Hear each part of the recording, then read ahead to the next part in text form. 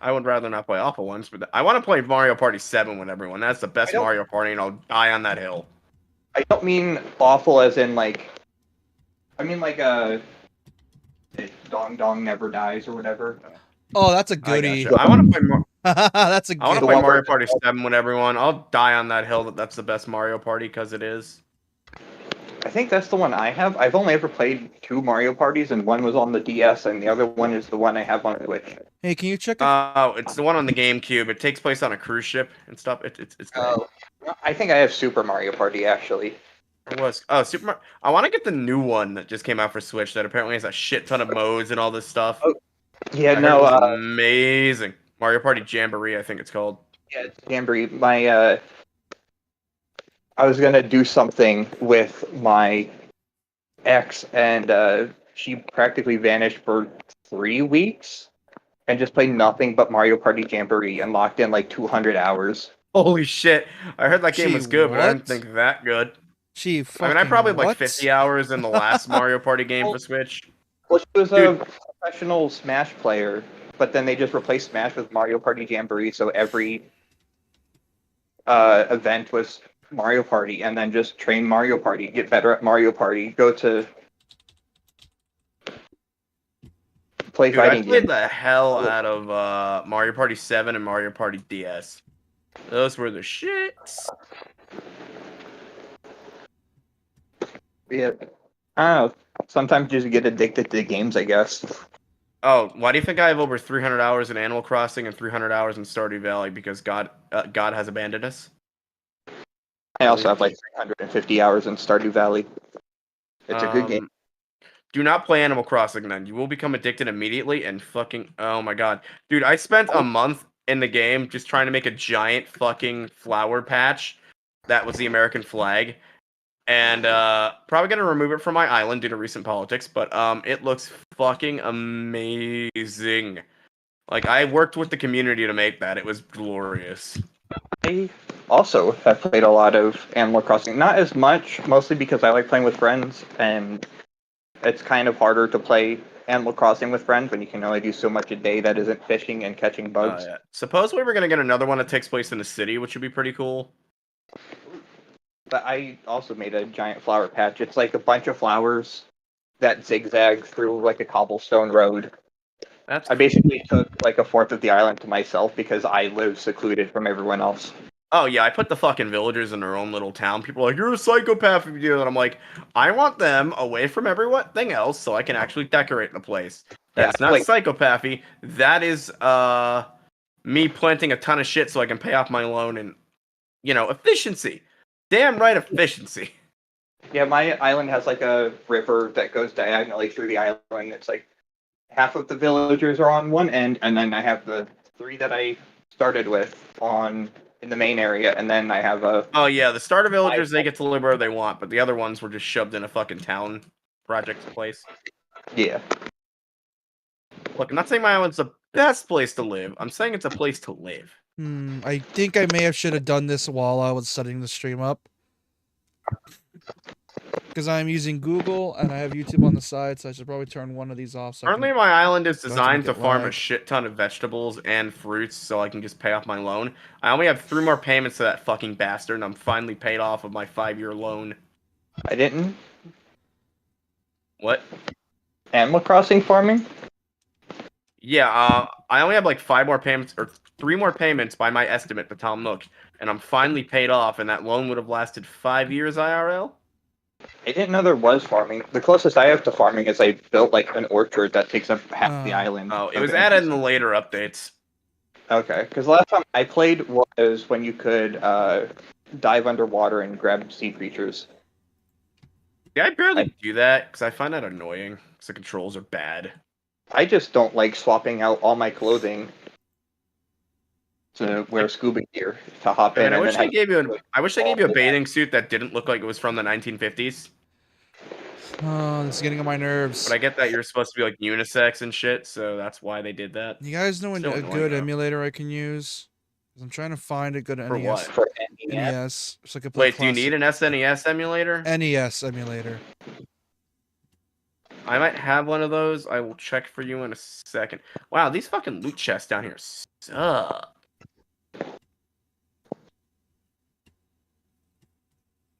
Fuck you, Take this McAfee. stuff. Shut up. I don't care. Beetroot seeds. I'll take the melon seeds. Can you also check if Could the short stream is really lagging? Because tomato apparently seeds. it was like the voice was normal, but it was buffering like a bitch during the Persona 2 stream. I didn't have any buffering issues. No, like I was watching the short stream.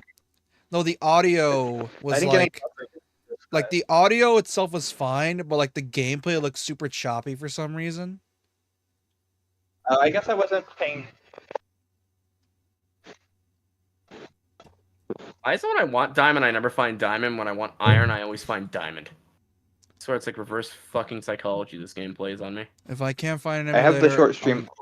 I'm gonna have to do Sekiro if I have to, which that's gonna suck. Hang on, I have an SNES emulator that should run that. NES, that's the one I need, not SNES. Yeah. Wait a fucking second, asshole. It'd be nice if this last one could play. Pretty sure this emulator has NES capabilities. If it can run SFC. Oh wait, that's right. SNES wasn't backwards compatible with NES. I'm stupid. You know, fuck it. RetroArch. I'm going to you. Go to Vims. They should have an NES emulator that works. No, Nintendo RetroArch. can't legally take down emulators. They can only take down ROMs. No, RetroArch is essentially just, you know, essentially just a combination of all of them. Let's see. How long is this going to take? Oh, it's like a Retron, you mean? RetroArch. I want to get a Retron, but those are hard to find now. Fun fact, did you know that there's some company Retrons selling... are cool, because they have, like... You gotta get a good one, though, and not a cheap one. Hey, fun fact, did you know that there's a company selling N64s that can run in 4K for $250? And I'm like, that's a fucking scam. I'm surprised they're even allowed to do that. Well, they are allowed. It's just that they're charging $250 for it. And I'm like, yeah, no, I don't care about running my N64 games in 4K. Anyway, found you an NES emulator. You can thank me later. No, I already got RetroArch. Kill you. Also, if you just asked me to find you a thing. Well, I'm... Shinny, I love you, but you also drive me absolutely insane sometimes. Yeah, here's the thing. You should already know this by now. I'm an annoying bastard. Say that. You're more tolerable than some people I've met. Some. Emphasis on some. I should make a pizza. Go make a pizza, brother. Yeah, I'm gonna dig up before I end up dying so I can go sort my spoils. I have dough in my fridge, so I'm just gonna from scratch. Make sure it Nice. doesn't turn into a... Oh, that'd be a fun Pokemon to give to JK, a Fido. Hey, Apuro. Fucking love Welcome to the Fido. stream. Oh. I am currently trying to Hello, bro. get this shit to work. RetroArch. I'm playing Minecraft fully troubleshoot, so just ignore me. I'm trying to extract the damn thing. I have two different chats open. One got the- for YouTube Shorts and one for the mainstream. Please tell me this game is a cheesy 80s villain, because I fucking got this if it does. No, it's just a giant monster. Damn it. Ah. The two villains in this are Ken, in a reference to Street Fighter, because your main character's name is Ryu, and God. That's it. Ah. I like how anytime I unquote, play a God. game that prevents you from doing a cheesy voice, I always play the games that piss you off when it doesn't have that. Not that I'm pissed off. I'm just like, that's disappointing for something that came out in the 90s. It's also one of the. It's also Probably don't 80s, because I forgot NES is 80s. also don't expect too much from the story. Why? Because I don't know. Oh, I am not. It's a fucking translated NES game. I'm No. really not. The other problem It is is one of that it's one of the first games to have cutscenes. Actually, it's one of it's really cool what they could do with the NES cutscene wise because they are really well done. But it is Christ, how deep in the You're gonna join the voice soon, Pearl? Oh, Discord muted. Look, good thing I noticed it because I went to the stream last night for Persona, and you guys are muted for 40 minutes. So I was just talking to myself for 40 so minutes. the whole time we've been discussing shit, we've been muted. Lovely. Yes, That's gonna be a bunch of footage for you to cut. which means that joke I made about you not knowing how to block in Dark Souls sounds like I'm schizophrenic. Oh my god, it does. Hallelujah. yes, I love schizophrenic Let's Plays. That's still fucking Oh funny man, to I me. love schizophrenia. It's still fucking funny to me that you literally do not know how to block in Dark I'm so baffled. Souls. Dude, schizophrenic dementia is the most terrifying form of dementia because it can hit you at any time, and it makes you go fucking batshit insane. Like one of my relatives had it, and I feel so bad for them to this day. Ninja Gaiden. No! My baker despawned. How did he even do that? No, really. How the fuck did he even do that? I had him trapped. How did he even despawn? If he's a traveling baker, he would just despawn after like 3 days, I think. Well, it said traveling baker, so I guess that's why. Yeah. So much for my consensual kidnapping. Wow, the site Was I it consensual? use to download my ROMs No. literally says, we know we have ads that will give you a virus, so what we will do is that we will tell you you're gonna close it and just click download again until the ad just doesn't show up. That's not sketchy. Are you running Malwarebytes? You better be. I'm gonna kill you. I don't have it anymore because I forgot how to get it for free. Dude, Malwarebytes is generally free. You keep it on your computer in case you get fucking virus dinged. Jesus Christ.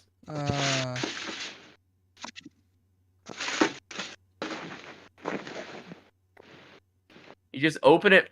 The only thing you're not getting for free is like freaking auto scanning, which you don't need if you know how to use a computer. Can you text You me just this? open it up if you think you're infected and let it scan.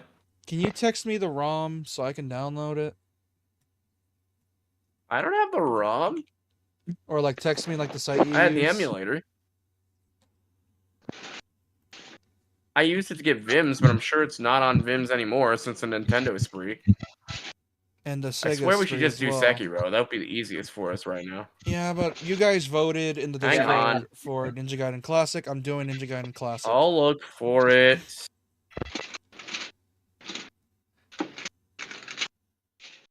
If anything happens to my... Nah, dude, I had it coming. Oh. Nope, Vims has Ninja Gaiden. I got you covered. Oh, shit. Okay. Are they back up? They just don't have any of their main Nintendo stuff now anymore? Oh, which is understandable. That's No, I found Vim's lair.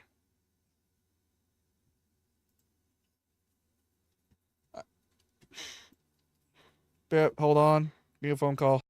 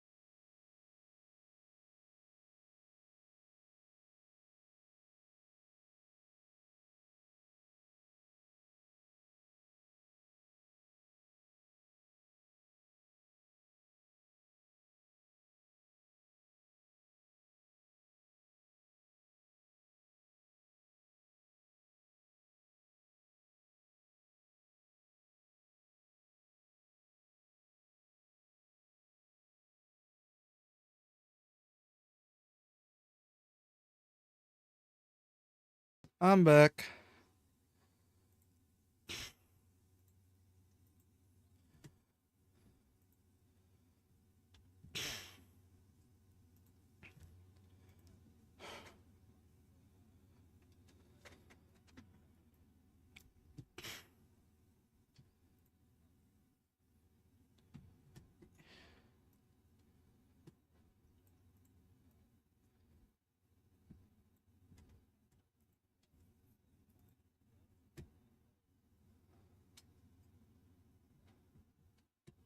Yeah.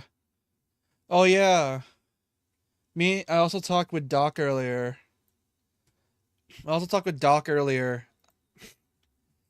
About like playing like Parasite Eve again because I think we played it on stream, but we didn't, you know, get the Parasite Eve on stream, but we never got to finish it. And I'm like, you know what? Fuck it. Let's bring it back.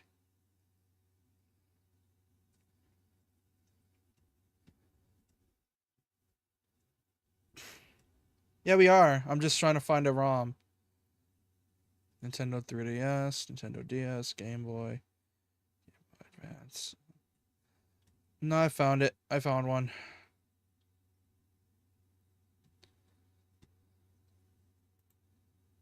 Downloading core. Okay, go back.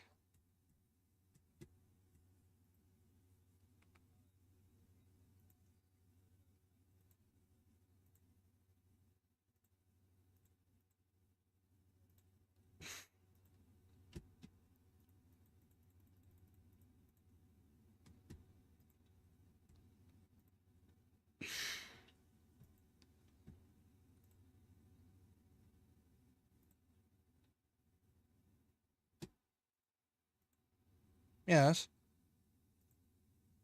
Okay. I need to set up a controller now for the core.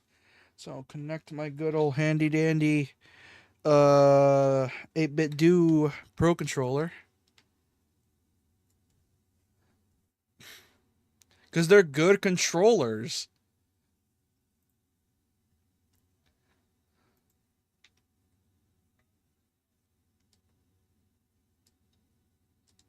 Input.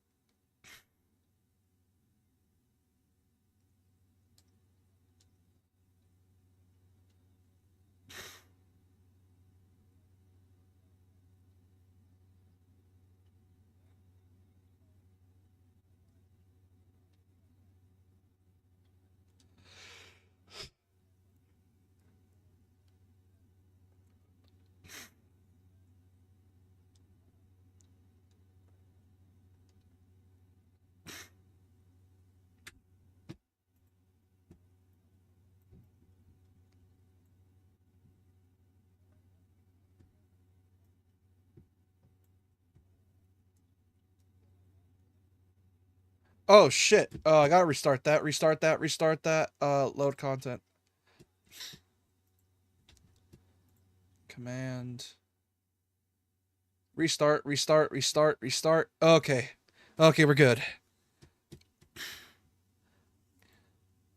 No, I did not put the right thing. All right, game capture. That's fine. Okay, I got the game running now. I just need to share my screen. Okay, let's see. Is it rendering it?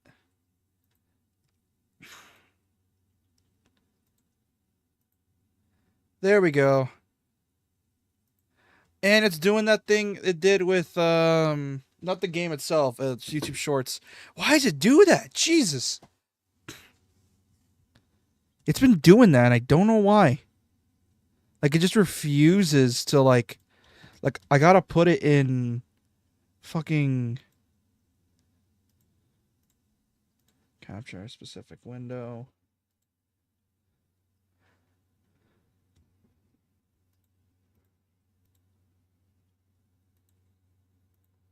Because I got to put it with like a certain thing and it's annoying.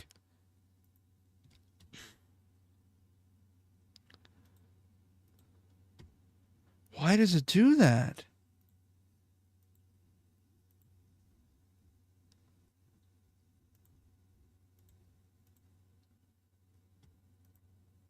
What the hell? It's refusing to... Hold on. Let me check something.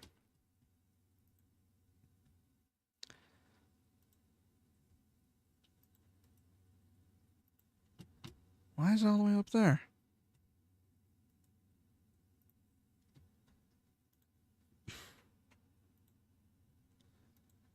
What the hell? Hold on, let me see if I can try to figure out what the hell's going on. Because it's refusing to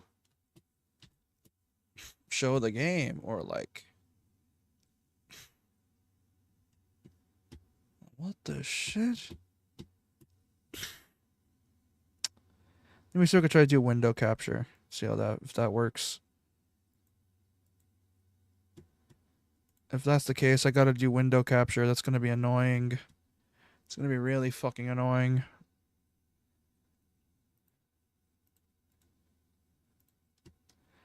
Window capture. There we go.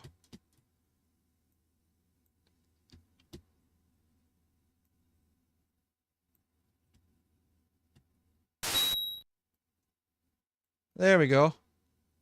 Center. I really got to do this before I start streaming. I just don't do it for some reason. Okay, and then PNG. And we are golden. I got it working again. Let's go.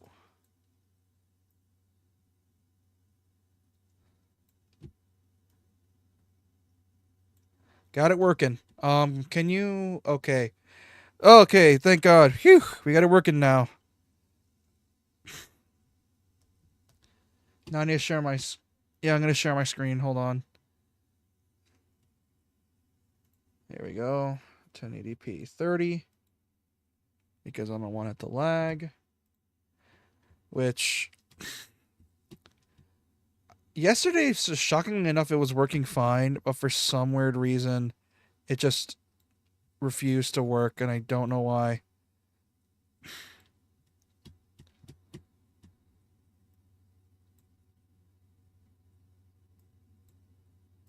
There's always something happening. Okay, I'm gonna check the YouTube stream now, just in case. Turn off that.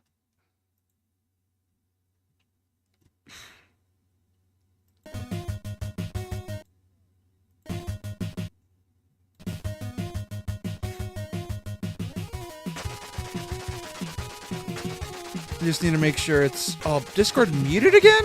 Why did it mute? Has it been muted? Are you schizophrenic again? I'm hoping it's not. Well, I guess I wasn't talking anyway, so it's not like...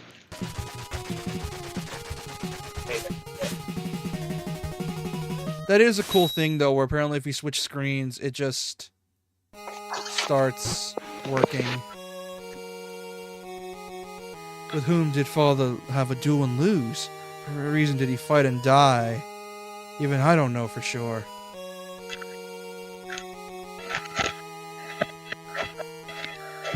I'm looking at the YouTube short stream, making sure it's going well, good. Oh! Unlike before, it's not lagging like a bitch now! So it must be just be PPS's PP being weird. Because I'm looking at the YouTube short stream and it's not lagging.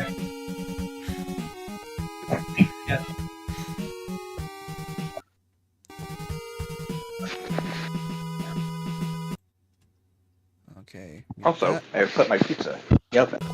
Nice. So no more...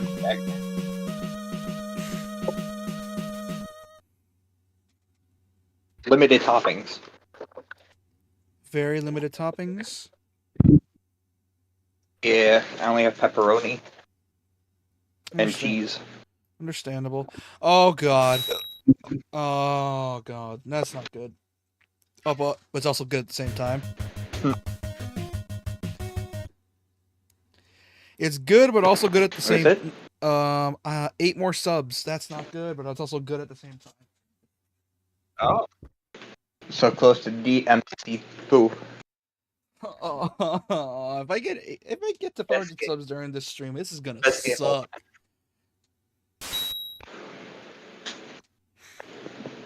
Maybe. Depends on how many Ninja Gaiden fans are gonna pop in now that it's coming out. Just like with Devil May Cry, you're hitting while the iron is hot. And fans are rather. Yeah, but if I was gonna strike again with Ninja Gaiden, it would have to have been probably around Ninja Gaiden 4 coming out or announced. That's when I streamed Ninja Gaiden. Also, I don't know if it's just your mic, but you keep like sounding staticky, and I don't know if that's just your mic. It might be because I'm in my kitchen and the internet doesn't like my kitchen. Oh.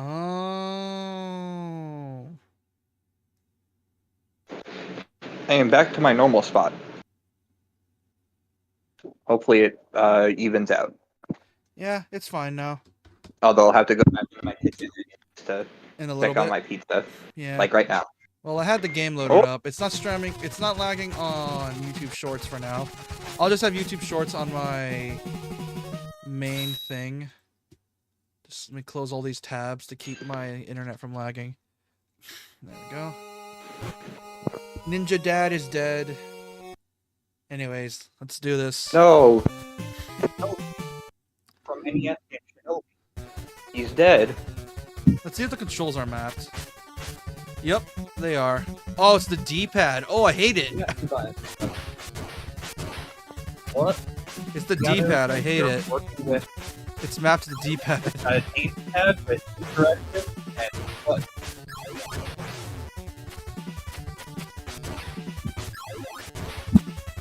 I mean, think the abilities like we do right on the screen now with your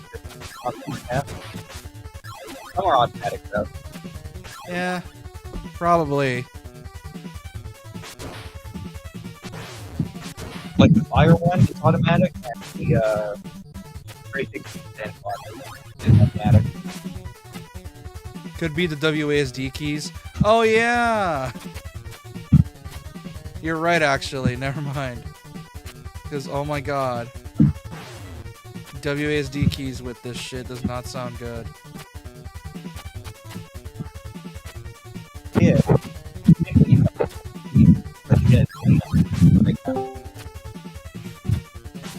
Hello. No bad stuff for you. Hello, bro. Welcome to the street.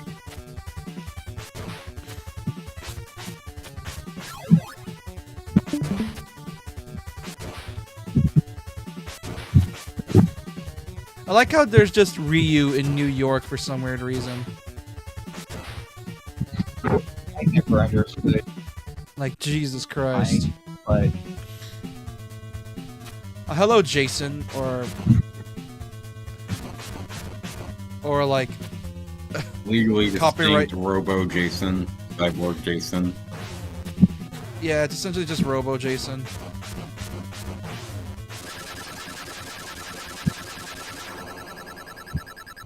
first name.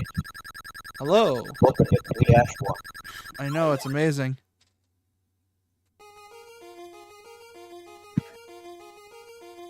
Who are they? They seem to be following me. I need to try to do my best Josh Keaton impression. Hold on. Who's there? Ah, yes, Irene, the love interest that has literally nothing to do with Ryu after this game. This is a girl. Who are you? I will, but first... What the... Very first cutscenes in games, by the way. This game invented cutscenes. Yeah. It shows.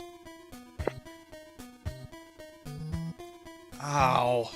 Very impressive. Where am I? I see the anesthetic is wearing off. Who are you? Shh. Don't make so much noise. Got a favor to ask of you. Here, take this and escape. What is this statue? There's no time to explain. Hurry. Wait, who are you? I like how they were able to get some sort of art style in this game despite the screen being so small. Didn't you try to kill me? Didn't you try to kill me? Someone's coming. Be careful. I think the poster can actually help with style considering it's very different. You gotta make room with Yeah. what limited color palettes you have. I need to mess with the audio because I could barely hear any of you all. Audio options. Audio mute. I'm trying to. Don't mute us again.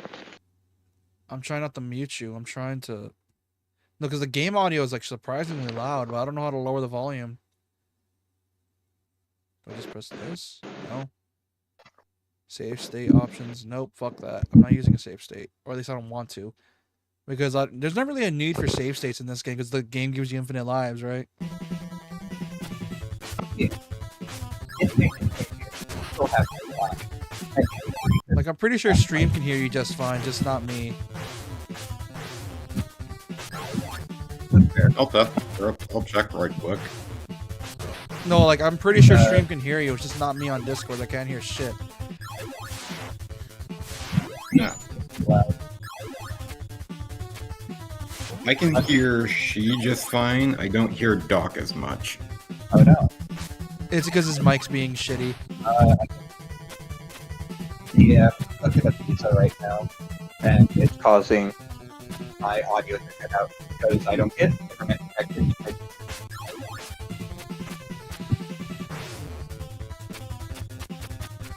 What is this mobility? Why is it so ass? Yeah, in the next game, really climb up and down. But like in this one, it's very rough. It's one of the first of its kind to do like wall jumps, for example. Which Metroid will proceed to shamelessly steal. Don't worry, I'm joking. I can't believe Metroid stole from Gaiden.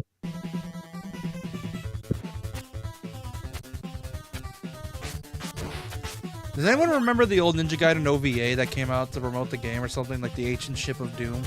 I think it was based for that game. I did not know that was a thing.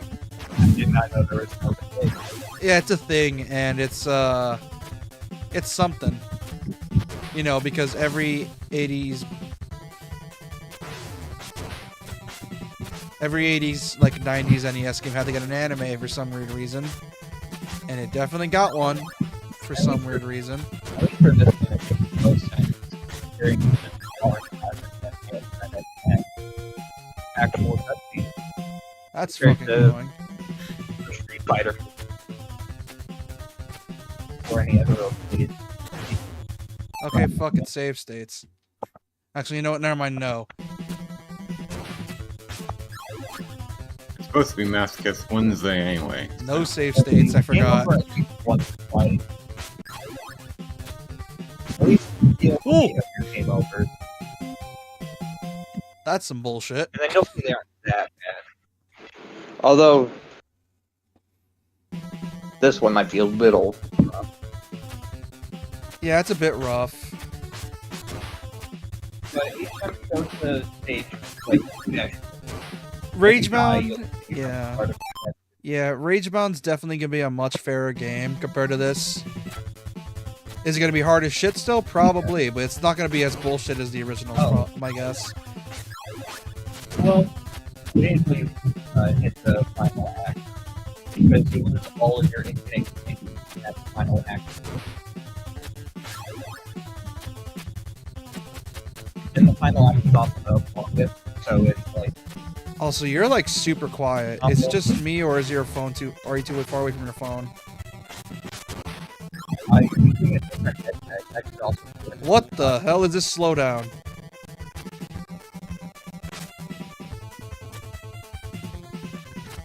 Well, see if I can find a normal headset. I'm using a wired one at the time.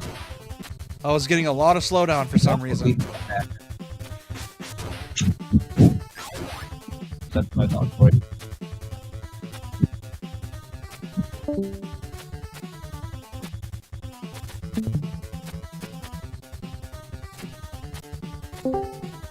Hey, Doc. You good now? Yeah. That might have helped, but I am unsure. Yeah, because you were kind of like muted for some reason. Because up to the stream, there wasn't an issue with my voice, right? It's just as soon as the stream started.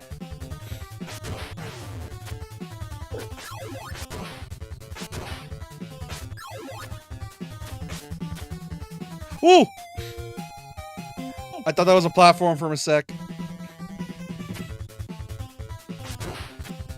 Music's great though, I will admit this. It's no Tim Poland, but it's still pretty good. Oh yeah, for what it is, yeah. I'm not used to the D-pad, it's so weird. Not only that, You normally play? not with D-pad, no. I can't imagine playing these types of games without a D-pad. I think using a stick is horrific. I play with a stick all the time. That's how I play Hollow Knight, that's how I play, like, some Marios, like, on my end.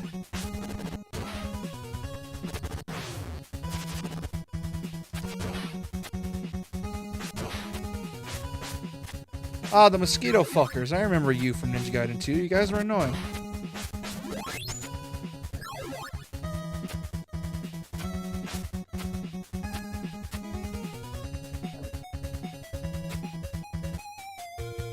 Oh, that's some bullshit. I thought you were supposed to hop down. You have to use a ladder or you die. I didn't see a ladder. It's the same color as the wall, so it makes sense.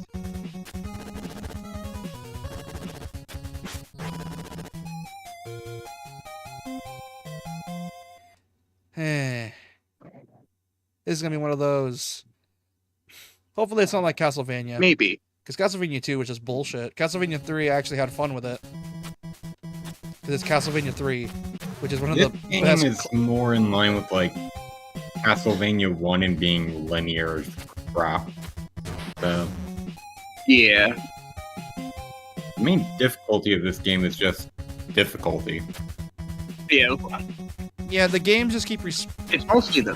One of the main problems of why this game is so hard is just that enemies don't stay dead. They just keep coming after you, which is how which is the main design philosophy of the remake of Ninja Gaiden 2, aka the one on 360, which is why there's so many enemies in 2.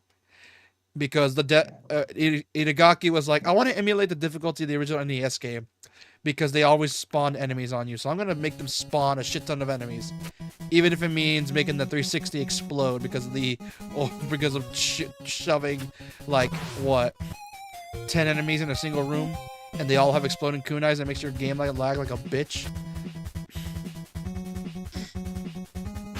At least it makes the game feel like you're playing the Matrix, I guess, with constant slow motion. Yep, that's pretty much it. Damn, screw this thing. Back up, you bitch.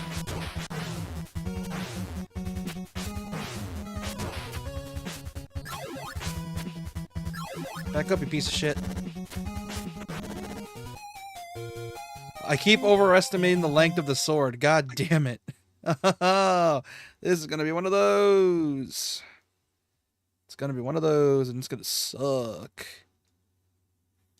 Hey, at least new levels just restart me. And I don't have to worry about dying because of various reasons. Will it suck? Yes, but hey, what can I do?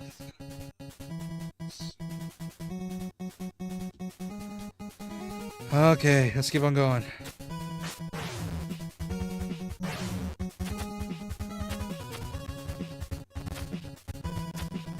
I'm not used to the physics. What is up with these physics?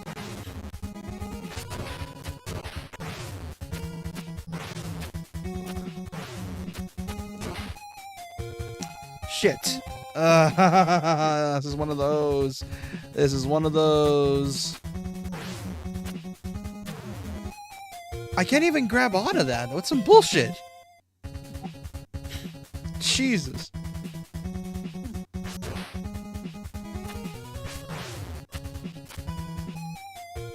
Oh, I'm not used to this. I want to use a stick, but I can't use a stick. It sucks. I hate it.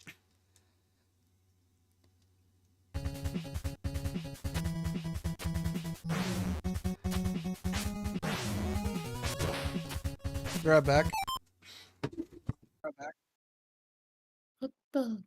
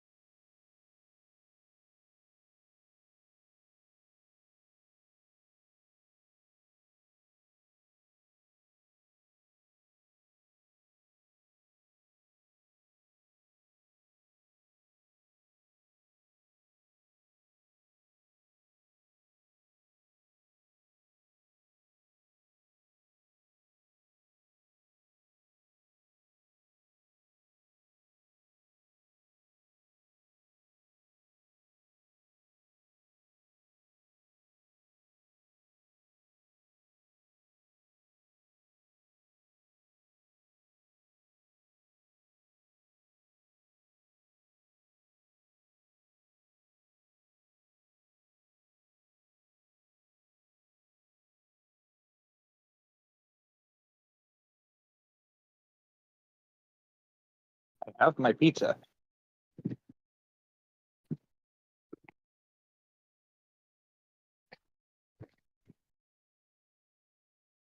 And it seems everyone is gone. It is now No, my I'm still stream. here. I'm just being Oh, hello. silent. Fair. Do you just like pizza that much, or is it just the thing you have most accessible to you? Could make. Everything else I have is healthy food, which means that it's raw and I have to prepare it. And I got the munchies. So you don't have any snacks. Technically, no, I tend to not buy them. Mostly because sugar makes me sick. And the only savory thing I have is Ritz crackers, which are fine, but I don't have anything to put on them.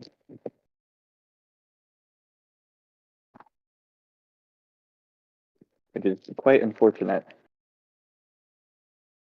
Crackers are pretty good. But I had a thing of pizza dough left over in my fridge, so I just threw like a pasta sauce on it, as well as cheese and pepperoni that I had. But I don't have any other toppings, so I just made a quick and easy pizza. Yeah, that makes sense. Ooh, he's only 8 away. Yeah, DMC2 best game. So soon. No, it's not. You can shove it. So soon. You're 8 subs away. And we'll come back.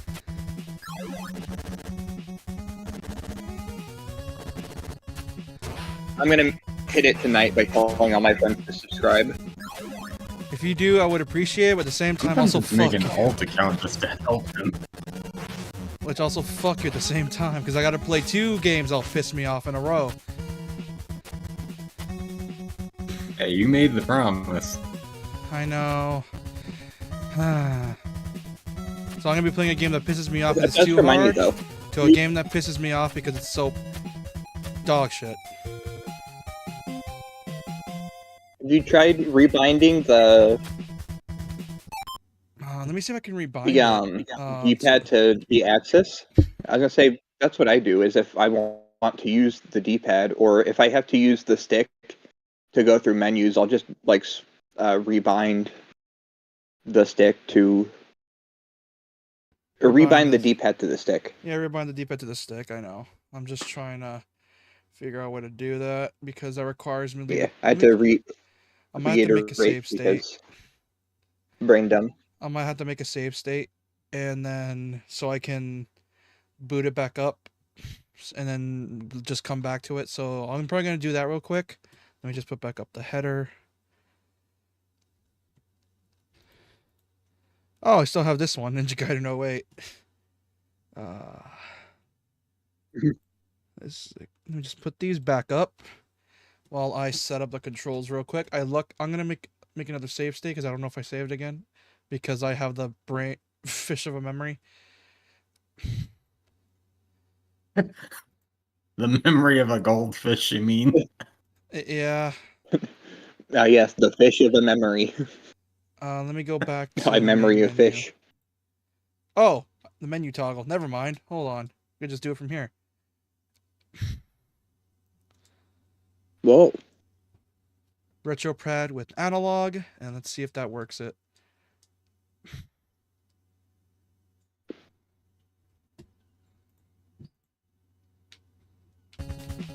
Nope.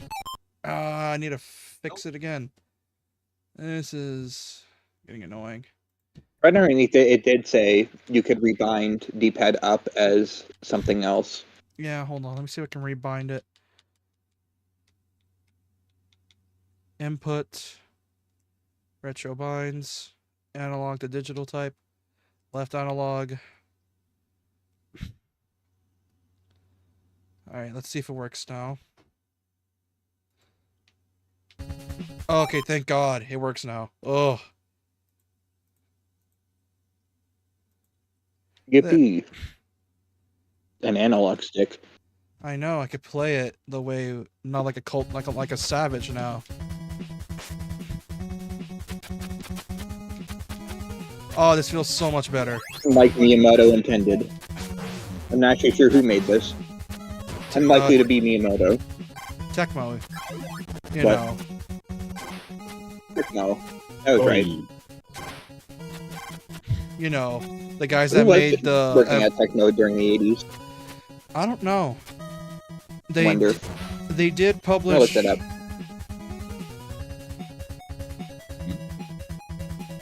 They did publish DOA, the first one specifically. And then after they fused with Koei, yeah, they started doing both games. That's at least how I remember how they did it. Tecmo used to be its own thing. Then they fused with Koei, who were making like the Nobunaga's Ambition games. And I think I messed up. Great, fun. Man, this is a fun game. This is this is gonna be one of those. It is Wednesday. You signed up for this. Yes, I made a deal with JP. I know that I will be playing this and me and him will be taking shifts between games. That piss us off. Wait, is it coded to... There's always Sekiro that you can fall back on. I'm not falling back for Sekiro. I have promised this on the Discord. Fair enough. Then you guys voted on it, so... Oh, also another reason why this game might be hard is it was originally an arcade game. To steal your quarters. Just like Ghosts and Goblins. Fun fact, there's a YouTuber I know called Ranton. When he was trying to stream Ninja Gaiden 2 Black, he kept sucking so hard. He kept going to the older games. And as he kept going to the older games, each game just kept getting harder and harder.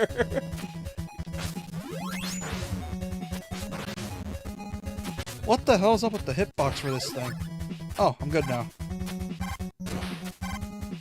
Just keep on moving.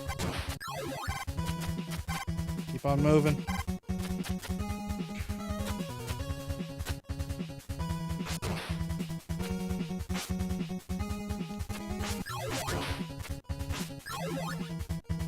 Oh, this guy again.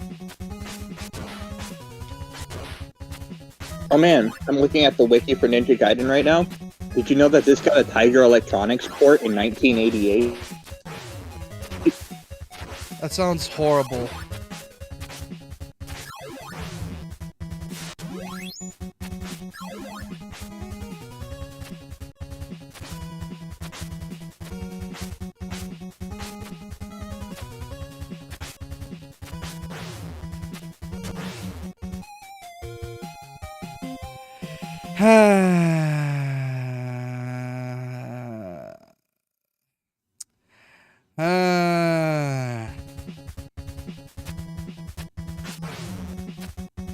And I thought I got this mad playing the original Castlevania. But speaking of Here's which, the difference. The original Castlevania feels somewhat fair compared to this bullshit. oh yeah, this bullshit was just like, oh, you thought you killed that enemy? No, he respawned. That's the difficulty from this game. It's just that they keep respawning the enemies. That's where the hard bits come from. They just don't stop coming. Yeah, every enemy is a Medusa head. Exactly, and that's No, what Medusa makes... heads are significantly worse. I guess an easier Medusa head, but it's everyone.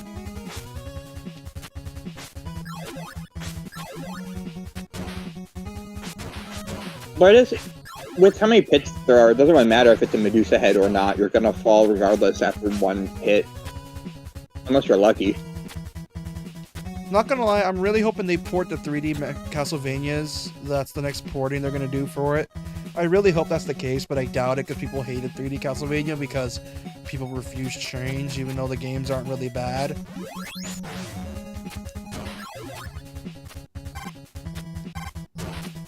Like, I'm hoping they do a bundle of the N64 Castlevanias and the PS2 Castlevanias, along with the Lords of Shadow trilogy for the 3D games. Because they can clearly do it if they want, they just refuse. Yeah. But it's Konami, so what do you expect? I know they're trying to pull a Capcom where they're like trying to gauge the interests, but I think I'm pretty sure they already gauged it enough, man. You already ported all the good ones. All we need is like the multiplayer Castlevania, and then we're golden. You know which one I'm talking about, right? The it was like a Diablo meets Castlevania, and I'm like, that's sick. What was it called Probably again? not. I'm not a huge fan of Diablo-style games, so I probably avoided it entirely. No, I would understand why you did. Or I saw Not it because once and was it's like... not bad. It's just that it was Xbox. It was only download only. You can only download it from the Xbox arcade store. Fuck. Oh.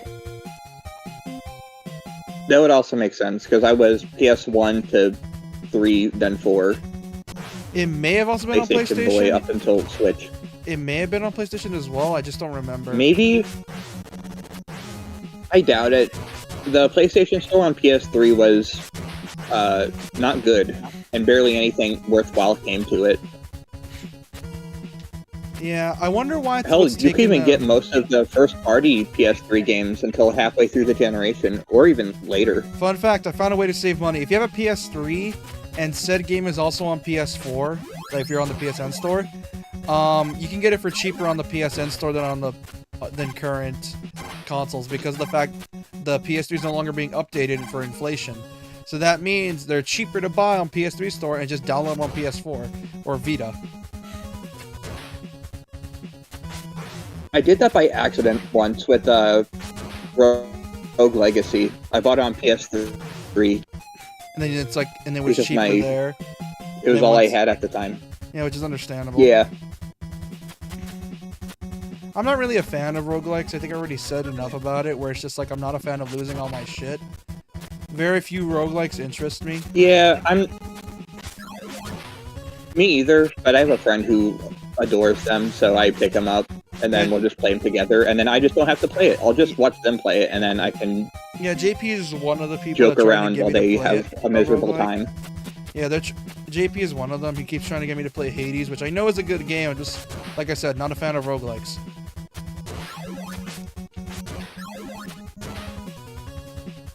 And I believe him, it's a good game. After all, I saw a Game of the Year for a reason. So I believe him. I'm just saying there's just not my thing for roguelikes.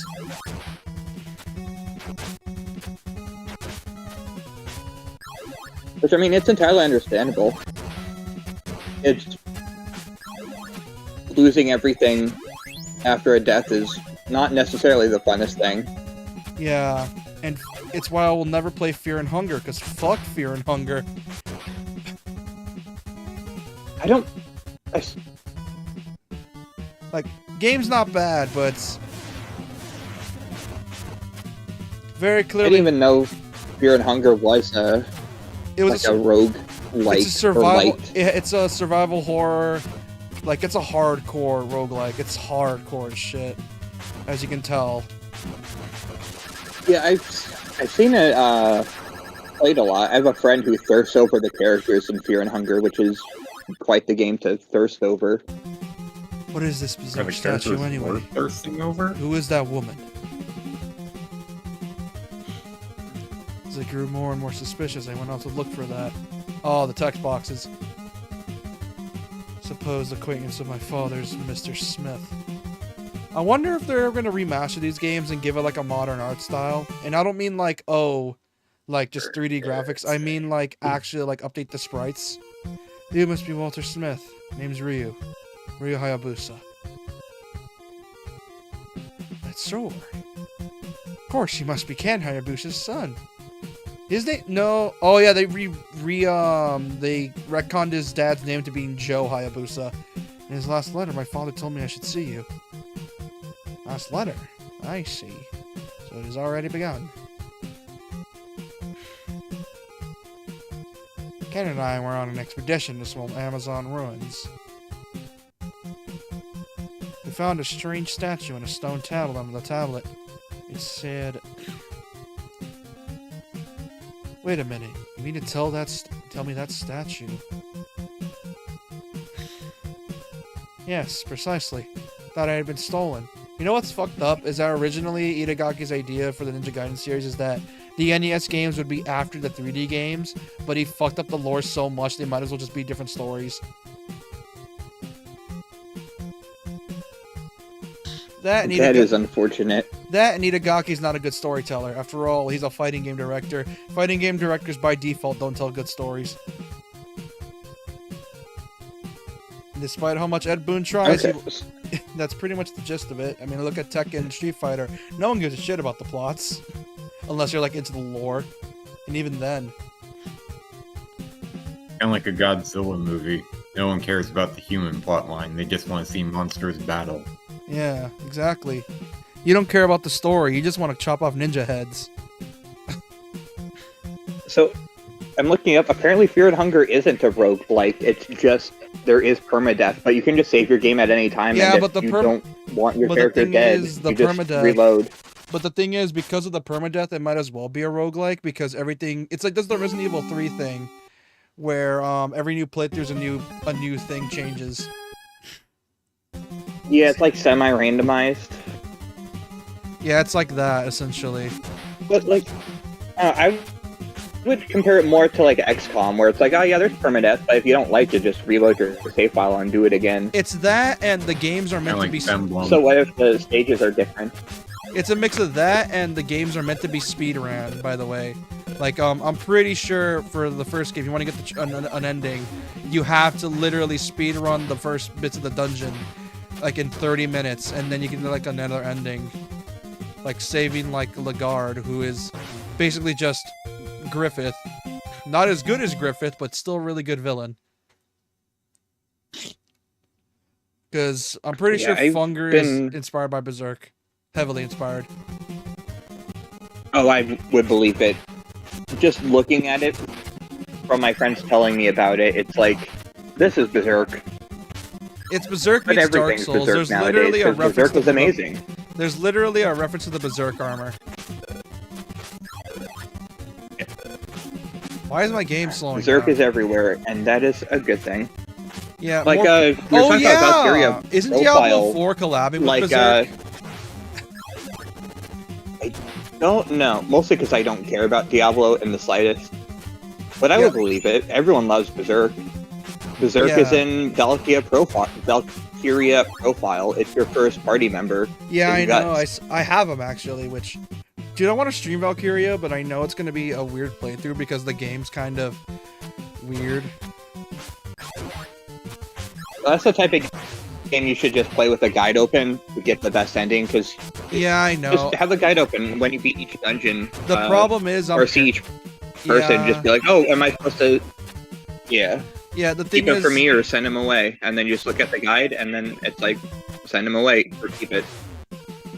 yeah, that's what I tried to do. I'm using a guide to play the game, but the thing is, though, none of the guides are the same, and it kind of pisses me off. Because some say you got to do all this bullshit, and then some say it's like, no, you got to do this, and some say you got to do that, and it gets like, I don't know which guide to pick. They're some of those all guides are technically right. probably, like, guides. They're all right. It's because everything has a monetary value. You have to keep it within a certain threshold. You have to keep it under this amount, and then some people like some items over others, but you can't go too low and you can't go too high, or you go into the chaos and law endings, basically. Oh yeah, I forgot. Like the whole theme of Valkyria Profile is like discovering if like true freedom or something. Yeah, you keep all of the treasures you obtain for yourself and betray your basically boss, or do you send them all to your boss and be purely obedient to a higher power? And which is the normal ending, the one ending. And then you mix and match, and it's one of the only endings you would actually get. Like it's one of the few. Yeah, it's the ending everyone gets in their first playthrough. Well, it's because they tell you. Because they explicitly tell you, give me everything so we can prepare for this war. Yeah, I need to try Valkyrie Profile. I played Elysium. And obviously you're probably... It's just that, you know, I'm just paranoid for the endings of Valkyria Profile. So it kind of messes with me when I try to play those games. It's fair. I'm gonna lower the game capture. It's a bit too fucking loud.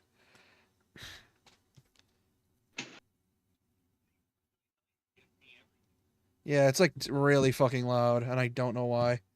Hold on. Get right here. But yeah, it's a good game, don't get me wrong, and the stories themselves are great. Because I'm pretty sure Valkyria's Profile's whole thing is that the main story is just stopping Ragnarok, but that's not the main appeal. It's the stories of the characters that you gotta help. Like for example, the Guts character is literally just a political, like, what's the word? Where it's like a political drama, where it's like friends you thought were allies are getting betrayed, or making you do stuff you don't want to. Well, it's exactly what happens in Berserk, where, you know, he's sent to go kill this person. Oh no, there's a child. What am I gonna do now? Said child turns into a monster, it ends up really differently compared to Guts, and... Oh, yeah. Oh yeah, doesn't Lenneth? I think that's the version I have. Lenneth is the PSP port, right? Because that's the version I have. I believe so. And it's it's also one of the first games by the company I keep telling you about that Sony bought for emulators did. Like they did it for Square when Elysium came out. Like at first it was deluxe edition only, but then they made it like a separate thing to buy for like 10, 15 bucks. And that's how much I bought it for. I should play the other ones. I've only played the one on PS1, the original. Lenneth doesn't really add much from what I can tell. From what people say, it just literally just adds a few animated cutscenes and that's it. Okay, so it's like Chrono Trigger SNES to Chrono Trigger PS1. Adds a cutscene here or there. No, it adds like a bunch of animated cutscenes. A little. It adds a bunch of animated cutscenes. That's essentially what it does. Damn it, I keep getting hit in this stage and it's so annoying. It doesn't help that it looks like it's speeding up.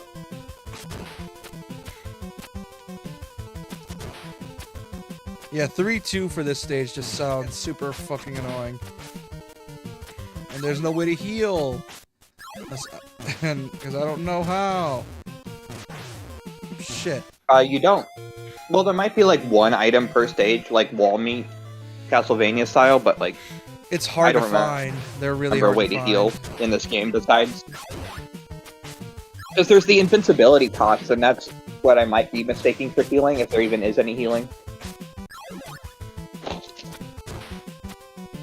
That and the fucking birds aren't helping.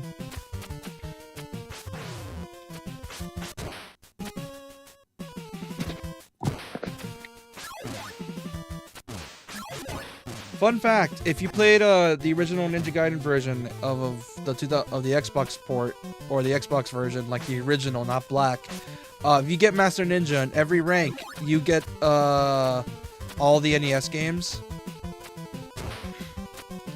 And let me just say this: it's not easy. I would believe it. Why? Because Itagaki's a Is that sadist. also in the? It's the Sigma Is version it on only PS in the original, or is it also in? Black. Black. It's only in the original version of Ninja Gaiden for Xbox, like before Black. It's only Okay, the so- original release. Yeah, so not Sigma or Black. Sigma yeah. and Black give you. I think Black gives you the arcade release, or Sigma gives you the arcade release. I don't remember. Either way, it's not exactly worth it because people remember the NES games, not whatever the hell the arcade release was. I think the arcade release also has a different story. Yeah, it was a kitty. beat 'em up, not a platformer, if I remember correctly. Yeah, it was a final fight, like totally legally distinct final fight. It was also hard as balls. Well, as they are, you gotta take quarters. You gotta get paid somehow. I still like how every game back then was literally just. Steal that little kid's lunch money. I like how, to be honest, now that I think about it, gaming companies have never changed. They're always trying to rob us in some shape or form. Back then, it was just way more obvious. Oh yeah, one of my favorite series came out of let me steal these quarters, because I love Metal Slug. Those games are amazing. Oh, dude, I have Metal Slug man. XX on my PlayStation. It's fun. They're so good, but man, are they built to take your money? Yeah, they're brutal. It makes me kind of happy there's that SNK is still supporting Metal Slug.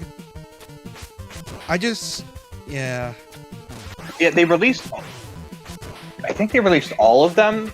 This would have been forever ago. Like on PS3, they released every single one in one big collection.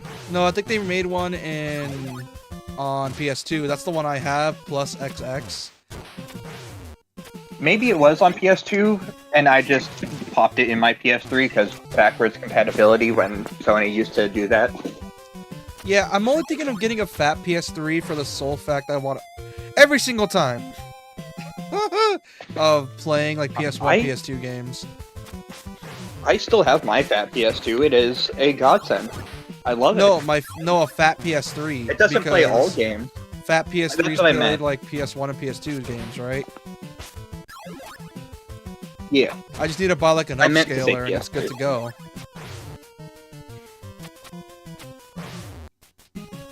Not Yeah. every game works well on the PS3. Like, Crash Bandicoot Twinsanity does not run well. Backwards compatible, but that's like few and far between. And also Twin. Okay. Oh, it's one of those games like how I showed you earlier with Senran Kagura, where the game's like, let me guess, it didn't run well because the frame rate kept slowing down, or it just did not play nice with PS3 hardware.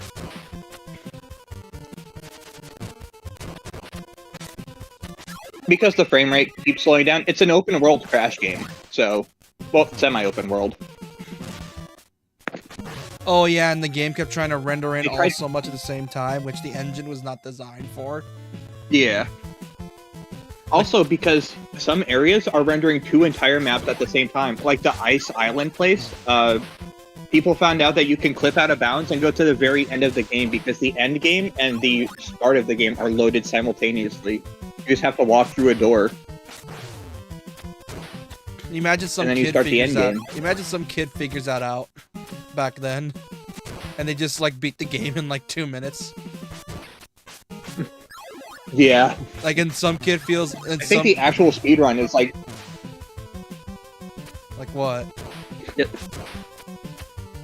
No, you go ahead, because I was going to talk about the speedrunning Yeah, side of because it, but it would have been so fucking yeah, just funny. like some kid finds it by accident and just And then like they're talking to their friends, like seems this game is a. this game. It's like they go like to their friends and they're like all mad. It's like this game is a scam. I beat it in like 2 minutes. How did it take you guys so long? And it's like, wait, what? How'd you beat it in 2 minutes? like some kid must have felt like they got robbed. It's very possible, considering how PS2 games corrupt once they get scratched, and PS2 games scratched easy. You might very well have just been able to walk through the door to the end game.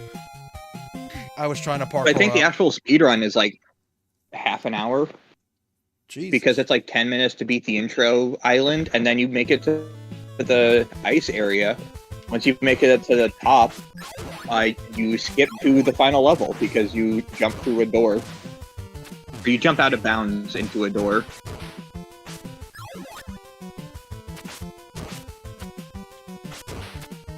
It's a fun speedrun. Ow. You know what's funny is that Castlevania 3, I died almost as much, but I wasn't nearly as mad. I bet there was a little bit of time in between those deaths compared to this, where it's just like, get to the same spot, fall, same spot, fall, same spot, fall.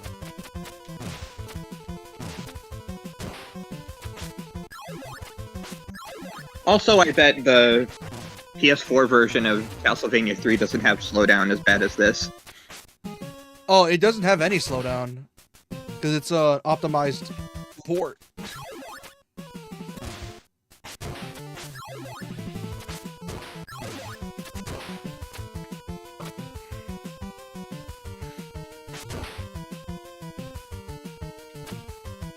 Also, they had time to make it fair hard, and not like, first try, this is too hard.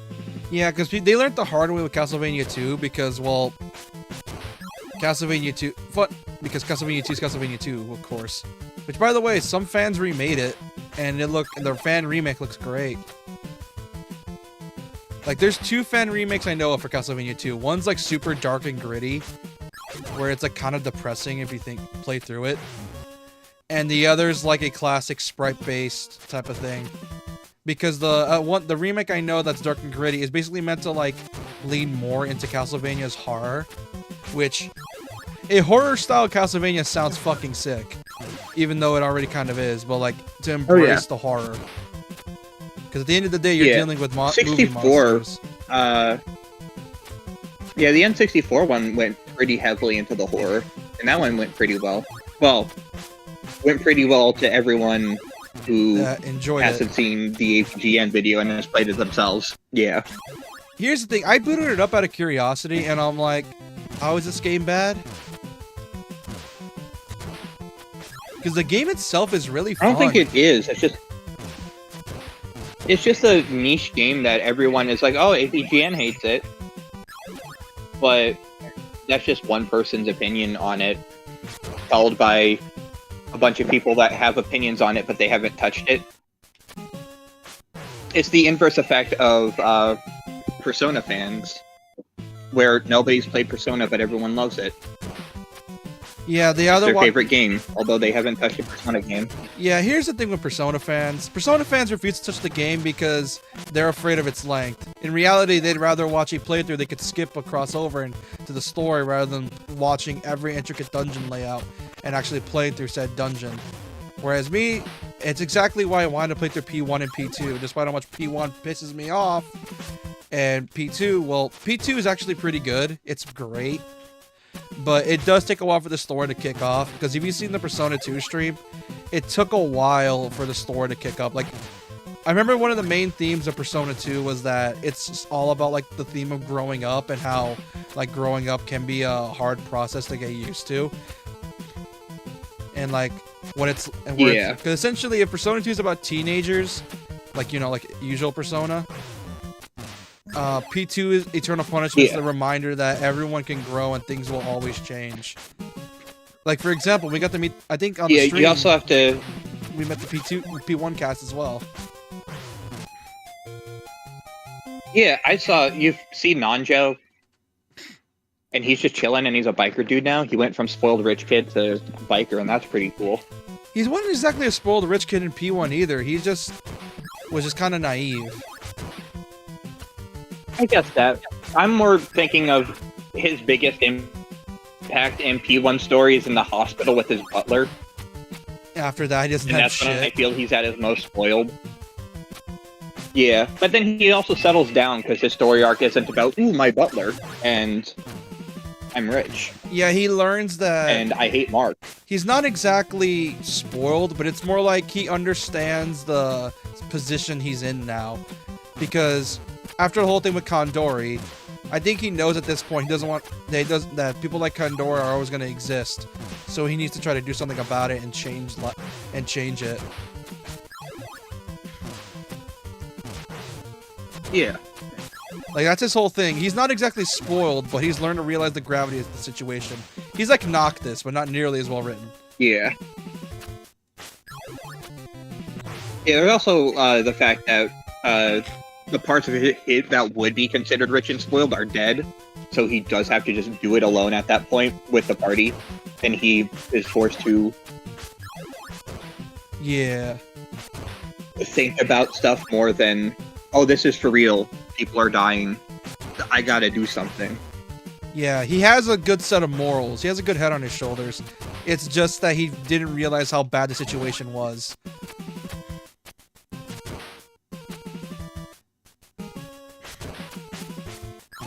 That last I mean, bit... it makes sorry. sense, Continue.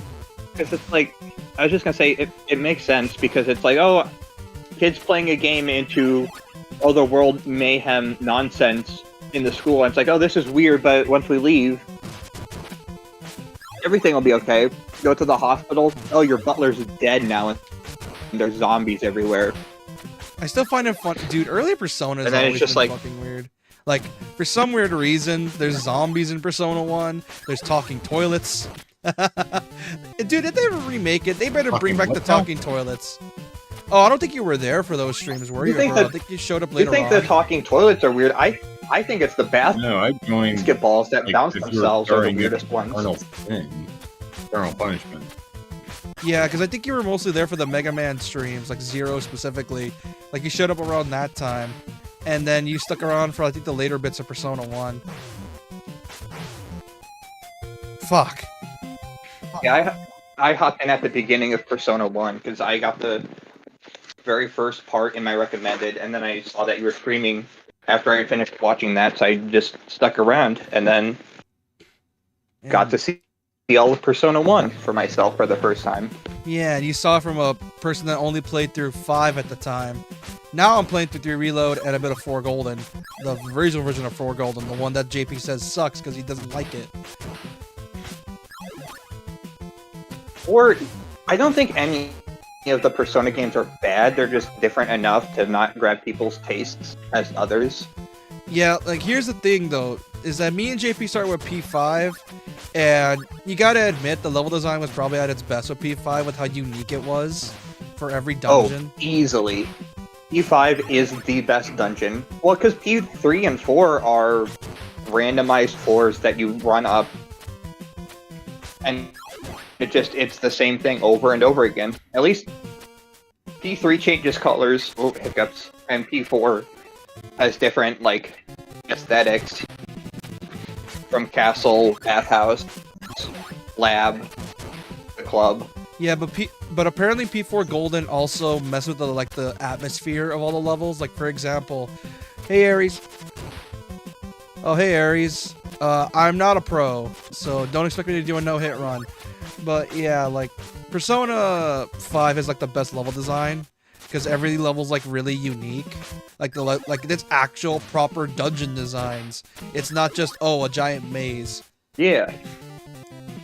which Well, It's for good that loops, you get definitely came shortcuts down to back, having a you better get- engine.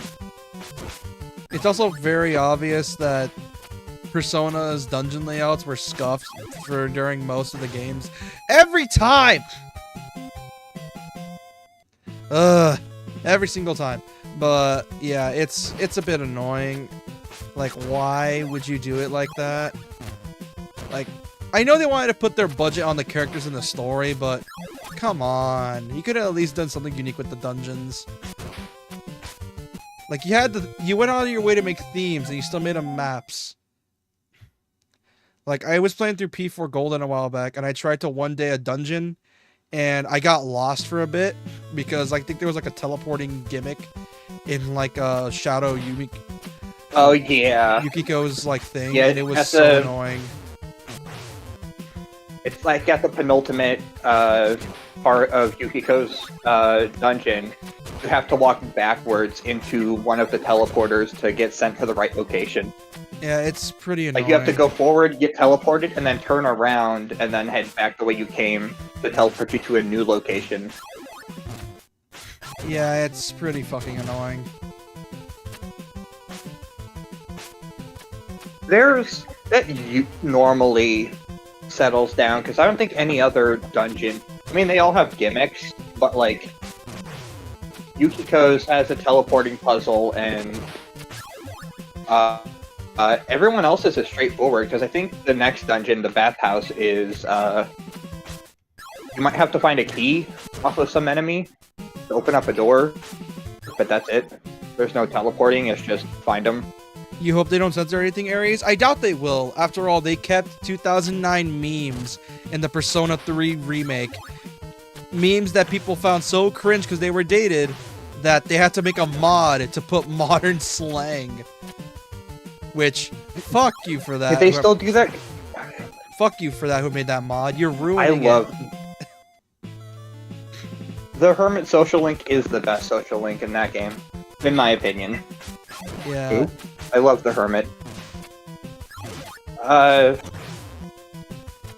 You play Persona 2 online with some random person over the internet, and she uses leap speed. Oh, I know who you're talking about now. I know who you're talking about now. Yeah. Yeah. And the thing is, though, I hope they keep it in the era of early 2010s, because, like, didn't Pre-4 take place in 2011? Like, it literally says 2011. 2011 into 2012, yes. It's like peak. Put charms on your flip cell phone that's pink. Put little gemstones on it. Go get all of your friends' emails and have a fun time. The worst part of the 4 dungeons was now to the dungeon. I love the theme, but I got lost because of the fact I had to backtrack 4 levels for 1 key. Oh, yeah, you gotta do that? Oh, that sounds like AIDS. Oh, I completely forgot about Naoto's dungeon. Hers is not great. It's just because it's confusing and yeah, backtracking. Well, okay, there's one dungeon that's only in the true ending that is also pretty bad, or it could be really good, where they take away all your items. Oh, God. Actually, if you ever play Golden, Golden was my first Persona game, so I quite enjoy it, but it does have some faults. Like the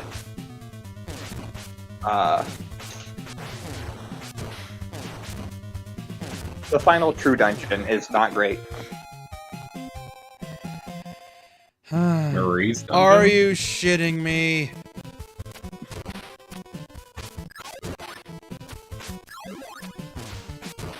All the way from the beginning. Are you shitting me? Yep, do it better. Why do people in the West hate Yosuke? Wait, where are you, Aries? Wait, what? People hate Yosuke over here? Wait, what? Oh, well, it's because you haven't reached it yet, but would you care if I tell you the context of why people hate Yosuke? I won't care why. Okay, so Kanji's whole gimmick to his boss fight and his thing is he doesn't know if he's gay or not. And during a class school trip, you all have to sleep together. And Yosuke is like, you're not gonna try and bang me while I'm sleeping, right? Because you're gay? I'm like, dude, wait. Oh, I know what you're talking about. That's fun. I know what you're talking about. I know what you're talking about. I know what scene that is. I saw it in the anime.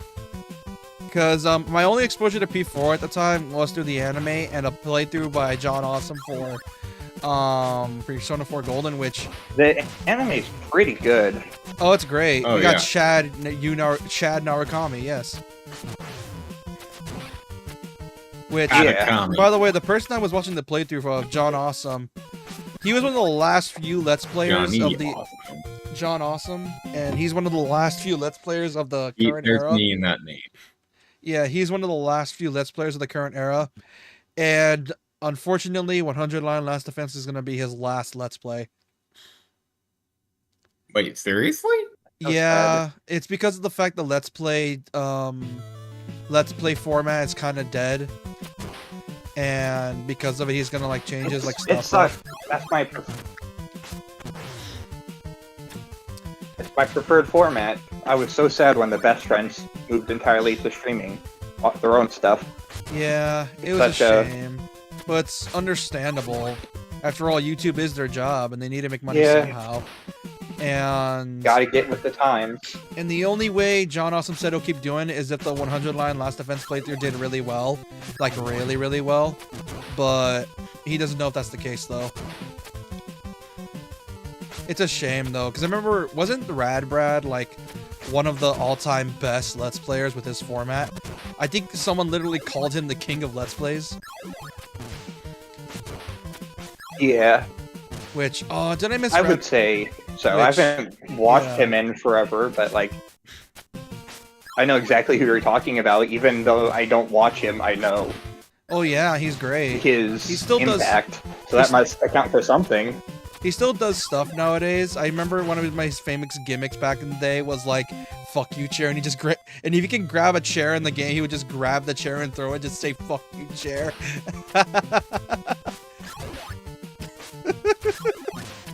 Like, I think I was exposed to that gimmick because the only playthrough I watched of his was like Skyrim, and that's can't really throw chairs in that. Oh, dude, I unfortunately. was addicted to his Dead Rising 3 videos. He was like a big Dead Rising fan.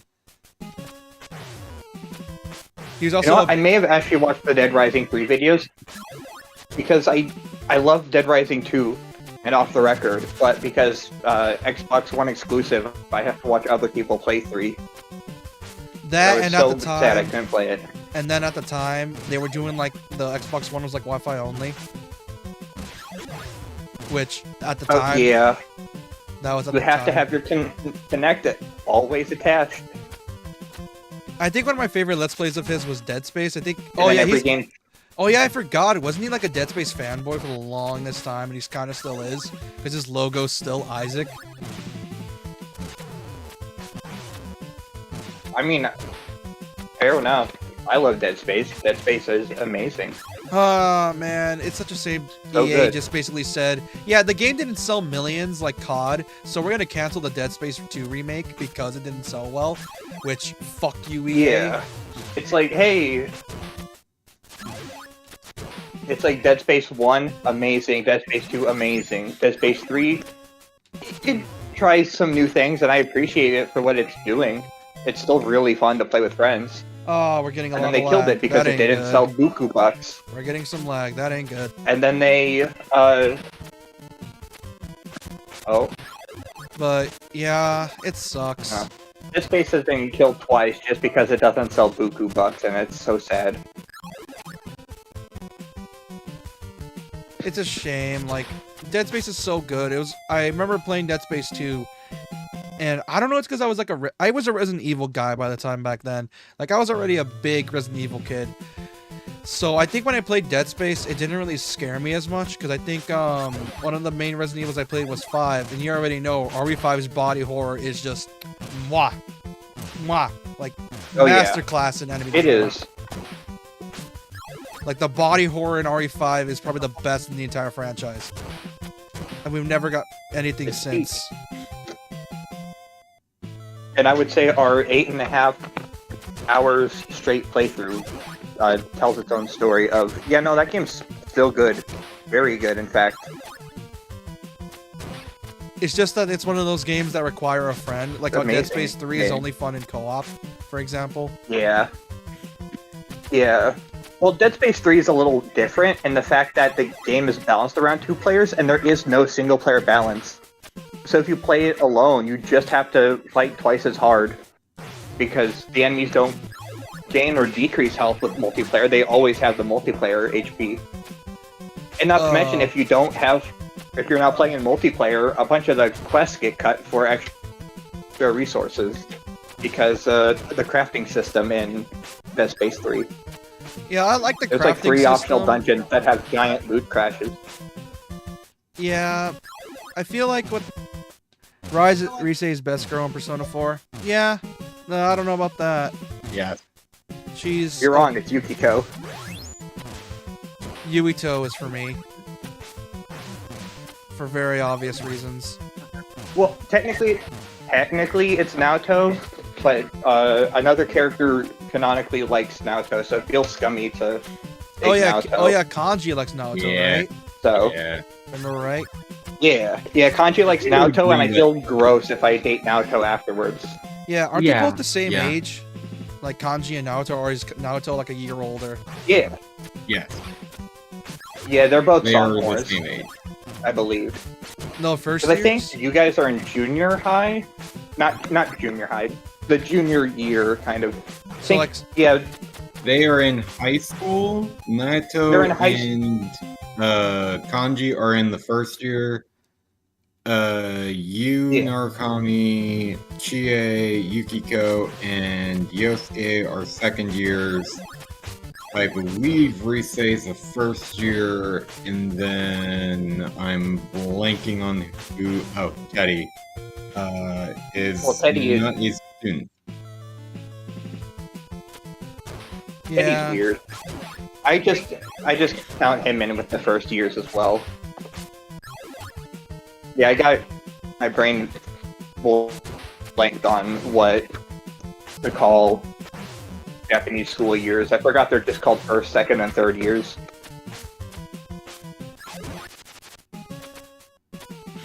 But yeah. Why Yukiko? I mean, Besides Naoto, Yukiko is best girl. Isn't she also a terrible cook? Yeah, poisons you. Yeah, Isn't that's a bit of a Yukiko's no. entire thing, though, like learning to cook and embracing her role at her family end, though. Well, it's about her finding her own independence, and her independence is her deciding that she doesn't actually mind her situation. Trying to keep it spoiler free, but She her does. whole thing is independence. Oh, that was on me.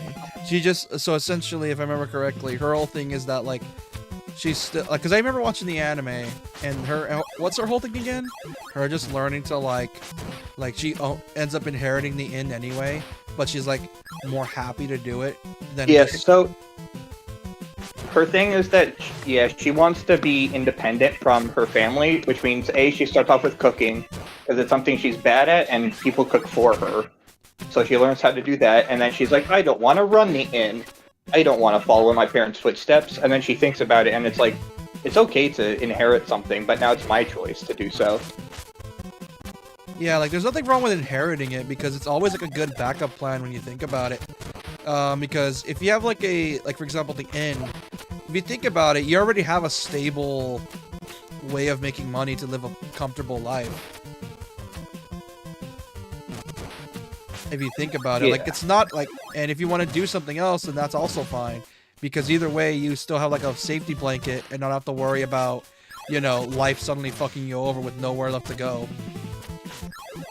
So she has like a decent safety blanket.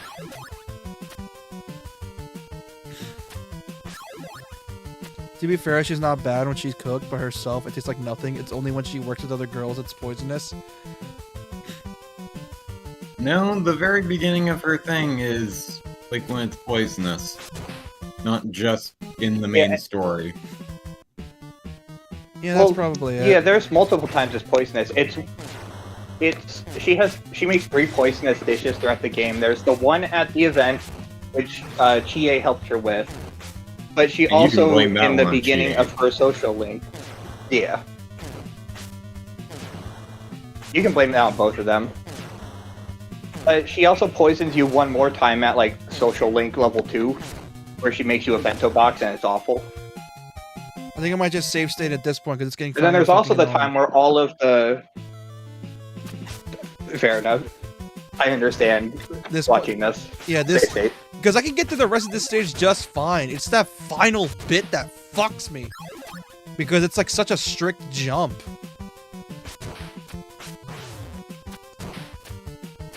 Also, the last thing. Yukiko makes poisonous omuru rice or whatever it's called. Omu The rice, eggs and yeah. ice. Omu rice, Rice yeah. dish. Yeah. Yeah. Because Chie makes one that tastes like nothing. It has no seasoning. It's bland as hell. Yukiko makes one that's poisonous, and then Rise makes one that's like ghost pepper, Might be Uber. melt your mouth. Yeah. They all make bad omu rice, except for, I Unarakami. think,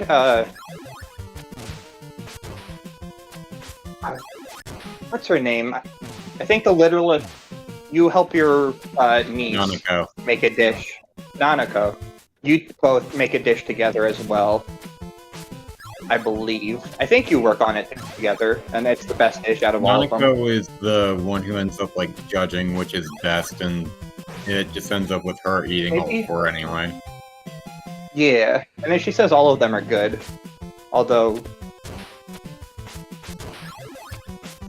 I guess she doesn't say all of them are good. She's just like, oh, this one's fine. And she protects everyone's feelings. And then everyone likes Nanako because, oh, what a precious little child. Yeah, although it kind of makes me sad for What's a Nanako's baby? story. That Because nothing her- bad will ever happen to. Yeah, I feel bad for Nanako and her story though. Like her whole thing is that her dad's never really home, so she's constantly have to live on her own. Which Dojima's not a bad dude, but goddamn, make some time for your daughter, man.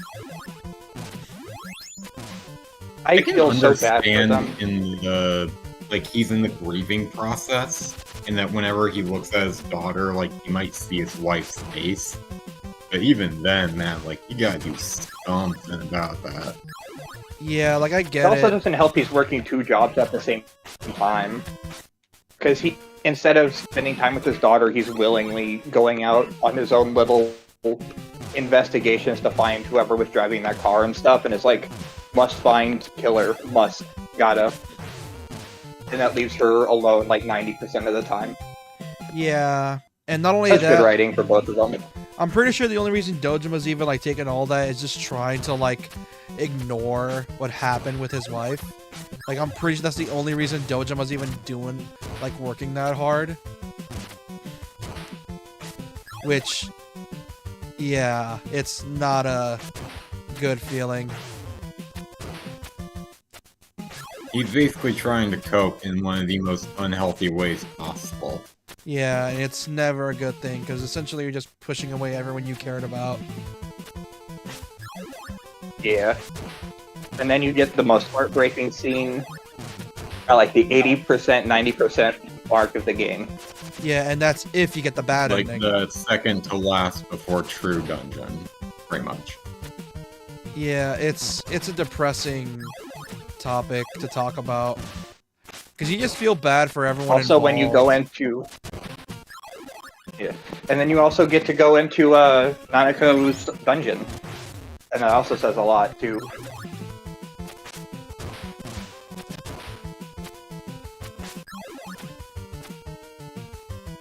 Man, it's such good writing. Before I forget.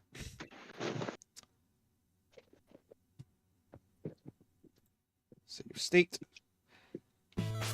Whoa! That's a good thing I did that. That was. Let's hope you can hit it in time before you get knocked off the edge again. What the? I tried to load a state. Let me load. Load state. There we go.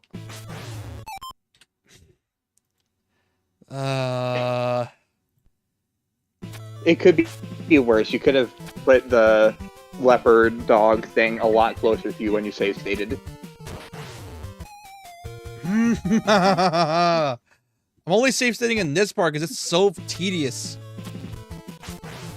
It's also like right at the end. I'm pretty sure that door takes you to the next boss. stage. Yeah, it's literally the next boss.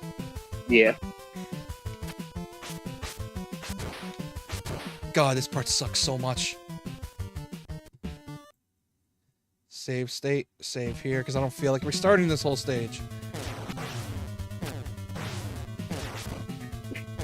That and this boss uses jumping to your disadvantage, because if you try to jump, he will just hit you from above, and if you just gotta hope you don't get hit by the grenades.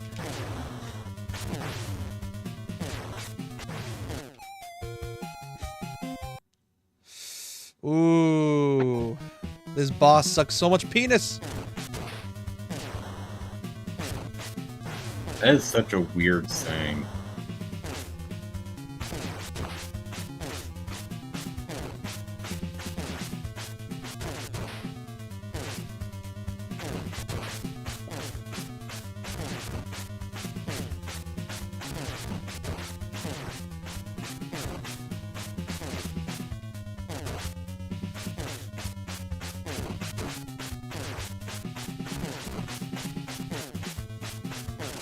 Oh.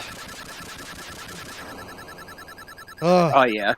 Very easily exploitable boss, but annoying nonetheless. He's annoying because if you try to play it the fair way, you realize that, oh, he's just bullshit. But yeah, like Persona 4's story is amazing. After all, there's a reason they milked it the hell and back until P5 came out. Oh no, the scientist is gray. Which part of that was just them, like, trying to figure out the P5 engine, though? No, they figured it out with Catherine. It was trying to make it, you know, the engine work for P5, because P5's engine was a pain in the ass, because it was not made for RPGs. It was made for small enclosed environments, not full-scale dungeons the size of a fucking castle. It still weirds me out that Catherine and the Persona games are in the same universe. Yeah, and as JP knows, JP keeps wanting Atlas to do a Golden House universe, which they will never do, because I'm pretty sure Catherine's a one-and-done thing. Yeah, well, they did the re-release where you could get the third Catherine as another dateable. Yeah, I think I know about that. Yeah, JP talked about it. Yeah. Everyone probably knows this, but yeah, Vincent's in Persona 3. He's on the final day. You can go to the bar and he's just chilling. You can talk to him about his game. Yeah. And then there's also the DLC where you can meet Catherine in Persona 5. Or maybe it's in Catherine, there's a DLC where you get to meet Joker. I forget which way it goes, but they meet each other at Yeah, LeBlanc. I'm going to look it up. The Catherine Full Body lets you see Joker. And I'm Yeah, pretty because sure I think he's it's Catherine with a unlockable. K is chilling in LeBlanc. And then you're just, yeah. I think Joker / Rin / Akira, whatever you want to call him. I think he's just doing dishes. I could be wrong. I watched like a 20-second clip like 5-6 years ago. My memory isn't the best on this. I think that's pretty much the case. the game Aries asked if you had played episode Igus. No, I have not. I don't have the DLC, unfortunately. I have Which played I it guess on Fest like 15 years ago. As well. The thing is, I'm not gonna. Yeah, I don't feel. I played I don't the know if I answer wanna like get 15 Fest. years ago, and Fest is fine. It's not like so. The answer isn't worth playing if you don't already own Fest, but since I did, I played the answer. Is the answer even good? Because apparently, like, people were like bitching about Fest because it has the most content. But here's the thing, Fest isn't exactly worth it, is it? Oh, the Joker boss fight. I was talking about that on the P2 stream, where they made Joker the most OP boss in SMT history because probably to show milk Persona 5 again somehow, even in another game. Well, if you think about it, when you play Persona 5 as Joker, Makoto's only like a level 40 boss. So Makoto, even in that game, is a pushover compared to you. So it's just the inverse, where now Makoto is the one that has to fight Yeah, the but strong one. I don't know. But here's the thing with P5, it felt nuanced. Like, it's like, oh, it's cool, like a little bonus boss that was like a DLC boss. Yeah, But then in Reload, it look at feels this like, person that came through time, and then Reload. It's like, look, it's Joker. You love him. He's been in Persona 5, Persona 5 Strikers, Persona 5, Persona Q2, Persona Dancing in Starlight, Persona Strikers, Persona Tactica, Persona characters in Persona 5X, which we still don't have a global version for. even I though was gonna there's- say that one mobile Persona game. I think that's Persona X, right? yeah, Persona Persona 5X. 5X, yeah. Yeah. I still hate Which that we is don't meant- have a global version for It's that. 6, and it's apparently 6 years after the game, specifically Royal, and LeBlanc is no longer a thing. It is instead owned by a new person, and it kind of makes me mad and sad. I mean, Coffee Dad is old, and once Futaba's off to college, now that she can talk to Oh, people now that I again. think about it, yeah, he Why not retire? probably retired. Yeah. Yeah, he's just chilling. He also lives around the corner, so it's not like he's super far away if he needs to check in on things. He could have just entrusted it to someone.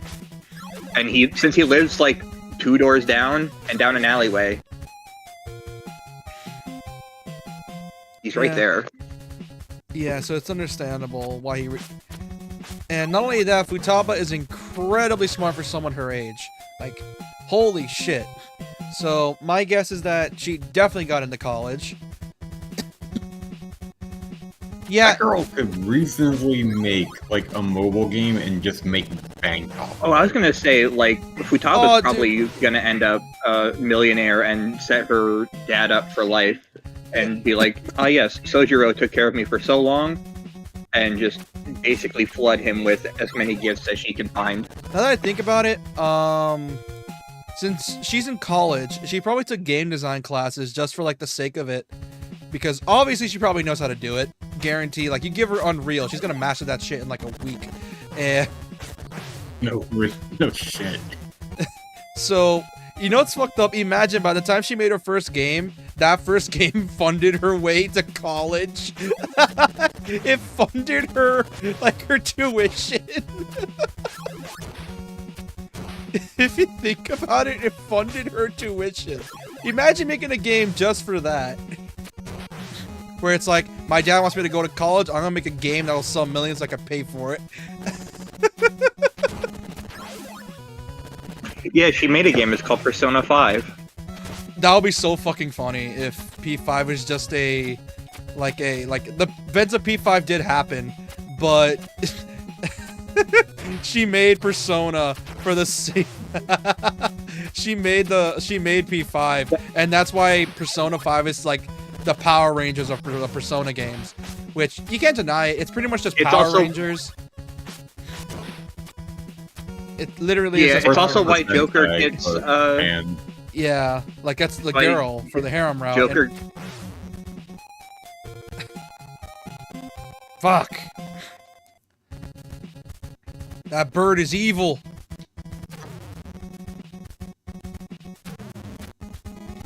It's also funny to think about, though. Like,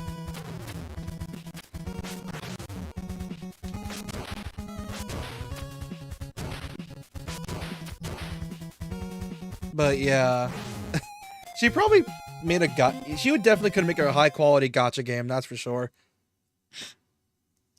Like, oh if yeah, she wanted to. and probably keep it well made for a very long time.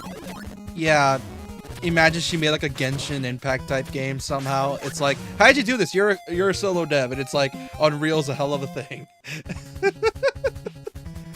I'm surprised they haven't like went into the gacha market, considering how much they're milking Persona. Dude, They they could all, very They easily. dude, they all, 5X is No. gotcha. No, Here's- but like one that I'm just not counting that one because no global release. Oh, there. here's Yeah, the thing. I And that's mean, the in thing the- Atlas has been doing for years. They've been milking their game since the 90s. Like, do you realize how many ports of there are for SMT1 alone and not SMT2? They even ported the original Yeah, Megami see where it all Tensei. started. Yeah. They literally ported Megami Tensei 1 to Right. a flip phone, and it's the better version of said game.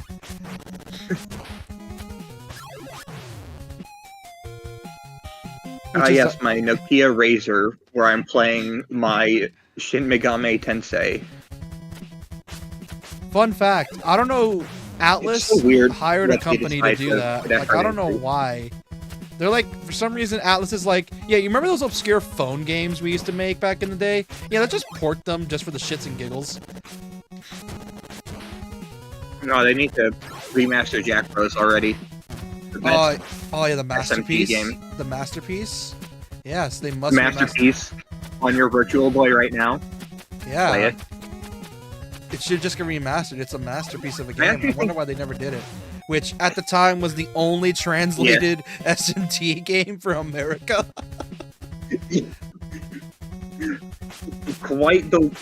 It didn't even come to America either. It still stayed in Japan, but they translated it regardless, right? I think. I think they translated it over to America, and it's one of the only Atlas games to come to America at the time that wasn't like a port of another game. But I think, yeah, Jack Bros is one of two SMT games that use Jack the Ripper as a demon. Yeah, main protagonist. Because I think he's in like one more. Yeah. Well, they don't really use that concept all that often, where it's like, oh, in order to become an SMT demon, you just have to be evil, like Jack the Ripper and Ed Gein are in not Persona, but like in some SMT games. Because if you're evil, you're a demon. So the DMC route. Yeah. As long as you're evil, you'll be a character. Because they have a few serial killers. I think it's like 5 or 6. I don't remember them though. There's some video I watched about it. Yeah. Oh my god, the Castlevania scroll. Oh no.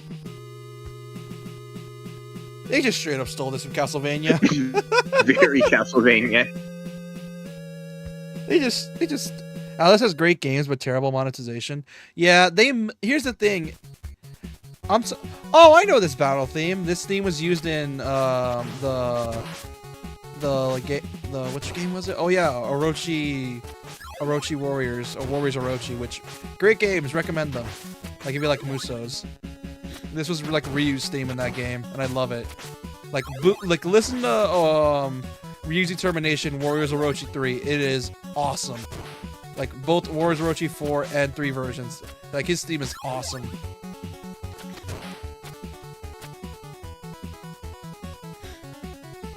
Like it is great. Like, you gotta listen to it. Like right now.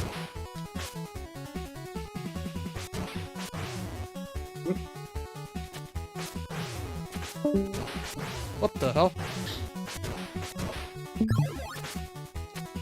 Something must have happened with Doc's internet. What happened? Oh shit!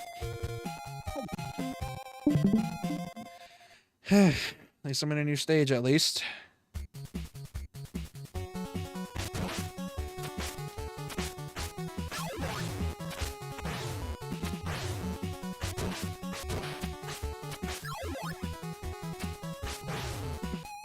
Fuck.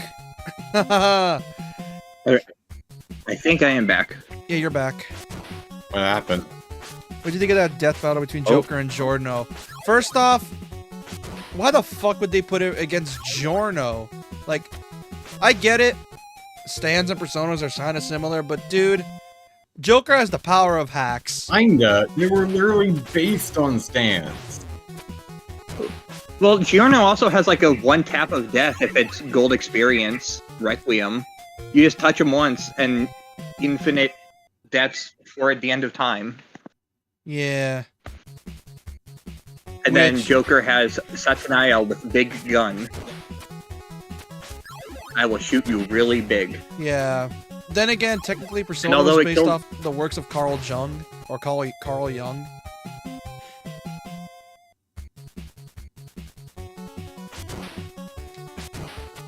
Like, no, like, literally, like, I shit you not, Carl Jung is essentially the god of the Persona universe. I shit you not. Every single time. Like, I'm not joking when I say this, in lore, he trained Philemon. You know, the guy that gave you your personas. In the first game. Yes, yes. No, he's the guy that trained Philemon in general. Like, he is a disciple. You know, I wonder if they're going to, or what they're going to do for the Velvet Room in the next game. Because I don't think they would just reuse Lavenza, right? Do you think they'll go back to another rando, or is Igor going to come back? They always have a new sibling. Because the Velvet Rooms are always tailored to whoever the current wild card is. But Igor was the Velvet Room handler for the longest time until he went missing. Yeah, Lavenza doesn't know where he's at. it's Carl Jung with a J. Carl, like, on the Young part. It's like, there's a J in Young. And he's essentially... Since they use a new Velvet... That's essentially what he is. Because all of the Velvet attendants know each other. Because They're siblings. Margaret goes to help Elizabeth. Yeah, they're all then- siblings. Yeah. And they always grab a new Velvet attendant, but I don't mean particularly the Velvet attendant themselves. I mean, Igor is missing. He got replaced by No, Igor. You remember the plot twist, don't you? Like, Yeah. he comes back. It's just that for some reason that Philemon is just not a thing anymore. He's more of like an observer. He's always like just watching now. And I'm like, dude, come on, you have a character as cool as Philemon. Bring him back. He's awesome. Does Igor come back in the true ending? Because in the original, even in Strikers, Igor is still missing. Lavenza just takes over entirely. Well, that's because, to help you. Yeah, but here's the thing. If Philemon... Oh, for like the true ending of Royal specifically. Because I haven't beaten the true ending of Royal. Oh, Royal? Oh, he's back. So I don't know if Igor ever comes back. He's back. Okay, yeah, I didn't know he comes back because I played the original vanilla and I went to Strikers where Igor he's still gone and Lavenza is like, hey, I need your help again. Igor's then gone, that's so it's actually still a bit of me. a concern because Strikers takes place after P5 Vanilla and Royal. No, it Yeah, but only- since Strikers came Strikers after is Royal, after it's- Vanilla who knows? only. Yeah. Because Royal has... Well, yeah, Strikers is... What if Maruki never existed and Akechi never gets a redemption? Quote-unquote redemption. And it's not even a redemption. He doesn't even... He's still a piece of shit. He just is more open about it now. He still hates you. He's just weird. Oh, yeah. That's why I say quote-unquote redemption. He comes to term with his own hatred, and he isn't a lying freak who's like, I'm gonna crash out in the middle of this area and then die. My friend had a funny idea that Jose is the child of Makoto and Elizabeth. It's Jose, but it's still stupid. They use a Spanish name, and it kind of pisses me off. Because it's like, dude, you could have put an accent there. It would have been the perfect joke. Well, they both... they mispronounced the Japanese names. They call Ryuji Sakamoto and not Sakamoto. Yeah. They're always like, yeah, it's Ryuji Sakamoto. Yeah, I blame them more on the localizers than anything else. But like, no, they name him Jose regardless, and I'm like, in the Japanese version, and I'm like, dude, it's Jose. I'm like, I just call Jose Jose every single time because it's just funny to me. Like, it just feels funny to me. And this is not a boss area. Now I'm scared. I still have no clue what his plot is, because like I said, I've never beaten the true ending. I stopped playing Persona 5 to get the true ending for the dumbest reason. And it's, I almost, on my very first try, got every social link to max, as well as my social, like, stats up to max on my first playthrough without needing New Game Plus. Oh, so you almost did a perfect run? Except for Makoto. Yeah, and I did it by complete accident, but I'm 1 day away from getting Makoto to max. I have everyone maxed, but Makoto's at 9, and I'm on the final day. And why didn't you? If I just had one more day.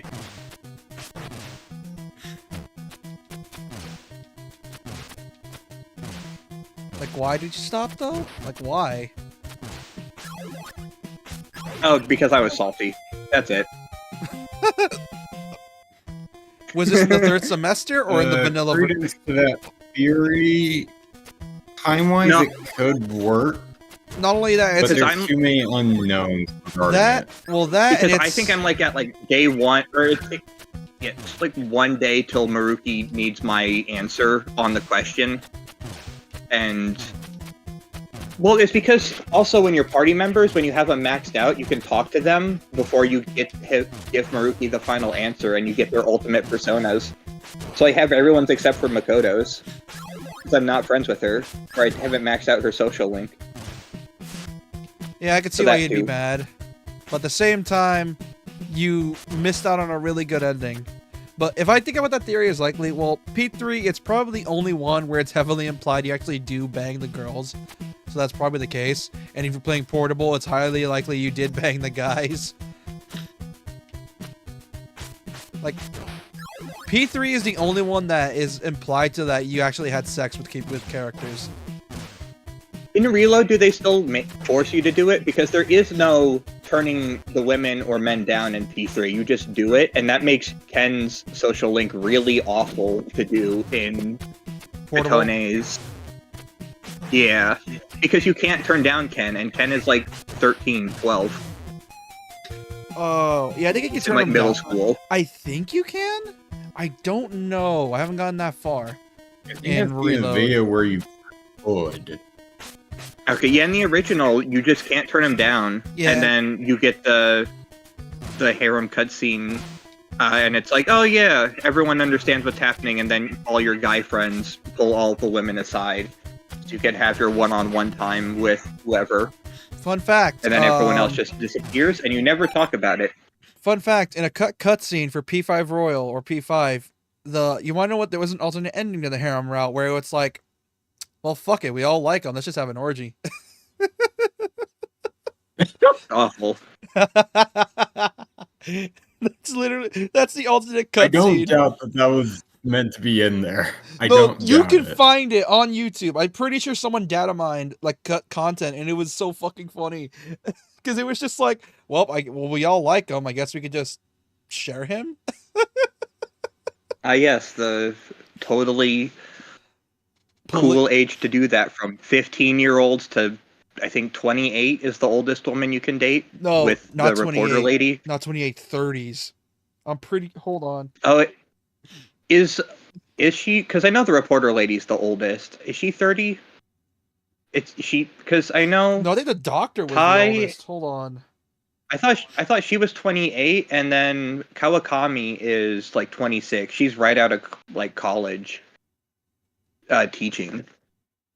Yeah, Takemi age. She's like 26. Dude, Takemi, Yeah, I who is thought- the doctor, is in her early to mid 30s. So Joker is currently banging 30-year-olds. I mean, my first playthrough, that's who I picked. Also, Dude, you don't understand how quickly I speedran that. Dude, I how was would you dating not pick that? the It's doctor. a goth girl doctor who's in her 30s. Dude, She is. I was dating her before I even met Makoto. Dude, I she was my dating first her by the pick. second dungeon. She was my first pick. Oh yeah, And like on I accident, said, I picked her before I even saw Makoto. I think on accident for me, And it's just- I was like doing a social link for I don't know who it was. I think it was Makoto, or was it who was it? Makoto or On? Because I remember like I was on the last bit of her social link, and I was gonna reject her, and I shit you not, I forgot to like press down. I pressed X on accident to accept it, and I'm like, no! So I accidentally cheated on Takemi. And I'm like, fuck, I feel like a piece of How shit could now. you? And I didn't even make a save beforehand, and I was like, well, I guess this is gonna happen. Hopefully, Coffee Dad can solve all your issues. Yeah, doesn't he give you a chocolate if that's the case? Yeah.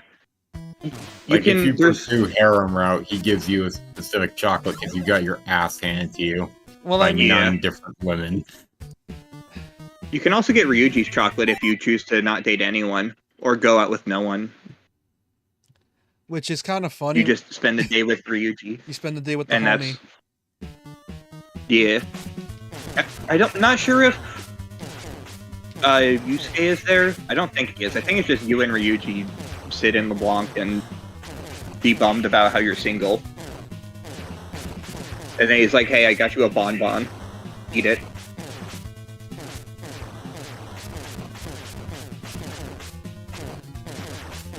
Real unfortunate. You can't Well, I date mean, Ryuji. spending Valentine's Day But with the homies is a hell of a way to spend it. It's the best way to spend it. Spending Valentine's Day with the homies. What's wrong with that? I mean, I've done it before. Yeah, but you went to a gay You eat bar. There's a chocolate? you went to a gay bar though.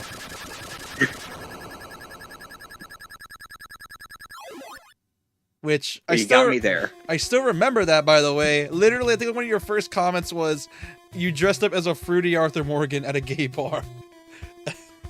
Yeah, well, it was because we were playing Persona, and then it's like, oh, this is horrific. I am going insane. Let me try and spice up the chat with something funny that was real. Oh yeah, like I was going insane for it. Like, was it at the time when JP was on vacation and I was busy doing the rest of Persona, along with the most of Fates? Probably. It was definitely during a Persona stream, because that's all I tuned in for at the beginning. I think it was before you left, and I actually showed a photo of my room, which I think that photo's still there. You can look it up if you want, but I changed my layout since then, so... Oh, shit.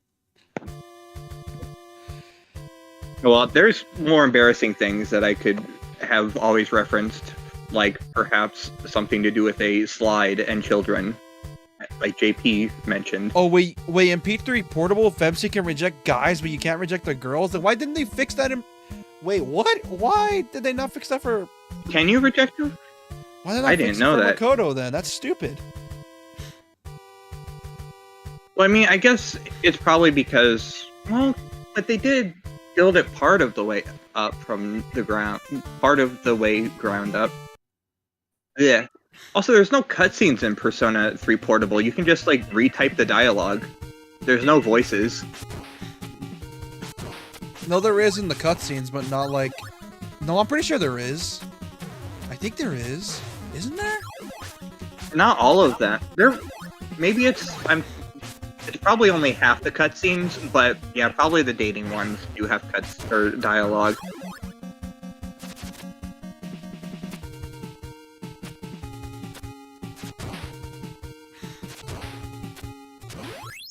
Shit. Oh, you played Portable? Oh, yeah, that checks out.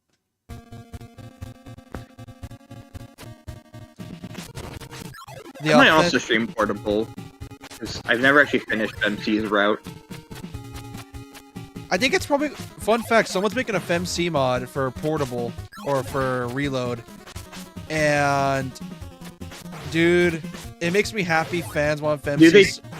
Here's the thing, I fully call bullshit on the fact Atlas said they're saying no to like, making an enhanced port for Reload. I call bullshit on that. I know damn well they're gonna do it.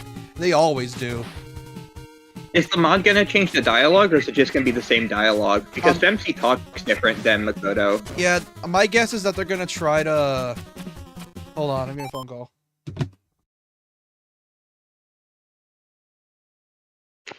Because, they do talk very different in between. Considering the whole theme of P3 Reload, my guess is that if Makoto is like just being depressed by showing no emotion, you think Femc is hiding it by just faking her emotions and pretending to be happy? Oh, that's totally it, because Makoto is, I'm depressed, let me listen to music and sulk around, and then Femc is like, I'm depressed, :3, cat face. I'm gonna pretend I'm happy. Let me take a picture of Mitsuru and sell them. Yeah, be right back. I'm gonna sell swimsuit photos of Mitsuru for those big bucks.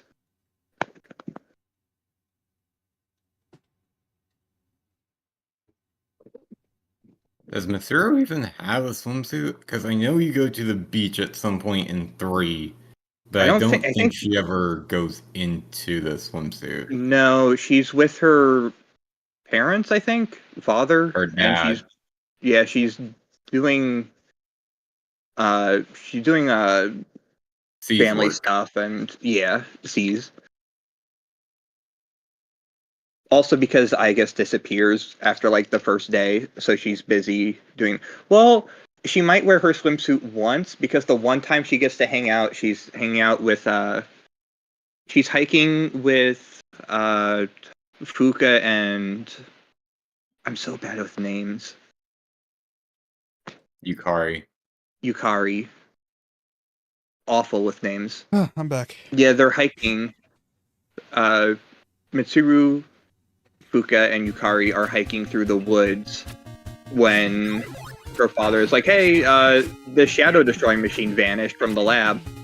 I might need your help with this." I think that might be the only time Mitsuru relaxes on vacation, and it's immediately brought up with work again.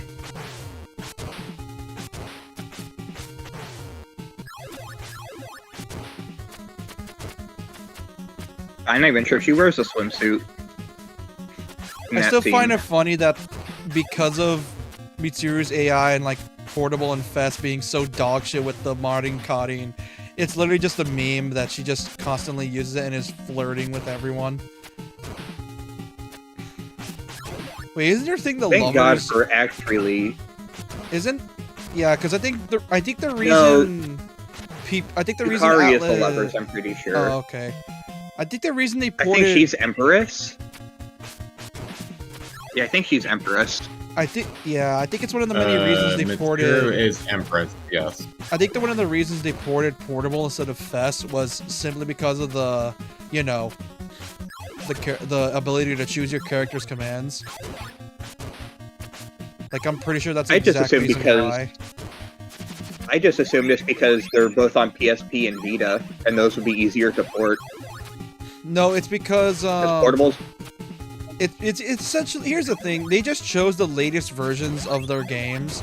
Like, they never bothered with like actually like porting certain games. Like, for example, they're lazy ports. Like, for example, they still have the ghosting that was really bad in the Vita version of Golden, and it's not in the PSP version, but it's really bad in Golden, where the ghosting just makes it fuck these birds and that thing. But yeah, like, if you play Golden on consoles, you could see the ghosting. Like, it's bad. I guess I'll keep an eye out for it. It's on the PSN store for console. Yeah, I love all the Persona games. I bought them both on Switch, PS4, and PC because I'm an insane, crazy person who doesn't know how to spend money well. Oh, same here. I would just get them on PC outside of like P5R, which I would just get for PlayStation. No, P5R just gonna PC Fair. as well. That's probably the best way to do it. I just got them because it's like, oh, they're on sale on PS4, but what if I want to lie down in bed and play them? So I got them on Switch, and then I got them on PC because they're easiest to stream that way, and they play better usually. You know what's gonna be kind of funny? Imagine Atlas is like, for Switch 2, we're porting P5 Royal and P3 Reload. Damn, You know, time to buy They them. probably would do that, though. They probably would. Yeah, 'cause they're not done milking P5 yet. They still need to milk it for one more console generation. Fuck! Yeah, well, they haven't made a P3 or P5 Royal Ultimate Edition yet that has all the DLC included. Oh yeah, didn't like the That's no, free. no, that's the remastered version. Wait, hold on. Let me actually look something up real quick. Let me go to the PSN store. I'm curious now because I know with the PS5 port they added everything. I don't know if that's true though. If that is, I'm gonna be pissed because that means their greedy asses still left it as DLC. Because I bought the DLC for Royal when it was on sale a few years ago. I think it was like $3.99 for the season pass or something. Hold on. So I'm like, I like Persona 'Cause enough. I'll buy have- extra Personas. I have 2 versions of Also, Royal. Raoul is amazing. I have 2 versions of Royal. Okay, the PS5 version of Royal has all the DLC. It's the best way to play it technically. Oh, okay, good.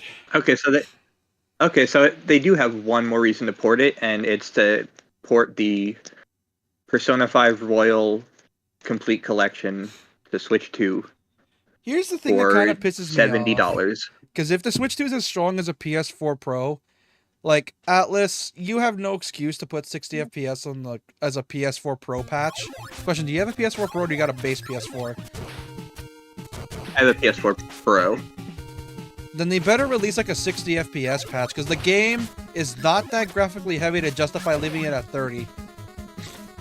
Well, you could just turn on boost mode, but boost mode breaks a handful of games because it forces games at 60 when they normally wouldn't be allowed to. Yeah, but they ended up they remastered P5 Royal on PS5 for a reason. They can remaster Persona 5 Royal by remaking it on Unreal Engine and having voiced social links. Oh, dude, you know 100% they're gonna remake P5 like 10 years from now. They're gonna do it. They're gonna be milking P5 beyond the grave. They removed the DLC And they're gonna get and add it back in for like the royal fights between like. And they're gonna change Kemi's voice actor again. Oh yeah, didn't they change her again? Thank you. Oh yeah. Speaking of which, I feel bad for. Yeah, she's had vanilla multiple P5. voices so far. Yeah, for context, her original VA was changed because she was getting harassed online by horny P5 fans for Takemi. And she didn't like it, and then she just straight up deleted her Twitter. She wanted nothing to do with the Persona sad. fan base because a bunch of fans didn't I want like to the new- stop simping. Persona fans are the worst. Yeah, they don't even play their own games. No, I've seen worse in other communities. Genshin specifically.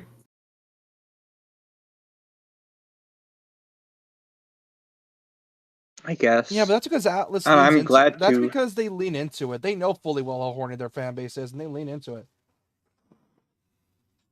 I guess I'm not part of the Genshin fan base. The only fan bases I'm a part of are, I guess they can be cringy.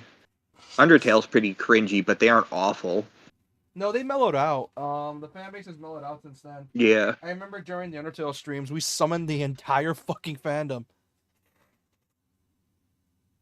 Dude, I remember being in high school and that demo dropped, and I played it through lunch, up tutorial, and I was like, oh yes, this is going to be great my game. new favorite game. And then it came out, and it was. That was in like, It's one of the best indie games of all time. yeah, that's like 2016. That game's a decade old now, just about. And Deltarune chapters 3 and 4 are only now getting like released with the Switch 2. Which, how much are those Wait, games no. going to cost? Because they come out in June, right? I think it was like $20. For chapters 3 and 4. Yeah, because the first two were free, and I think the next ones are $20. Oh, they're $24.99. You get it for everything. Oh, you know what? I think I know what's gonna happen. 100% when all 7 chapters are out, they're gonna make Toby's gonna charge like $30 for the game. That's what I assume. That and the good I'm still gonna old-fashioned play- Switch tax, which, God, I'm really Yeah, hoping and now it's going to be publishers- the Xbox tax. I really hope they don't lean into it, but they probably are, because Sony did it the first time with the $70 thing. And the reason because of that is because they refuse to lower their budgets and they keep overspending. If you wouldn't need to be charging that much if you did just stop overspending, damn it. No, but you have to realize we need to get the most photorealistic. I almost said something I probably shouldn't have said. Dude, they were able to do it with The Spider-Man most 1 photorealistic cloud that we can get. Here's the thing, and you can do it for much we'll help cheaper, fund so it. I don't know why the fuck they're always over budgeting and overspending. That's why we're getting, like, companies getting greedier with the prices, because they overspend. Doesn't help that Nintendo's Nintendo. Fuck that guy.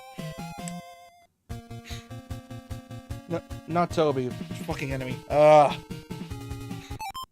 the fucking enemy. How long has it been? Almost 2.5 hours. So essentially, after this chapter, if I... must have seen the P5 OVA. Huh?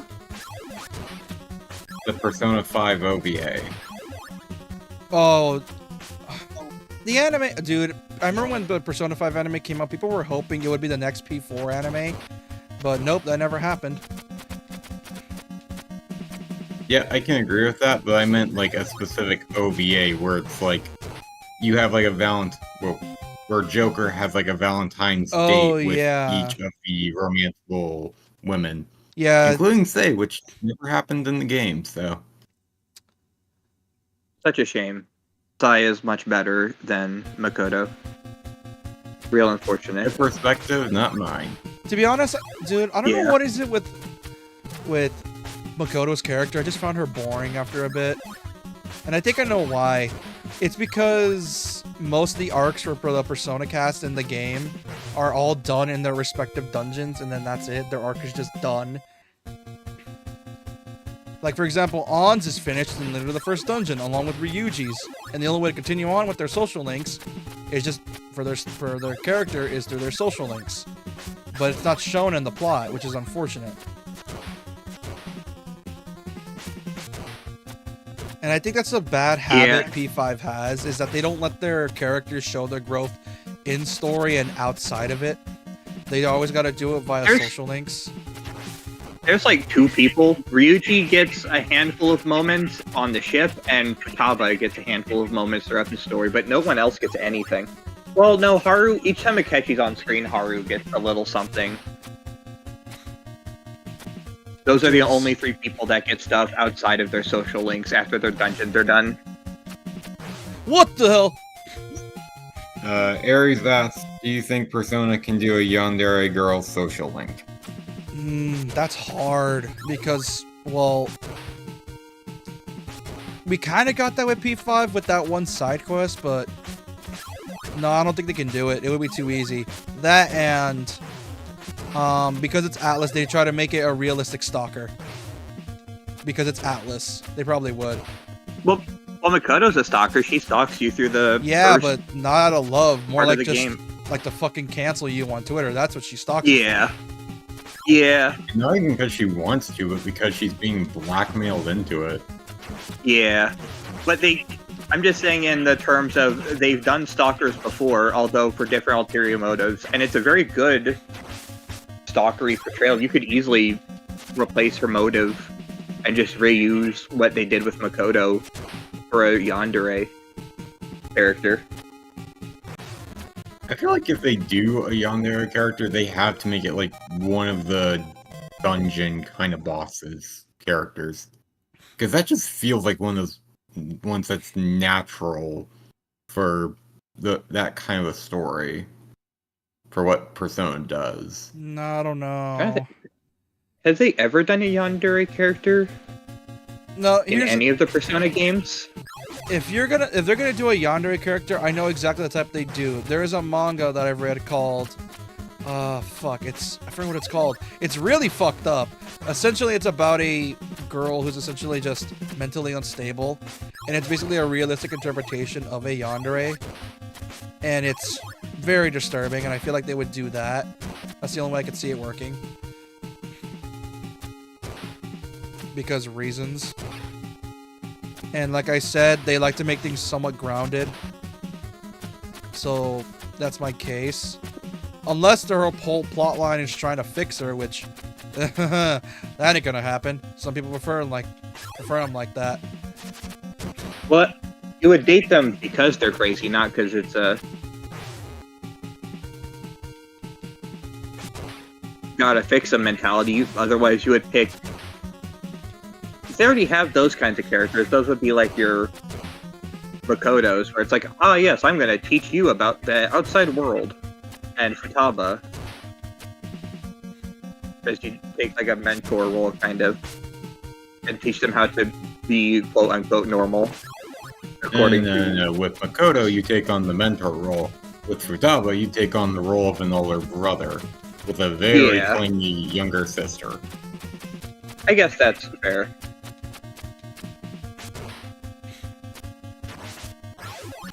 Fuck! That is... Oh, they put one of them right there. That is so mean. Yes. This game is... God, these last two acts have been horrifically difficult compared to the first two. That's the thing about OG Ninja Gaiden. It gets harder the further in you get. Well, So I mean, I only remember up till the ice area. After the ice area, this is... all new. I've done it once before, but not new. It's just I played this forever ago when I actually tried to beat it. When it's on the 3DS eShop, I bought this for like $5 one day. Because I'm like, oh, why not? And I beat it once.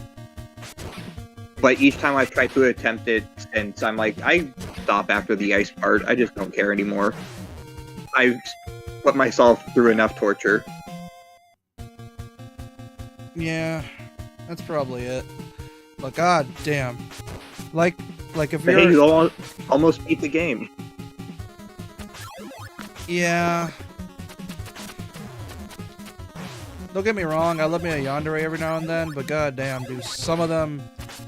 They're all the same. No one has the balls to go through with it. You say that, there are plenty of people on Reddit who are like, yes, I would gladly. No, I don't mean like, oh, like, I don't want one. I mean that they're all the same. Like, literally, like, bro, the point of them is that they're crazy. Stop making them less crazy.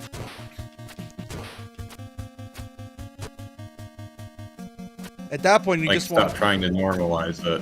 Yeah. It's crazy. That's the point. That's the whole appeal, not the, oh, I want to fix them. Ah!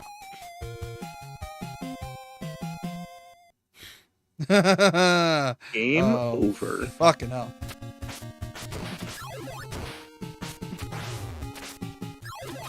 You know what's funny? We might actually beat this in 3 hours because it's already 2.5 that we've been streaming this. You are on stage 5-1. And there's 6 I believe- chapters. Yeah, I believe 6-3 is the final chapter, so... And 6-3 is a boss rush. The only issue with chapter 6 is that, she has been able to hit continue, and he starts at the beginning of 5-2 or 5-3. That disappears at chapter 6. If you die in 6-3, you go back to 6-1. So... You just have to do it all in one go. So I save stated or something? Yeah, I would just say save state at the 6-2 and 6-3 if you want to keep your infinite checkpoints. Yeah, I'm putting this here because I'm tired of fucking starting from Yeah, the beginning. last level is 6-5. I didn't know it went that high. I thought it was like 6-3 and then 6-4 is a boss rush, and then it's over with. There's a whole other stage. So you could be at 6-5 and lose your last life and go back to 6-1.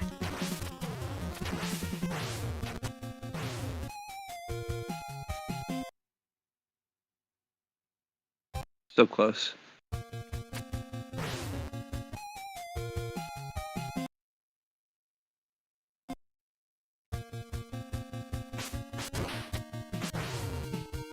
Are you kidding me?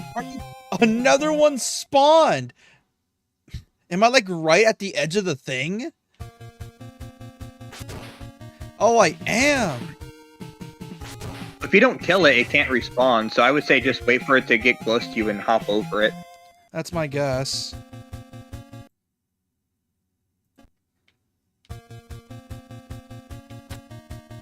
Yeah, that's easier.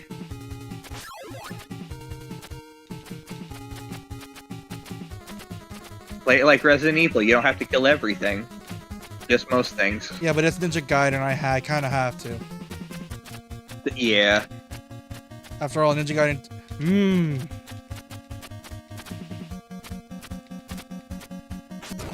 So in the later early Ninja Gaiden games, you can just climb up walls normally. You don't have to do that wall hop stuff.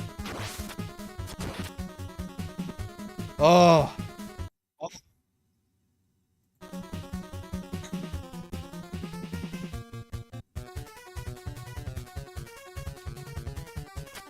Oh, I said I don't remember much of this game. I remember this stage very well.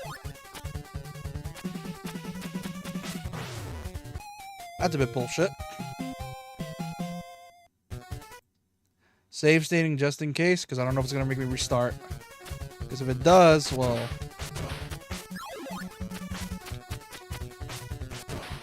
It might do like the bullshit NES/arcade thing where it takes you like all the way back to the beginning. Yeah. I'm most certainly wrong though. Which am I going for? GTA 6 or Persona 6? Persona 6. GTA is not really my cup of Persona. tea. Never understood the appeal of GTA. Never have. Like, we get it. It's meant to be like the ultimate sandbox, but... The ultimate sandbox is Minecraft. Yeah, but the whole I appeal... think the stories are really good, but like,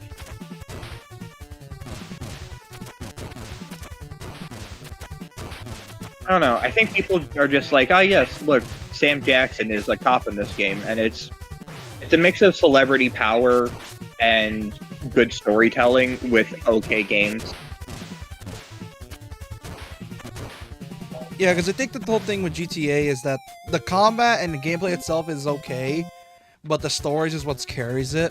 That and online was, because of the bullshit you can do in online, is honestly kind of fucking hilarious. Like, who in their right mind at Rockstar decided to make a laser or flying bikes?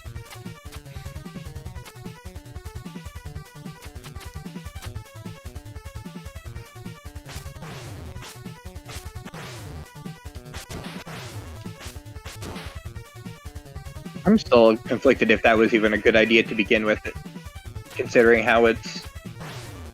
Kind of ruined the balancing for online? Yeah. I don't know. Am I going the wrong way? Wait, what? Wait. Am I going the wrong Oh, way? he meant which do we think is coming first? Oh! GTA Oh. 6. GTA 6, they still have to re-release Persona 3 Reload Part 2, which has, I guess... And then the remake for P4G.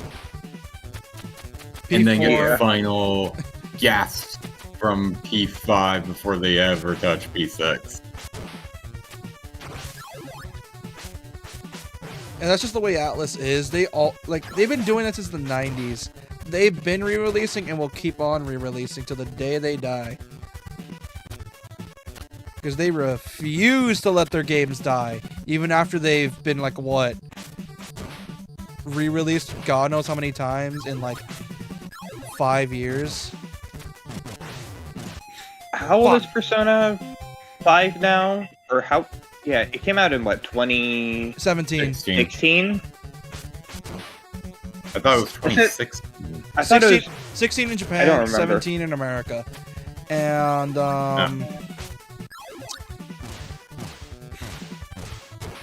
Because I had played it, like, late 2017, early 2018, because I had just graduated high school, and it's like, what am I going to do with all my free time?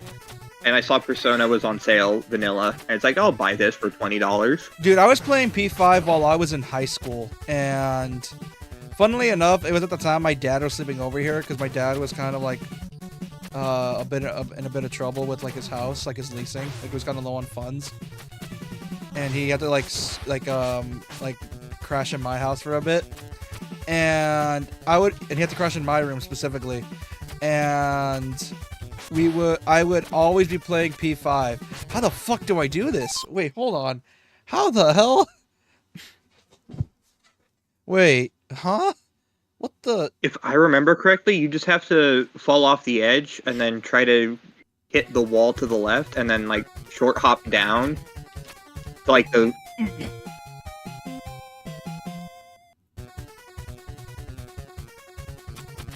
Probably should have safe stated before doing such a tricky platforming thing. I'm gonna have to, because that's some bullshit.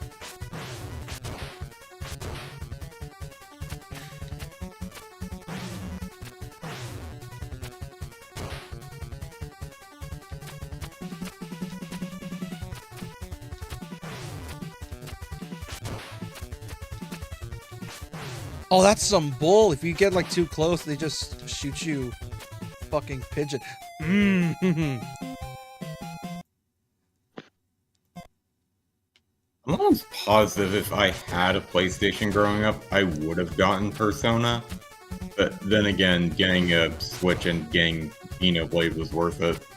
Which I'm thinking of thinking of doing Xenoblade, but I played that game before, and it takes like what 80 hours to beat it, and I'm like, yeah, that's a game. Well, it takes 80 hours to beat it if you decide to do side quests. The main game story, if you ignore the town building and you ignore the like 50 people that want your help in every single town.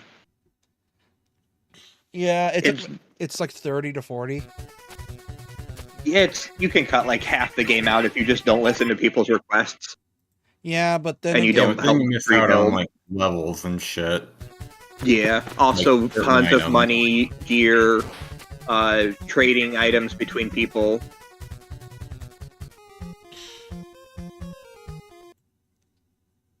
Which I know you would have like a field day in Xenoblade 2 because Xenoblade 2 is the most divisive one. I never understood why. Is it? I apparently it's because like also the fact that Rex is meant to be Scottish and the guy doing the accent does a horrible Scottish accent. Like it is a horrible accent. That is shallow, Ares. That is very shallow. Well, I mean, who wouldn't? It's fucking One of the Pyra. main reasons why Xenoblade 2 was like divisive, like it pulled so much in each direction, like for each aspect. So, like story, it's great, but it's not that great. Exploration, it's very good, but the gimmick is more annoying. The rare blade system is basically gacha, so even though you get some amazing rare blades, What it the would hell? absolutely be dog water trying to get like Cosmos. And then there was one specifically called Dahlia, who sparked an entire controversy on her own. I'll let you look up her design and you can figure out why. I'm pretty sure Cosmos is a Oh. reference to Xenosaga. At least that's what I think, because I think they worked on Xenosaga Correct. as well. Ah, which dude, They I want a made modern Xenosaga. port of all 3 Xenosaga games. Apparently there was gonna be 6 games, but they have to cut it because the publishers refused to fund more of it. Whoa! I want all 3 Xenosaga and Xenogears to come back. Those games don't deserve to be left on older systems. Xenogears is one of the biggest travesties of being left behind. I played the first one and it is so good, Isn't the story really dark? and it's just dead. It's Xeno, they're all dark. Yeah, but like it's the Xenogears is the darkest one, and then Saga is the second darkest series, and And to answer your Xenoblade. question, Ares, no, it was not all of them, it was just his harem. Oh yeah, isn't that the joke that for some reason Rex just hooked up with everyone? Yeah, he only ended up with Pyra, Mithra, and Nia. Which is only confirmed via the end of the 3rd game, mind you. So I get so pissed off when people think, oh, Do it's people- a harem thing. Just Do because they people know from- that paper exists. Do people from Xenoblade 1 show up again? Because I know oh, Xenoblade 3 Shulk people shows show up, up. right? Xenoblade 3 everyone people But- show up. Or like from Because people Shulk is past kind of games. important, but In- like, In half the- Xenoblade 3, both Melia and Nia come back. And then in the DLC, Future Redeemed, both Shulk and Rex show up. And they are aged up significantly. no Rhine. No. For the most Headphones are part, dead. 3 Oh, no, tries to that's not stand good. on its Hold on. own. Like, that's something that Xenoblade always tries to do, and Fair. have each game stand on its own. So, like, you get full Yeah. experience if just by Like, playing the I'm game, pretty but if you sure play each, Rex you get literally I just hooked still up with like the guest everyone. characters, but I don't know. Half the reason I was able to beat Xenoblade is the callouts of Rhine and Dunban. I just like those characters so much that it's like, I'll keep playing for them. Oh, well, I you want to can see what still, Rhine like, has to do. find like some of their legacy from like the talent arts and stuff. So in 3, one of the heroes you can get, Ashera, is basically just Dunban. Basically. Dunban. Yeah, Not they're gonna such lie, good characters. I thought they were gonna kill off Dunban at first. I'm like, oh, he's the teacher character, he's gonna die. But nope, he didn't. I thought they were gonna. I thought Ryan was gonna. To be fair, I haven't beaten Xenoblade. The first one, I'm like 90% of the way through. I want to say. Where Maybe were you 80%. at when you stopped playing? Maybe not 80%. I have all of the party members, and I climbed. Actually, you know what? Did you? Xenoblade is top of the confusing. Maconis? I Did you did. get the and I- Maconis and I- core? I don't know if I got the core, but I freed some dude, and then it's like, haha. And then I saw a familiar face, but she was a mecha, and she didn't remember me. And that's where I stopped, because I had to Were you at go on a Pleasant big trip. Island? I think so. If that's the case, then you were only halfway through. Okay. I was gonna say, I feel like I'm close to the end, but at the same time, I've only been to one of the Mechanas, so I'm probably only halfway. I assume I go to both. Yeah. You get to the top of the Bionis, and then the story leads you to the Mechanis. You climb that. Something happens at Mechanis core that's heavy spoiler territory. And then you're back on the Bionis, and you're essentially getting ready to fight a god. Yes. Yeah, I was gonna say, I'm only halfway through then, but I honestly expected Ryan to bite it just like the other person. Oh, and what's the other guy? Not Dunban, but his friend, the one with the rag on his head and shoots a gun. That would be Dixon. I also assumed him to get like eviscerated. Too. There's a specific reason why he can't, and I can't tell you why. I assume it has something to do with the fact that he found a little baby Shulk one day in the snow. Who was already Or dead something. and plot It is armored back to life. associated to that reason, but not so much why you'd think. I should probably finish that game. Like I said, I made it to the top of Prison Island. I saw the big, oh, look at this big plot thing. And I stopped playing because I had to travel halfway across the country to do work stuff. And I just never played it again. I would highly recommend getting back in. That is a story you experience for the first time. It's also, I don't like the combat. I hate that type of combat. Yeah, that's fair. That's the usual critique for the first game. That's the other reason why I love Final Fantasy XII, and I can't stand playing it. I hate it. It's the same type of combat.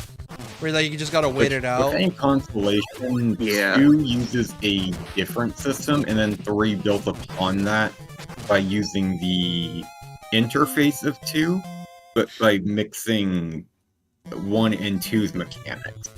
So it feels more like 2, but you've got the elements of 1. Okay. If there's Yeah. good enough characters, I'll also just stomach playing it anyways. Because I always think I hate playing this game, and then I hear Ryan say, "It's Ryan time," or I wish I could do his British accent. He's like, Ryan "Oh yeah, time." baby, it's Bro, Ryan this- time." This level's fucking brutal. Holy! Basically, just look up Ryan does the yoinky sploinky, and all the quotes that he says in that video are what I live in my brain rent free. And it's also the distress. The yoinky spike. Yeah. Have you seen the video? It's a really good one. Oh my god. Yeah, that's Ryan I so- does don't the think they yoinky have sploinky. finished metaphor Ares. That sounds fucking funny. That sounds hysterical. He's doing the yoinky splinky while saying it's rhyme time. Yeah, well, it's because Shulk uses they just rip dialogue, and it's like a bunch of Shulk's Ryan help me in distress dialogue, and just it cuts to Ryan and he's doing the yoinky splinky. It's Ryan time. Oh yeah, baby.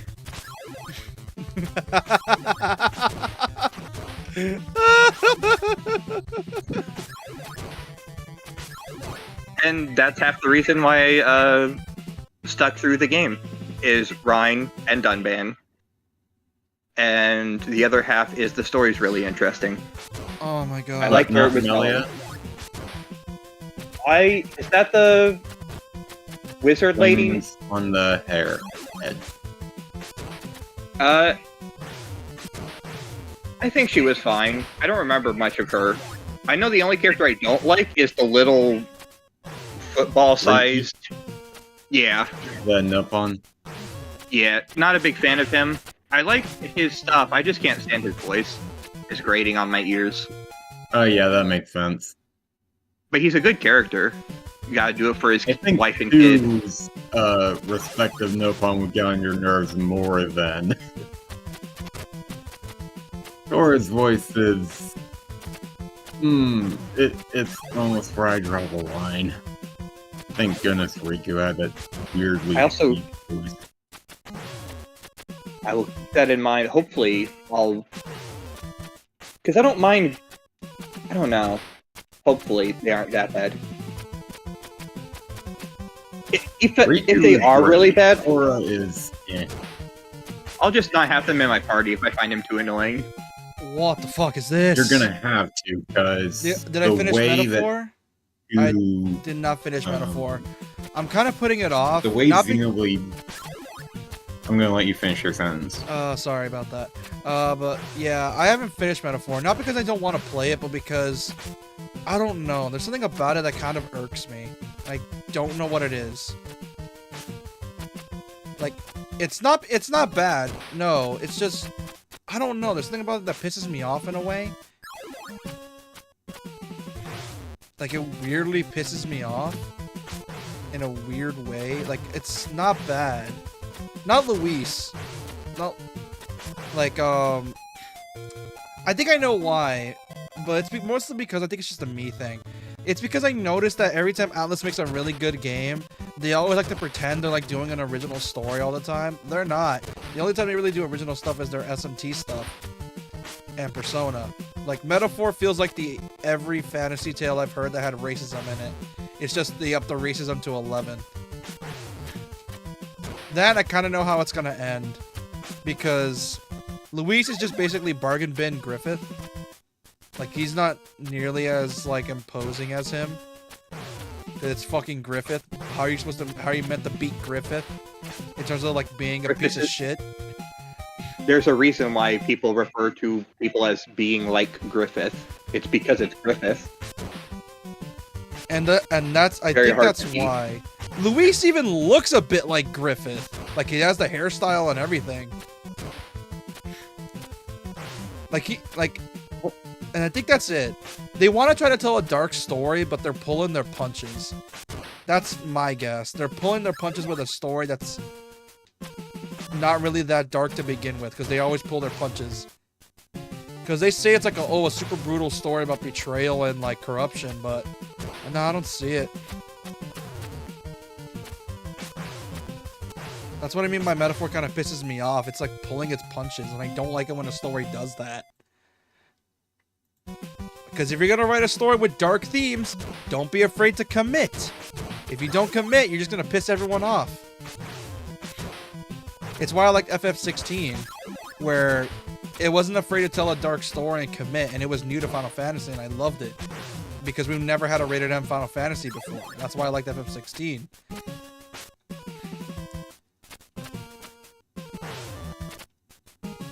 But Metaphor, it's like, it pulls its punches. I don't, like, for example, like, it's, like I said, I don't know. It feels like, like I said, it feels like I've heard this story before. Hey, JP. Sorry, I got summoned to a thing, and I couldn't leave the conversation. Well, I'm already like 80% done with this game. Damn. Yeah, he's in the final levels. I thought he was going to be having immense issues with it. I had to save state a few times because some of the levels just kept being really annoying. Yeah, sorry I wasn't here for most of it. Yeah, I'm talking about why Metaphor kind of irks me. Like, something about it just... Like I said, it's the whole attitude with it. Because, like, I'll pick it up, play it for, like, a dungeon, then put it away, and then, like, don't come back to it for, like, a couple weeks. Because Persona 5, with me, like, that game had me coming back, like, every single playthrough. But then, when I try to go to binge through Metaphor... But then when I try to, like, marathon Metaphor, I just can never bring myself to do it. And it's less me getting older and tired, and it's more just like it didn't hook me as much as Persona 5 did. Older and tired? You're younger than I am, by a wide margin. Yeah, but here's the thing, even you put down Metaphor for a bit, and you love P5. Oh, yeah. P5 deserves a fucking plaque. Just like Oblivion deserves a plaque.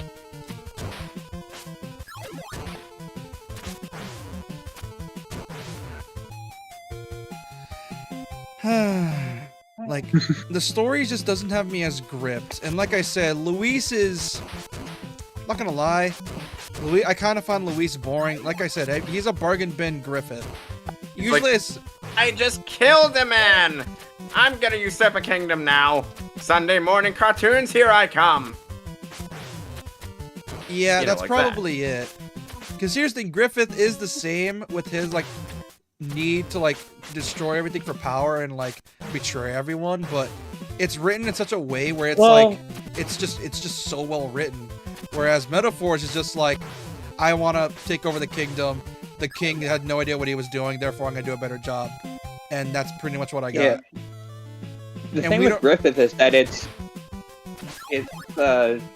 led up to pretty well, and then horrific things happen, so it's kind of a reasonable crash out. Whereas Luis, he's just kind of, I'm gonna betray the king because the way he's doing things doesn't work, or something, or it's because of, oh, your dreams will never come true, and that's pretty much it. Like, that's all I got from Luis. Like I said, it's not a bad game, but Luisa just doesn't hit right to me. Griffith light. Griffith without what makes Griffith Griffith. That's exactly it. That's I exactly. can't even say that. Griffith without what... Fuck! Griffith without what makes Griffith... Wait, say that again? What, Griffith without what makes Griffith Griffith? Griffith without what makes Griffith Griffith. Got it. Like, they looked at his character and never realized what made Griffith be such a good villain, and one of the greatest villains in anime history. There's a reason why everyone hates the fucker. Yeah, he did horrific things, but you also have to keep in mind that there's like a 6-month time skip, or is it a few years, where Griffith is just being tortured with no tongue, malnourished in a basement with hot irons for the better part of a year or so. Yeah. After being humiliated in front of his friend, quote unquote friend. I wouldn't say friend, more so rival. Friendly rivalry. Yeah. It was friendly until he realized that Guts was better than him in some ways. And then he was like, now it's hate. Oh, you mother... Not you. I really need to find you 5 empty Grand Soul Gems. Are you fucking kidding me, woman? Those are so hard to find. Also, I'm installing Xenoblade Chronicles now. I just find Metaphor Elysium and Golden. That, and I just kind of find Metaphor predictable in a way. Like, don't get me wrong, art style, everything's great. Combat, I'm an SMT guy anyway, prefer that, but I heard people who can't get into Persona 5 got into Metaphor. Why do you think? Well, because simple. It has more Persona DNA than SMT DNA. Because Persona is a lot more easier to get into than an SMT, and there's a reason for that. Despite SMT5 bringing a bunch of new people to the fandom, people still flock to Persona because it's just easier to relate to the characters, because SMT doesn't really focus on like character development and it focuses more on gameplay. Because SMT is literally just your friends suck, so you're gonna kill them for choosing the extremes. It's like, yeah, SMT is Pretty much. Mad Max combined with, But with demons. yeah, it's Mad Max, demons, don't trust your friends, and you're being manipulated. Religious overtones everywhere. And then Persona is like, I'm gonna go to school. And then it only gets religious overtones in the last few hours. Where you realize it's been God the whole time that's been manipulating you. Whether it be Yote Vote, the Holy Grail, Yaldabaoth, Yaldabaoth. Izanami no Mikoto, Nyx, / Thanatos. Yeah. And then whoever the villains of 1 and 2 are. Hitler, and 2. Hitler and literally Nyarlathotep. I shit you not. Wait, It's- Hitler and 2? Wait, what? the Am I main missing something? the villains of Innocent Yeah, the main Sin villain is is Hitler and Nyarlathotep. it's technically it's Mein Führer and Nyarlathotep. I did know that Persona dabbled in Cthulhu. Lovecraft. Yeah, I originally. just bet on completed. someone. Yeah, that's sort of the I wanna whole get rid of thing this with fucking original vampirism as quick as Persona. possible. Is that it leaned more towards the supernatural, whereas later games dealt more in the human mind. Persona 1 and 2 is more supernatural with everything else. It's why Persona 1 and 2 have bunch of more SMT DNA than Persona. Yeah, also the monsters that you find are all like folklore, like toilet ghosts. That's a very popular one. A hand good comes old out of the toilet toilet ghost. and grabs you. Obviously there's kappas, ghosts, zombies, sirens. More of like the basic mythology, but more in a folklore-y kind of way. Not like this is just Gabriel, the angel, and Uriel, and Michael. Yeah, that's And they've Yeah. got like 3 different iterations of Susanoo. Yeah, Cuchulainn. Or I guess Cuchulainn, some people say. Colon. I think it's supposed No, to be. you were right. pronounced It's colon. Okay, I always mix it up if it's Cuchulainn or Cuchulainn. Smite says it's colon, so Whatever the guy with the spear and blue armor is. Cuchulainn. yeah. That's the way we say it with the fake Yeah. version too. Yeah, and then you also have like Ketchi, 8 Sith. That's also another one that's like, technically it's Ketchi, but it's, everyone calls it Kate Sith. And Little then there's some cat with the Skahawk. pirate outfit. Yeah. Yeah, not only that, Oh, right, like the goddamn. level design, Fuck, the man. character designs of P1 and 2 are just way different in general. Because of the Oh, fact yeah. originally Persona was the budget series and SMT was the main series. And now it's like swap roles. It's fun. Yeah, and it pisses a lot of mainline fans I only off. doubt that, Aries. Yeah, it's no longer Shin Megami Tensei Persona. It's now Persona and the side game is Shin Megami Tensei. Well, I mean, they also you're removed it Grand for Soldier. Raito and they also removed it for Soul Hackers. Because I think they realized that these might as well be just their own games entirely. Like, I wouldn't be surprised if they remastered Digital Devil Saga and they just removed the SMT. I really hope they subtitle. do. Digital Devil Saga is amazing. Oh, dude, I yeah. want them Doesn't to bring back Digital Devil Saga? Survivor. Yeah, doesn't Digital Devil Saga have like the best stories in like any SMT spin-off? Like it even rivals Persona. Yeah. It's a very good story. It's really good. they know it, or they knew it was so good though that they intentionally split it into 2 games to not make it too long. Because the first game ends on a cliffhanger, and then it's like, wait a few years to get the next one. Yeah. Like, wait, there's more, but only if you wait. Yeah, but like, no, seriously, like, apparently it's like one of the best stories, and it's also the same game that Shoji Meguro, the guy that did the OST for Persona, peaked for his OST. Yes, that's right. Persona 5's OST is not the best in the that he's ever made, because y'all are uncultured swines. Looking at you, GP. One last prayer. Fuck, I hate that song now. So I want to say Digital Devil Saga is the only Persona SMT game where you could full mag dump an M4 into demons until... Look, I saw a doctor doing Persona surgery 5. to the Persona 5 soundtrack, so it's clearly good. Yeah, it is good, but it's not nearly as good as Digital Devil Saga. Like, I'll play you a quick clip. I'll need to mute Discord on OBS real quick, so hold on.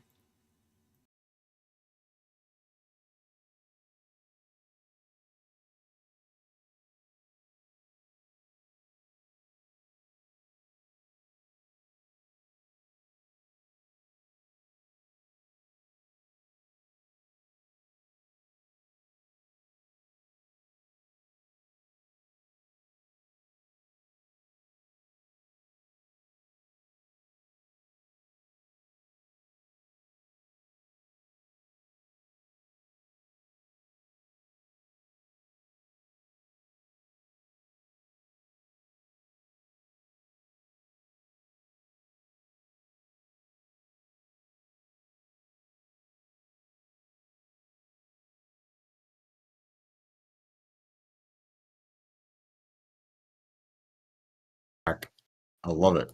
It's awesome, dude. I don't know much. I haven't heard much of the second game. I know the second game, despite it being just a continuation of the first.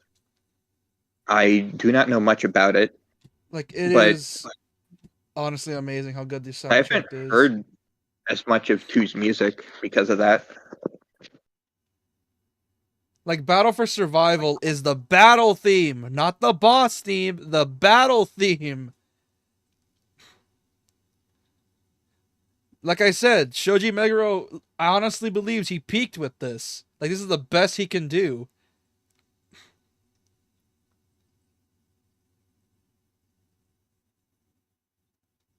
Like, it's so good.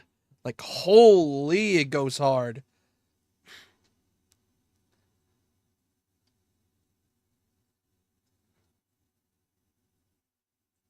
Oh, I found an easy way to get the Grand Soul Gems that I need. Thank fuck. I want to deal with vampirism for... But yeah, that's what I Long, mean. once I Like, get the a- music for this game is fucking amazing. Like, I honestly believe that's where he peaked. Like, it's that good of an OST. Wait, what game is it for? Digital Devil Saga. Digital Devil Saga. It's Digital Devil it's Saga. the Digital Devil Saga. It's think. Well, I mean, it's SMT, but what if you don't summon demons and you are the demon? It's What SMT, if but you have your own you devil had triggers. the power? Yeah, it's practically less devil critique. triggers. The main character is just a devil trigger. Like, you can definitely see, because the SMT guys made the Devil May Cry 3 devil triggers, so it's the same design philosophy of, like, kind of buggy, bugoid, alternate versions of you. Yeah, and it's... So And I... it really makes sense why it is just a devil trigger in Digital Devil Saga. It's because it's the same designer who did both. Yeah. It's just peak overall. There's also a really good upgrade system where, because you only have 3 party members the entire game, you just upgrade all of them in their own trees and you swap out skills as you want. And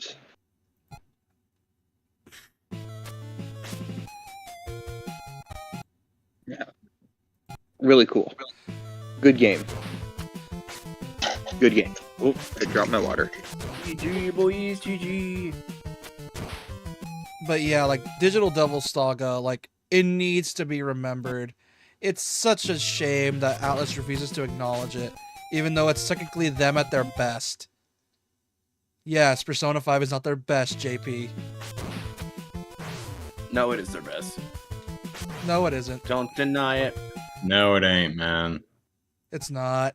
Like, no, in all seriousness, it's not. Like, despite how relatable Like, Persona 5 is, like barrier entry, and no barrier entry is going to be the best. like, it's that good. It's a PS2 game. You could easily play it on a PS2 SX. That and Asia Minecraft Hardcore, lol. Very funny. But, yeah. Minecraft hardcore. But yeah, like it's honestly amazing. That and it also has one of the hardest JRPG bosses in history, aka Demi-Fiend, or at least his first fight. Oh yeah. Oh, it's so fucking sadistic. It's not even worth fighting him either. You don't even No, get like he's just in a. If I remember correctly, he's just in a room, and you walk in, and you get your shit kicked in, and then you're like, "Oh well, I guess I'm not gonna go in there Get your anymore." shit kicked in. no, that's literally what If you- happens. You get in there, you get like one shot, and then boom. You know, if you don't want to continue SMT4, you can easily replace it with Digital Devil Saga, and you will see peak. Well, I'm gonna keep playing SMT4, so. No. Fair. Yeah, so you could probably replace it for Friday. We'll be trying to find a game. If you ever anyways. want to try something different, I mean, we're gonna keep playing Katawa Shoujo whether you like it or not, but on Monday and Fridays. Well, yeah, it's still a good game, but Devil Saga is peak RPG. it's Look, my goal is to finish at least one visual Isn't novel. even Joker you're harder than freaking Demi-Fiend? Close. Well, that's because here's the thing: Joker's a bullshit boss because of all the handicaps. I'm talking like straight. The dude's just hard because he's just designed like that. Joker, he just has a bunch of handicaps that just make sure to make him unfun to fight. Like, literally, you need a guide to beat him because he's just that bullshit. Demi-Fiend feels like what I he- need. Demi-Fiend feels like he just came out of the True Demon ending, while Joker feels like he's the main character who gets to win because his dad said so. Yeah, that's pretty much it. Demi-Fiend earned his right at being an ultimate secret boss. Joker's like, Dad said I sold more, therefore I get to be the better boss because I'm harder. That's basically what it is, and it's kind of stupid. Because he's not even a fair fight. Like, you don't even have a chance. Yeah, Sinful Shell is fucking bullshit. Like legit, I would just say just don't even bother fighting him, because he's just not even worth it. Because you're just going to end up pulling your hair out, trying to figure out what his handicaps are, and then once you figure it out, it's just... He's borderline a gimmick boss, essentially. Because you want to look up the rule set for him real quick, and tell me that's not bullshit. SMT5, Demi-Fiend is also kind of a gimmick fight, but it's a very easy to tell gimmick fight because it's just based on what you would see him do in Nocturne, which is he's going to start with some big monsters, and then he's going to pull out more monsters as they die. And he's going to use his level 80 pixie. Yeah, he's not going to solo the P1 and P2 characters, though, because P1 and P2 protagonists are just built different for some weird fucking reason. They really are. Like, they fought the They just creator summon of their Shadows. personas whenever. And not only that, they killed fucking Nyarlathotep, the creator of Shadows. So yeah, We also survived the world reset because they're in the sequel, and the ending of Innocent Sin is, I guess, spoilers, I guess, for Innocent Sin, but you're already playing the sequel afterwards. But they get poochied, and they're just fine afterwards. They just get through it. yeah. Not only Not that, quite the same, but same kind of power scaling. Yeah, I don't like the power scale either, but when someone like brings up that shit without playing the first 2 games, I'm like, okay, if you're gonna rank them, at least play the damn games. Because we know Persona fans refuse to play their own game. The game they Yeah. the game they claim to love, even though they never spent a dime to play it. It's why the Persona community is kind of has a bad rep because of assholes like those.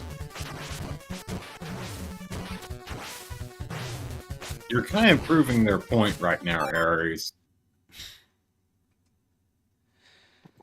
I feel like I don't have a right to jump in on this conversation, so I'm Yeah, because not. you're not the one playing through P1 and 2, even though you just watched. You don't understand the struggle of having. Because here's the thing, I'm still a bit salty at the fact you dissed me for. Well, never mind. I don't even deserve to be salty because you had an actual viable reason to be on vacation for P1. Wait, when did I ditch it? Oh yeah, I did have a viable reason. And I'm still a bit salty about that because I had to suffer through the end of P1 knowing full well I was going to be in a situation where it was just going to be suck the entire time. Like, holy hell, was it fucking bad? What the hell is this segment?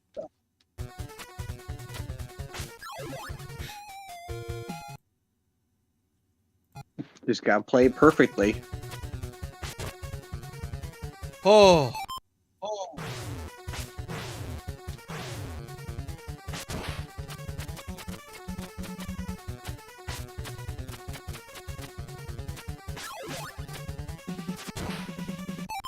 God, Oh. do it perfectly. I wonder how many percent, or how much of people who claim to love Persona 5 have not played it and would say that they love it because they watched the Joseph Anderson stream on it. Because I know that's like one of the most Like, popular at least ones. friggin' play it. Like, I I think beat that shit to the completion. other ones is John Awesome. If you don't know who he is, I think I talked about him. We talked about him earlier. Yeah. Yeah. Which I'm probably Still- gonna actually still- buy a copy of Persona 3 next time it goes on sale. 3R. Do it. Persona 3 is all of the Persona games are good. It's just some Like, of them haven't aged as well as others. 40% P1. through 3R. I just got to the point Yeah. where they got their new weapons and armor. which P1 can suck it.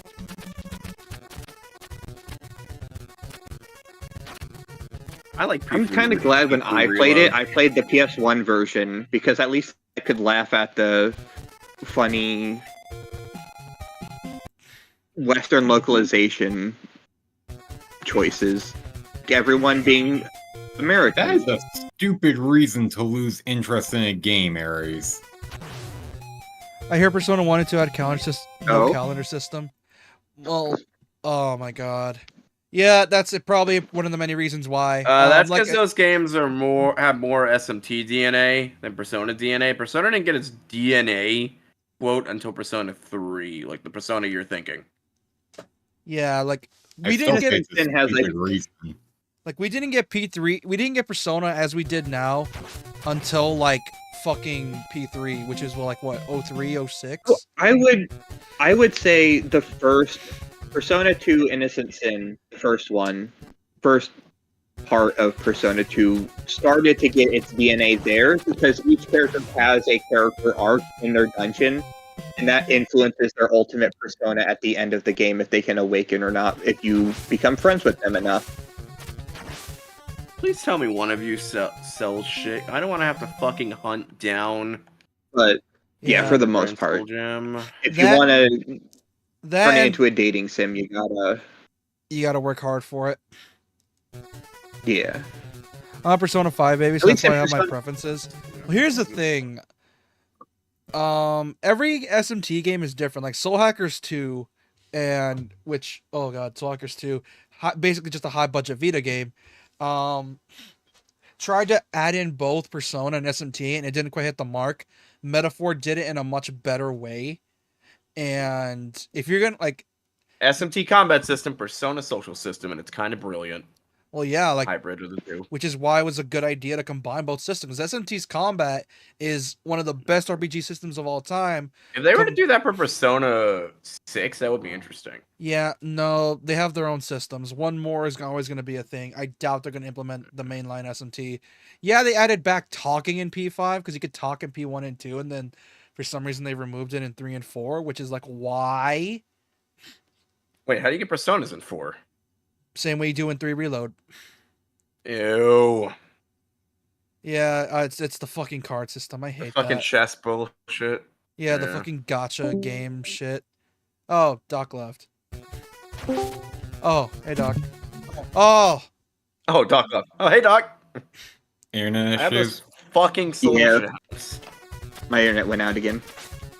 It's storming heavy here, so it is tending to Ooh. flicker. That makes sense. I'm oh, surprised you haven't heard any in the background, but I guess it is for the best that you haven't heard the thunder and the rain. Discord has its separate sound isolation called Crisp, which helps keep that kind of stuff out. Okay. Like even Very- if you try to watch something that's kind of like a small video on the side, Wait, there's why a does good this chance bitch need Discord would mute that. Argonian blood specifically? That's weird as hell. Why are Good for Argonian Chris. blood? Maybe because it's cold blood that you would need, because lizards. Oh, it's fucking cure for vampirism. Why the fuck Argonian blood specifically? So I need to. I'm pretty sure I have enough blood grass. Yeah, I need garlic, which I can get. Is from it because in? Is it in lore that Argonians can't become vampires because they're cold-blooded? No, they can. I became vampires with Argonians numerous times. Well, that's because gameplay. But is there a disconnect between I heard gameplay someone say and... Persona 1 and 2 aren't exactly canon in modern Persona. Is that true? No, not that I know of. Yes and no. Persona 2 Innocent Sin is not canon in modern Persona. Eternal Punishment is. And there is a lore reason why Innocent Sin is no longer canon, because it was literally erased from the timeline in lore. That's what I was talking about. Is I didn't want to spoil it because technically you haven't played that one yet, but I mean you're playing the sequel. And that's why the Persona 1 and 2 protagonists are the same, is they survived being erased from the universe because they show up in Eternal Punishment. Where the hell do I find an Argonian I could stab that's not part of a guild? That is a very specific request. So, and that, because they're you could try technically the beggars they're in the still technically waterfront canon. area in Talos. I mean, there's a lot of Argonians and Leyans, so I'm just gonna go stab a random one and hope they're not part of one of the many guilds I'm a part of. That's sort of how it is. Like, they are, it's like Persona 1 and 2 are still canon. It's just that P3, 4, and 5 leaned into the whole, it is all in the power of the mind bullshit and the Sea of Souls. Whereas, like I said, Persona 1 and 2 were more SMT, DNA, and coded.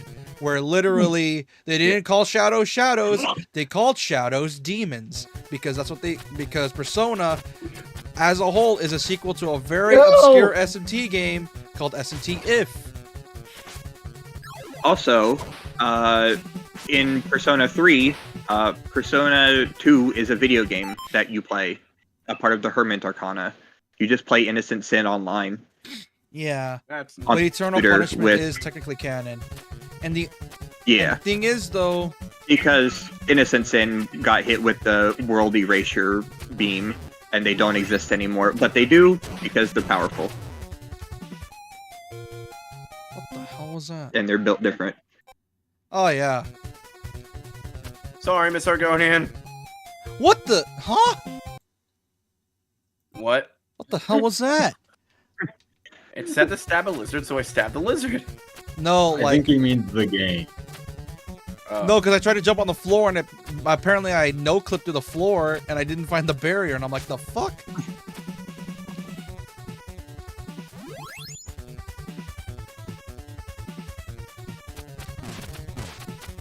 Jesus, what the hell is this? I sure do love when the demons of hell have turrets. That's just Doom Eternal. Oh, Ooh. No wonder kids I didn't need beat to this beat back Doom in the day. Eternal. Oh, it's great. But yeah, like if you're gonna play P1, if you can get your hands on a PSP and then play it like that. I would say play the PS1 version because at least that one you can have it be like comedic to some extent. Yeah, because the original Persona 1 translation's dog shit. Oh yeah, Oh, it is doggo shito. they made everything American too, despite it still taking Should I place play in an Japan. SMT But game? the main Yes. characters Yes. are Gary. Yes, you should play a real SMT game, aka SMTs 3, 4, and 5. That's a meme in the community, by the way. Where because SMT fans have an extreme hate boner for Persona fans, we tend to make a joke of play a real SMT game, you Persona babies or something. I forgot what the joke was. It's just that literally it's just play a real SMT game, and it's not Persona. That's literally the meme. But in serious, you should play SMT 3, 4, and 5. They are Yeah. amazing. Yeah, like 3 and 5 are the only ones available right now because, well, Atlas refuses 4 is 3DS only. And Yeah. 1 and 2, well, they refuse to port those games again for some weird fucking reason. yeah. Also, technically 4 is 4 and then 4 Apocalypse. Yeah, 4 is like Oh. has a sequel game as well, like Persona 2, where 4 Apocalypse is the Yeah. sequel to 4. This is neutral ending, which if you ever played through Vanilla 4, I warn you, getting that ending is a bitch. So it's so hard to do that if you go into the final, like, the path split, if you go in as true neutral, you physically can't get true neutral anymore because you are too neutral. Because the final dialogue option is only law and chaos aligned. 3 Nocturne. That's the one you go with first for SMT. Yeah, that's the preferred one. Like SMT Yeah. 3 is SMT 5 is also a good choice, but most fans recommend 3.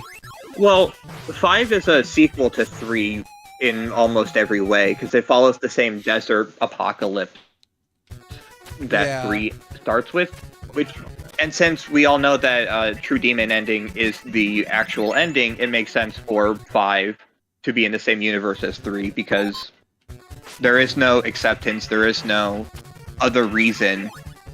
The Demi-Fiend was like, no, this is mine now, and took over, but then left and just was like, yeah, okay, I'll control these demon armies and all this other stuff, and You literally become Satan's greatest soldier. Literally. yeah. Don't you And end up fighting? That Satan is now? so fucking funny to me. Yeah, because Lucifer's like, hey, I think you're gonna be my best soldier. We gotta fight so I can see if you're cool enough to be in control of every demon to exist. You will be the That's pretty neat. #1 general of this army. So you kick his ass, and then he's like, you're alright, kid, get in. And then SMT5 happens. Technically 4 first, and then 5, but, you know. Yeah. Like, None of the you 4 don't have, doesn't connect. reminds me between of the 3 and 5. Teddy is Lucifer theory.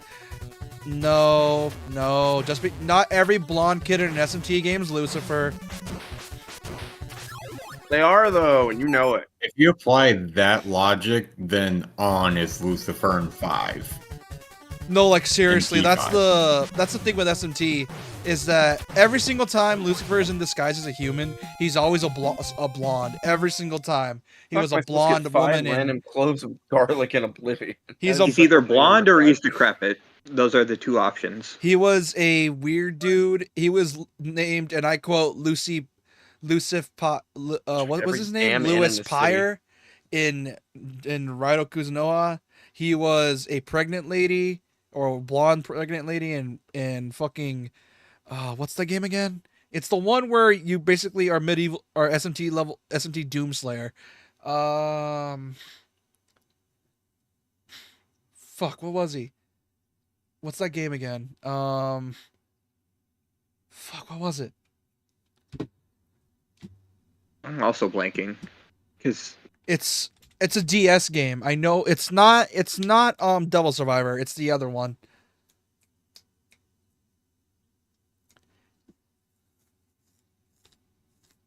Strange Journey. Yeah, Strange Journey. Yeah, it's Strange Journey. That's the one I'm talking about. Oh my god, Discord's muted. Oh no, how long has Discord been muted? Oh no, that's not good. I know. It might have been when you muted it earlier and you just didn't unmute. Which I don't know how long that's been on for. Fuck! I'm gonna Roughly sound. about 5 minutes at the most. Hopefully that's the Okay. case. Oh well, then you'd only miss out on us shit talking Persona fans and Sheeny being It also means schizophrenic about. No, wait, it still means that Schizophrenic. he got the recommendation on which SMT to start with. Oh yeah. It would only be Sheeny's joke on play a real one and not any Persona thought game. beyond that. Yeah. Well, if we're unmuted, then play SMT 3, 4, 5. Start with 3 because 3 follows into 5. Whatever I had already said while I was muted. I'm not sure. I think I hit all the points. It doesn't say on PlayStation 4? 3 is available on most modern platforms. It's on Switch, PS4, PC, and 5 was originally a Switch exclusive, then came to PlayStation and PC and Xbox. And the modern releases of SMT3 are both versions, the Raito and the Dante version, featuring Dante from the Devil May Cry series. No, Maniacs is deluxe edition only, unfortunately. You need to get it as Well- DLC. Well, that's what I mean, but it isn't region locked anymore. You have to have a Japanese copy if you want Raito, and an And- American copy if you want Dante. You can just buy Dante. And despite the audio being a bit iffy, because the remaster adds voice acting, and one of the main characters is voiced by Mr. I Love Pancake Man. Oh, that's some Who is he? bullshit. Yeah, Who voices or who does a catchy voice? Is it? Robbie Mr. Damon. I Can't love be- Pancake Man. I love how he gave himself away with pancakes. Robbie Damon voices Isamu in SMT3, who also voiced Akechi. I was gonna say the only person he could voice is Isamu because Hikari is old, or he has an older, deeper voice, and everyone else is women except for the guy who wants or is really into Bahamut at the intro, and he's also an old dude, but Yeah. more on the decrepit side. By the way, Can't be don't, Lucifer because also old or a child. yeah, also don't try to bother understanding these characters, because these characters fucking hate you, and they also hate you, and you're gonna hate them too, because they're pieces of shit. Kind of. I was gonna say everyone is complex in the way that they all hate you differently. In the way that they all hate you differently. Well, Chiaki It's just a very stuck-up, obviously has a crush on the main character, but she's also like a stuck-up bitch. kill or be killed. Yeah, she's very kill or be killed, and Isamu is scared and he hates you. because and he's like a fake friend kind of character. yeah, like he's only really he only is your friend because you protect him. Other than that, that's it. He's just there because he's just And then he leeching gets- off of you. And then he gets bodied by Thor, and that's pretty cool.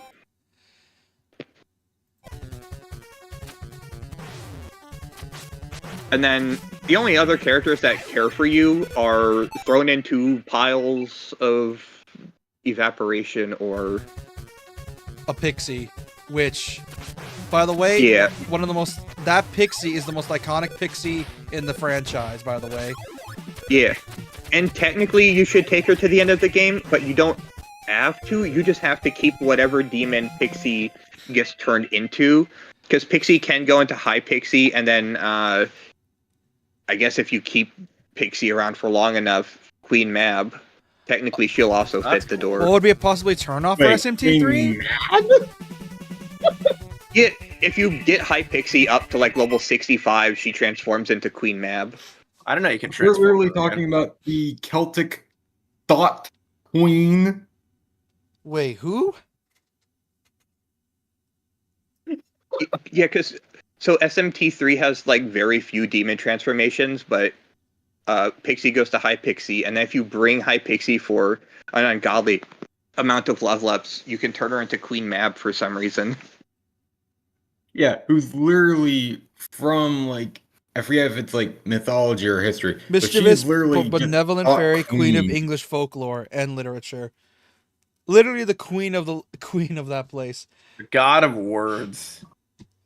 But she's also well known for she's half well known for being A whore. basically a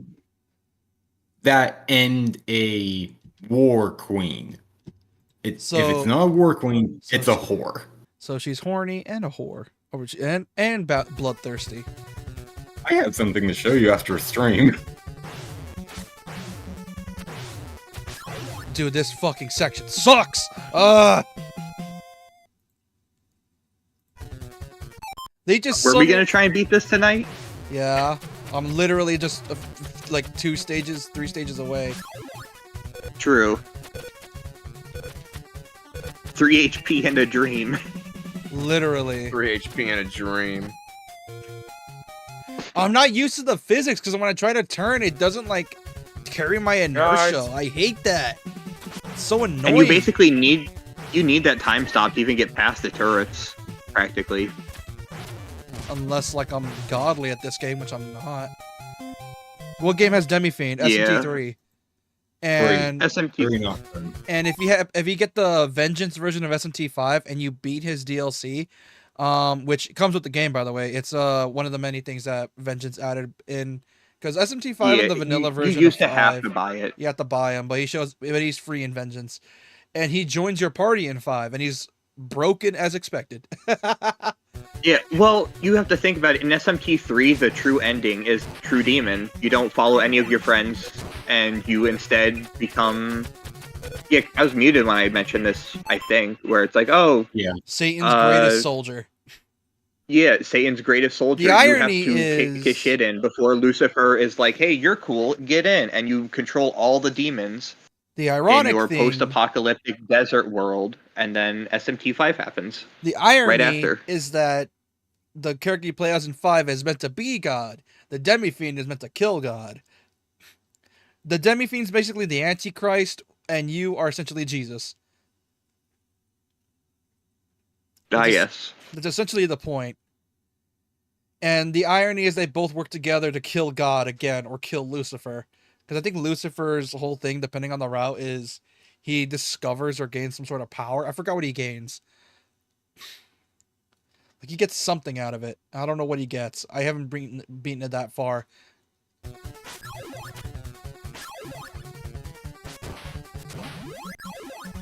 Because I've been You kind want of... something.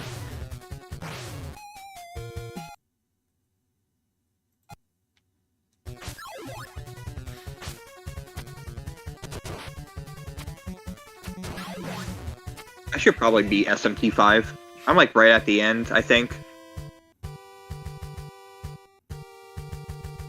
I think I might actually beat this. It might just take like an extra 30 minutes. Because I think after this is a boss rush, right? I think so. I think this chapter is a boss, and then there's one other boss.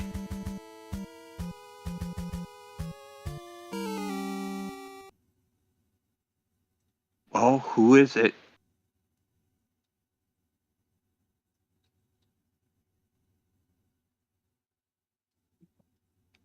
Oh, the Watch demon reveal. monster. We haven't No. even met him yet. It will be entertaining to watch father and son fight to the death. For the deaf. Wake up, father!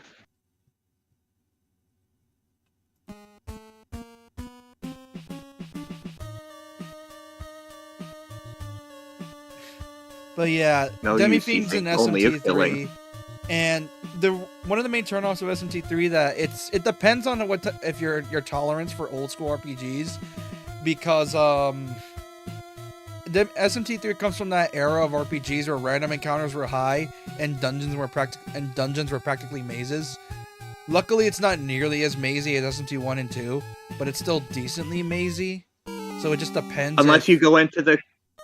Depends on the Kalpa, though, if you go for True Demon. Yeah, that's essentially the gist of it. Oh, nice! You got a health refill. Oh wait, don't I gotta? Oh yeah, I gotta attack the ball thing.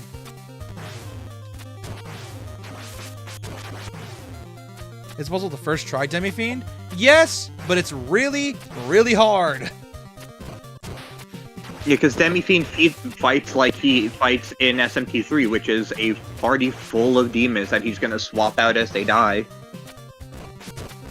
And he uses all the best demons, like Yurmakala, the Love Lady Pixie, Thor. I think he also has some of the Fiends as well. Because I think he also has I don't think he has Metatron and Beelzebub, but I think he has the Pale Rider. But it could be wrong. I've never actually fought the Demi-Fiend in SMT5. I did not buy the DLC.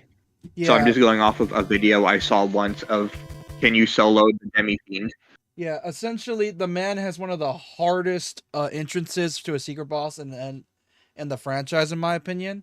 Because holy shit, is his, like, it's like his theme is everything, and then once you watch the cutscene, it just has him, like, his back turns toward you, and then you just see his aura come off of him, and he just turns around, and his eyes start glowing, and he just menacingly just walks up to you, trying to press you, and it's just so fucking cool.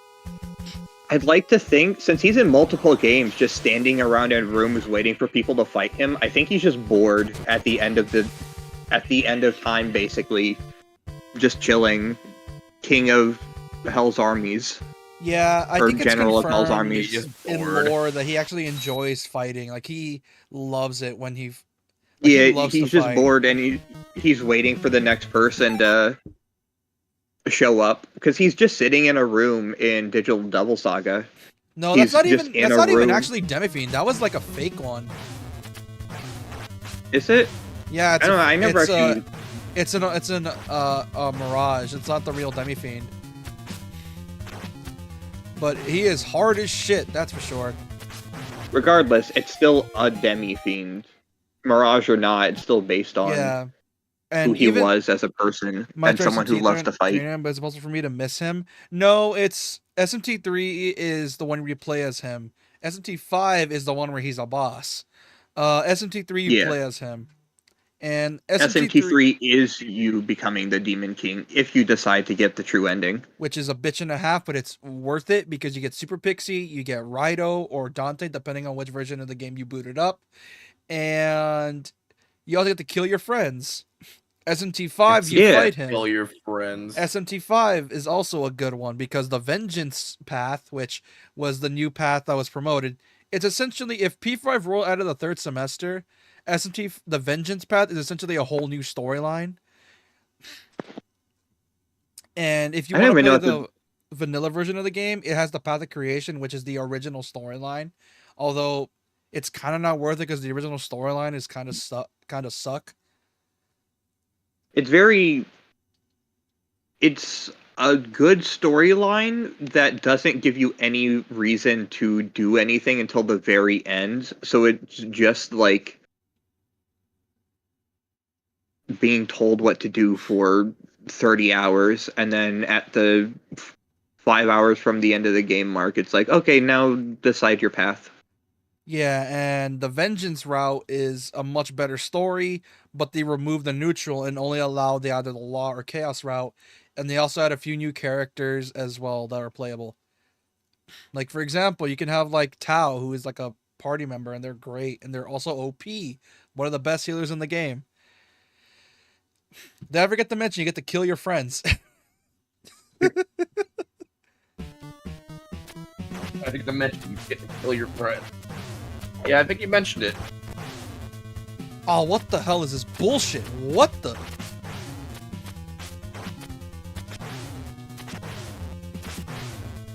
What the? Okay, how the hell am I supposed to do this? I see the 5 things in Nightshade, and then I just need to go kill that really powerful vampire. Oh, that's such bull. The fire can home in?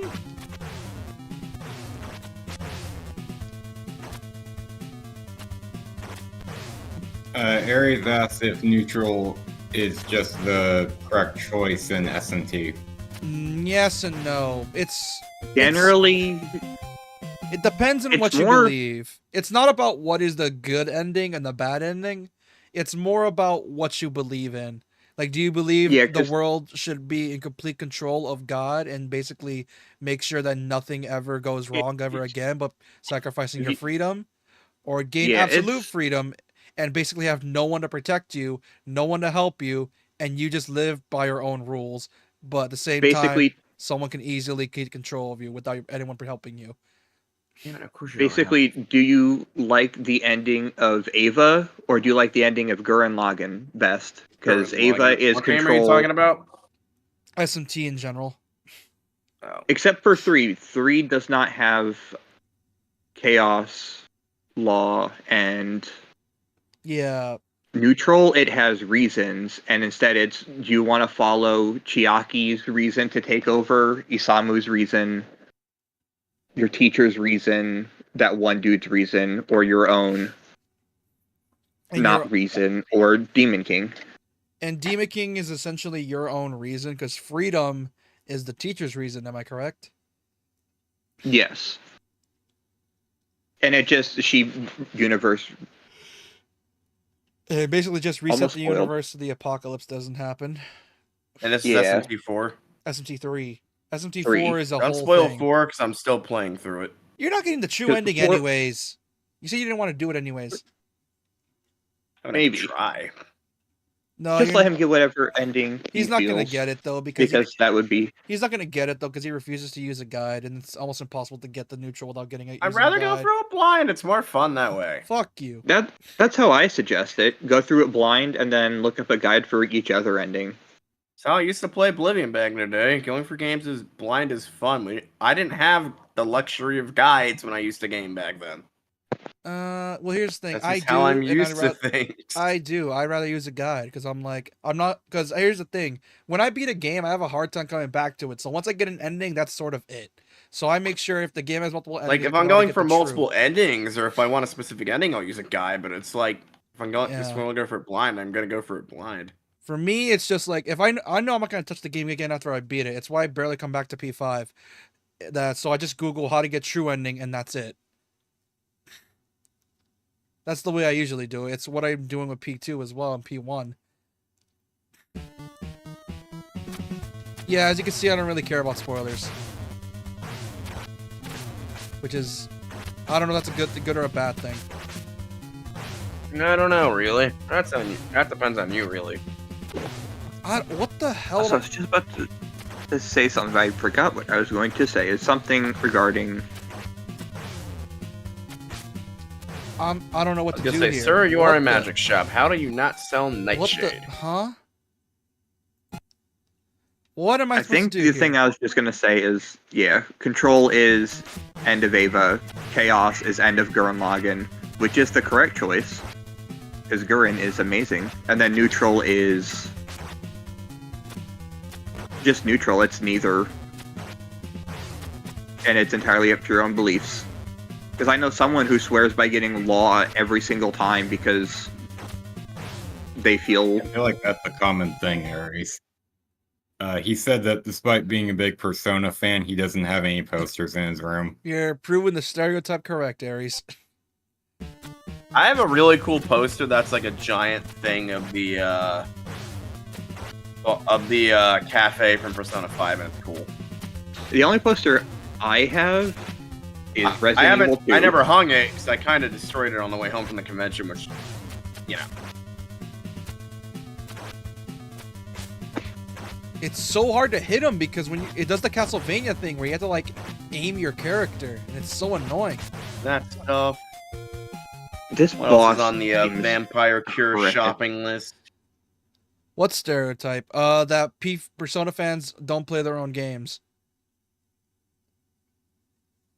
Like that, and you're the exception to the rule, somewhat.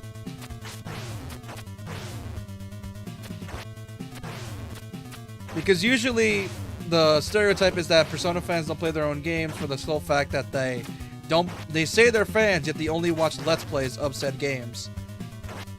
Well, they only want to date the high schoolers. They don't care about making the ultimate persona and ripping their way through dungeons and secret bosses. Yeah, they don't care. I would gladly do that if I had any of the games. What love the hell the am I supposed Persona- to do here? I know everyone says like, "Oh, SMT is where you go for combat," but I really love the one more Yeah, baton pass system. SMT3 Nocturne. Yeah, Nocturne is SMT3 Nocturne. Yes, that is the one. It is a goodie. I recommend it, but it depends on your tolerance for old PS2 games, because it's very much in line with like classic RPGs. Oh, I think I figured it out. Okay, so don't be bouncing around like an idiot. And if you do play SMT3, play it on normal. As much as I give shit for playing it on normal, if it's your first SMT game, Yeah, play it on you normal. kind of need to, because SMT3 by people is considered the Dark Souls of RPGs, which is fucking stupid. Because it's like really fucking hard. He's asking HD Remastered Digital Deluxe. Yeah, Remastered Digital Deluxe, because it comes with Maniacs, which has Dante, and it's... It also comes with 2 like DLC kind of rooms to help power level yourself if you care about that. Yeah, it's basically a cheater DLC, where like you only Yeah. use that if you just want to like cheese levels and just like, you know... Yeah. You know, I had a thought about that. It's not really cheating, it's in the game. Yeah, but then again, you basically can break the game's level of progression. Like, you're not meant to be that OP that early. Yeah. Like, I only used because it because of, like, I was scared of Matador. Because Matador can suck my dick, which... Oh, Matador's an asshole. Oh, dude, Matador, Once you're you beat him, gonna... it gives you such a feeling of... I've beaten Matador before. I played B3 before. Or SMT3 SMT3. before. Yeah, how many times did it take you, though? A few. When I first got the game, I got lucky and I beat him on my first try, which... Damn. Happened to me too. Oh, It took me, yeah. like, I did Aries- second try and Finish your Probably like schooling my right fifth now, try. and then start playing. Yeah, it's- Prioritize your schooling, and then start playing. yeah, because here's the thing with SMT3. drop out of college like me. Do it. Once you get into it, it's Drop out. really hard to get out of the hole. I'm kidding, by the way. Because, like I said, it's very Don't much actually from do that that. era of RPGs where if you like mazy level design, then you're gonna like it along with the random encounters. But it depends on if you're gonna enjoy that. You have to have like a certain palette. Because I think all of us in this chat grew up, like all of us here, like grew up with those types of RPGs, right? With like mazy level designs and random encounters in RPGs, a la like Pokemon, for Guilty as example. charged. Like, I'm pretty sure most of us did, so that's probably why we're used to it.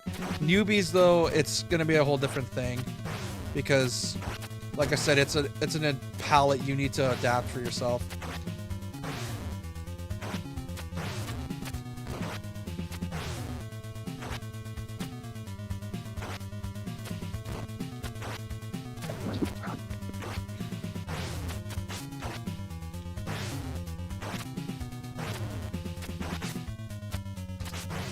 Please be dead. Please be dead. Okay, what the hell? I fucked up. God, already. this boss is. I don't remember this boss being this horrific. And he is even the final boss. What is merciful?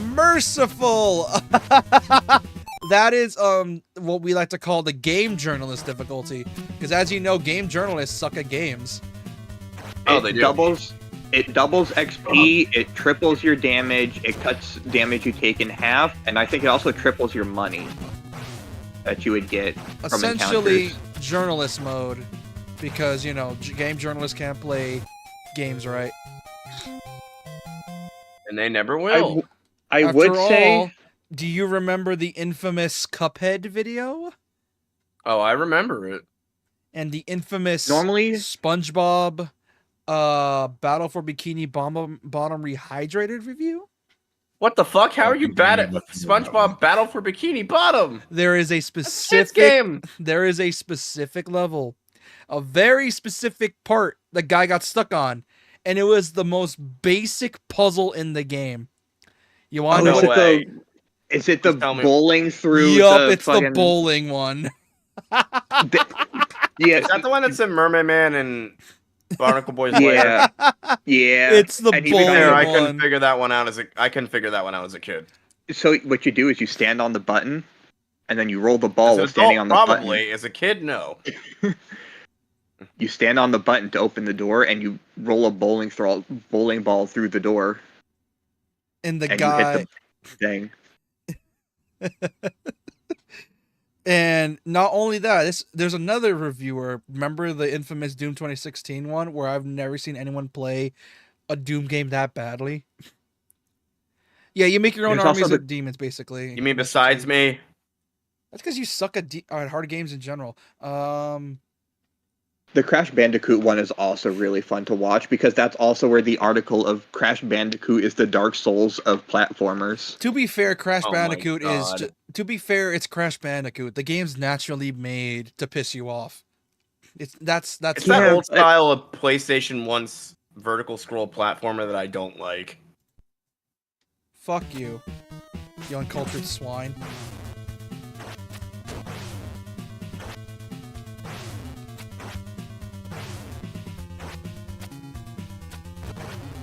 But yeah, if you're gonna play SMT, I highly recommend it. And if you need help, don't be afraid to ask people for help, because despite how much we have a beef with Persona fans, we're all for helping you guys out for builds, build suggestions, or levels, or the demons recommended for certain bosses. Yeah, they had to coach me through freaking SMT4. SMT4. 'Cause I'm like, how the Tutorial, hell do I by do the this? way, the tutorial. Well, I didn't know about the weird ass freaking way the game does certain stats. I already fucked up.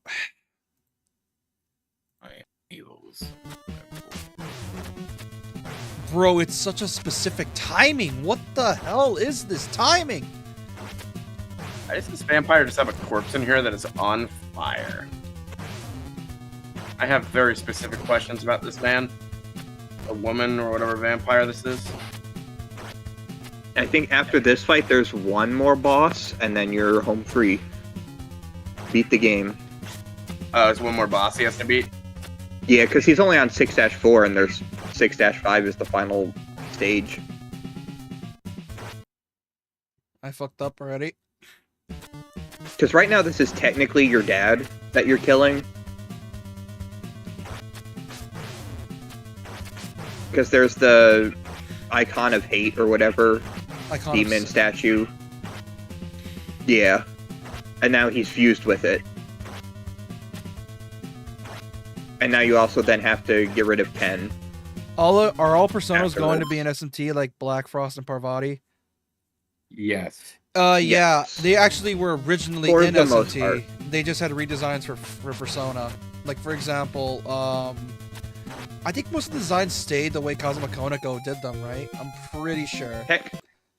Technically, SMT has more of the weirder demons, because you're not going to get, Noshu. Like you're not gonna get in Masakado, Persona. you're not gonna get the zombie. Oh, we couldn't even get zombies anyway. That and getting Basically- demons is a bit tricky because it's I'm gonna say it in a nice way.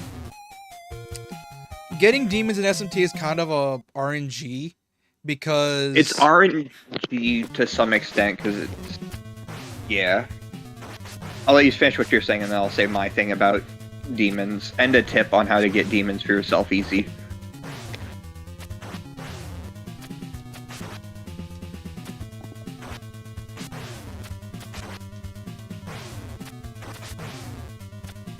Or I can. bro, what is with this hitbox? Getting all the demons in SMT3 are going to be ones you know Wow, from you're supposed Persona. to be the strong vampire that I'm supposed to be afraid of? Wow, you were But, a bitch compared to your friends. But if you want a tip on how to get demons in SMT3, I think it's when it's at a full moon cycle of the Kagatsuchi. Oh yeah, the moon cycle. I think it's full. if you harass them by talking to them at a full moon cycle, eventually they'll just give in and join Oh my you. god, you're right. So you're saying if you die to Oh, that, you go Takatsuchi. all the way back here? Oh my, Yeah. that is so Yeah, no, mean. Yeah, no, you Oh, start that is over. mean. Especially considering how awful this boss is. Yeah, it's But yeah. yeah. I'm not surprised. Oh, and if you play...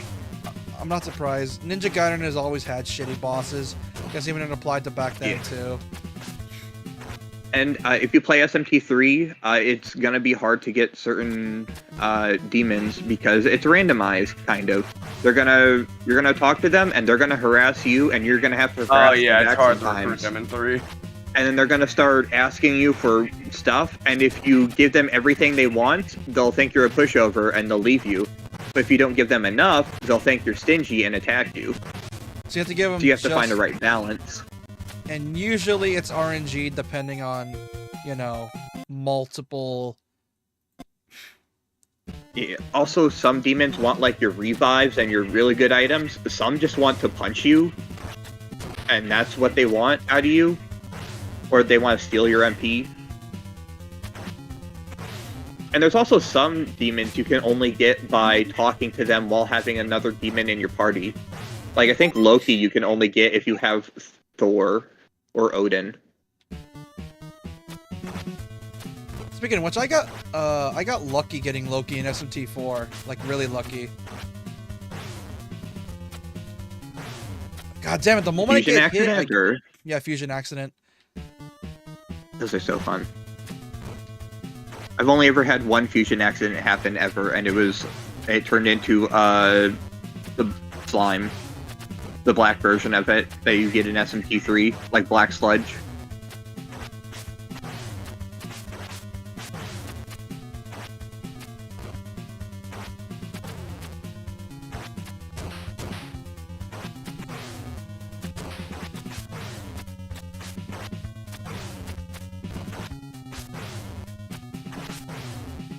God, this is even worse than the Medusa heads.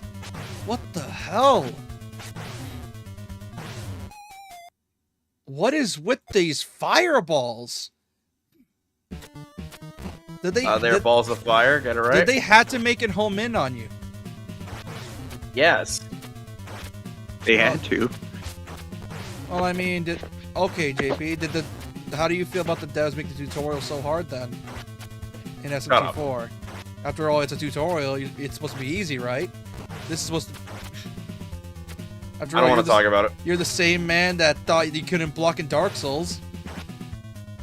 You're not wrong. And also, oh, I don't know. Let's see what else. You thought Ninja Gaiden was hard and you don't want to play it again despite you actually having fun with it. Jesus, I got everything I need for the cure of vampirism. That's what I've been doing for the last hour in Oblivion.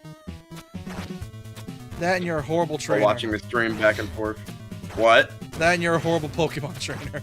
After all, may I Shut remind you of what happened in the true. Silver Nuzlocke? I mean, I just got my ass whooped in my fucking personal Shining Pearl Nuzlocke. I'm not happy about that. Well, the They have full demons party wipe. in SMT are basically your party members. Like how your friends are in the Persona series. So yes, you can bond with your demons. It's Yeah, also, they have a bunch of different personalities, and if they like you enough, they'll just give you free items, too. yeah. I think in 5 there's straight up a demon haunt where you can hang out with them and they will get like give you items for free every now and then.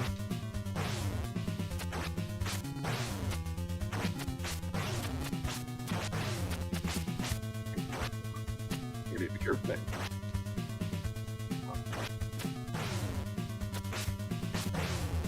Ah.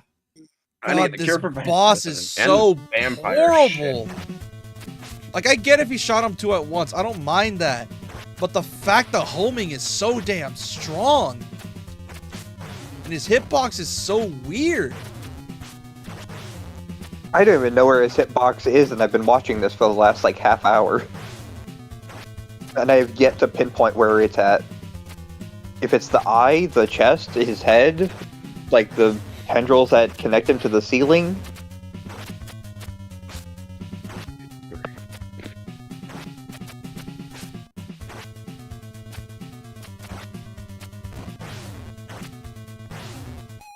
just, what is this, man?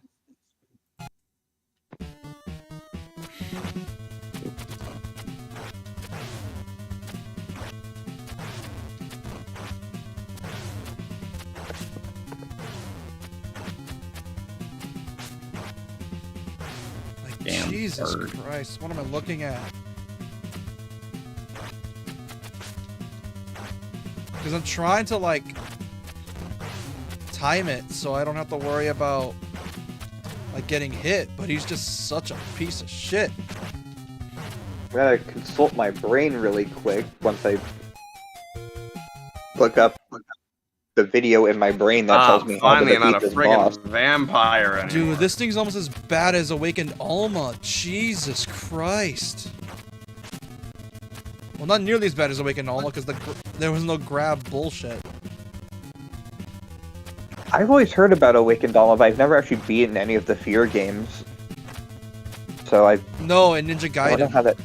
There's Oh, you would know if you watched it. brain- There was a boss I got stuck in called Awakened Alma, and she I- is such Okay. a piece of shit boss that because my brain connected to the Fear, Alma yeah. that's in Fear, and I know she has a boss fight, and I hear that one's also not great because that's like it's a So what- first-person shooter. would I call myself an SMT elitist? No, because only reason I like to tell about this, talk shit to this man is JP specifically is because I find it funny. But if you like Persona, I legit just don't give a shit. It's like, dude, like you just do you. Because if you SMT, the franchise as a whole, is such a unique franchise that essentially you can find any game from the franchise that'll fit your taste, and it'll be like one of your favorites. Like most people go with Persona because of the fact it was just relatable with its characters and like world. That's one of the main draws of Persona as a whole. It draws people in with the world, and if you want to get like into SMT as a whole, you can just play through Vengeance because it provides really deep gameplay that I know you will enjoy if you're looking for that stuff. Is it hard? Yes, but it is worth it. Although I still find that IGN review that pisses me off because, you know, they called SMT5 Persona's little brother, and I'm like, yep. Even more respect lost. Fuck those guys. SMT is much older. Exactly! You Also, have I no looked up idea how strategy many- wiki for this boss. It was not much help. Do you want to know what I found out about this boss? Did you know if you came in here with 2 lives, even if you died once, it still sent you back to the beginning of the game? Or the beginning of 6-1? That is some bullshit. So you can't even bring extra lives into this fight. You just have to do it. First try.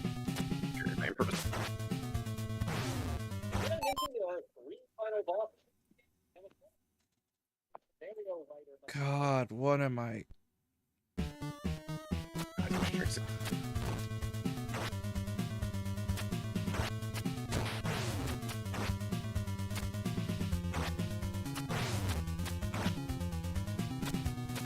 Bye, birdie.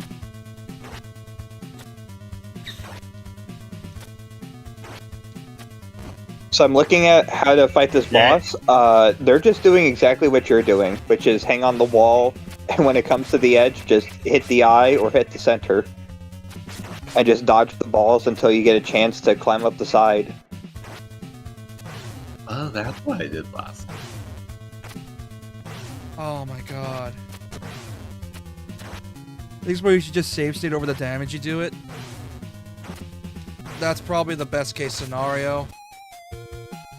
Because at this point, it's I would use as it's gonna be like 3 in the morning on your guys' end, and I don't want to like hold you on for that long. I gotcha.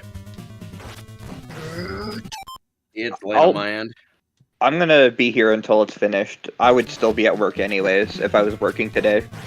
I wouldn't even be home for another 2 hours.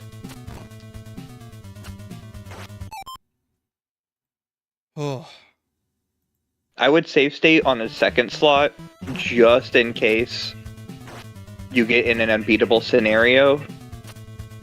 if it's coming down to the wire, if you both have low health.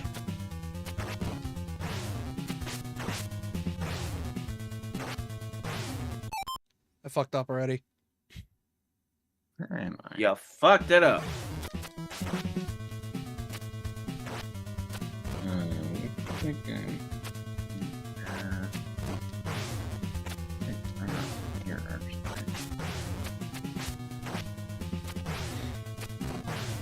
What's so sadistic is the fact that because you already know when they're gonna shoot it, it's random, but at the same time it's not random. That's the fucked up part. Like, you would think it's like the bullets are being random. No, there's a set interval when he shoots them. But because he's going left and right and they home in on you, it feels so RNG.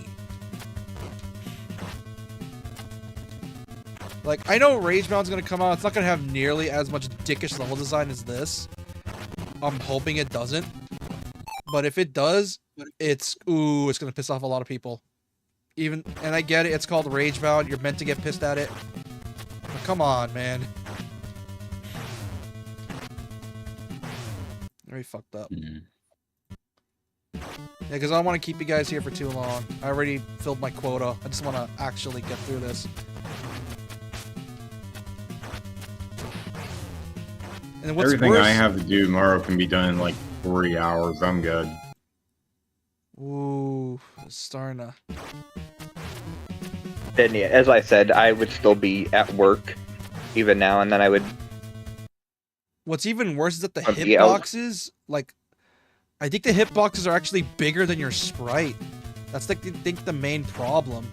Like, it doesn't have the Mega Man thing where it's like, it's pixel perfect. This actually feels like it goes outside your sprite.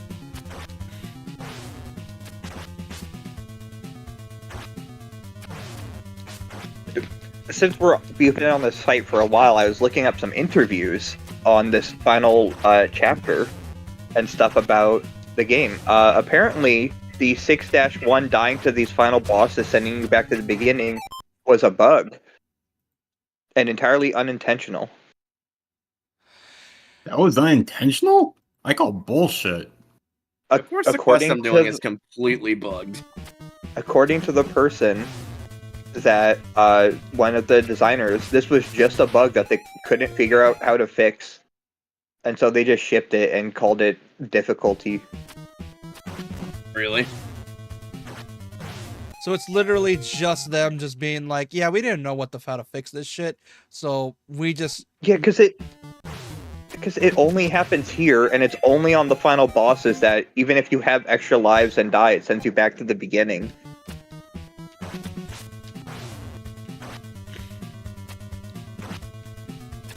I can reopen up the interview again and read the quote. I already closed it because Fuck. I wasn't thinking that I need to reference it again.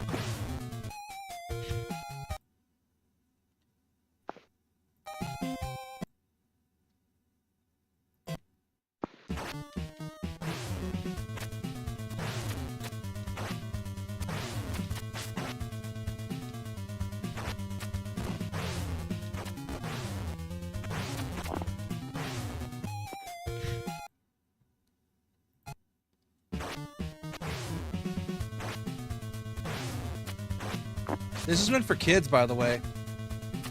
Really? To be fair, it was also an arcade game. Yeah, but the arcade game was a Final Fight knockoff with ninjas.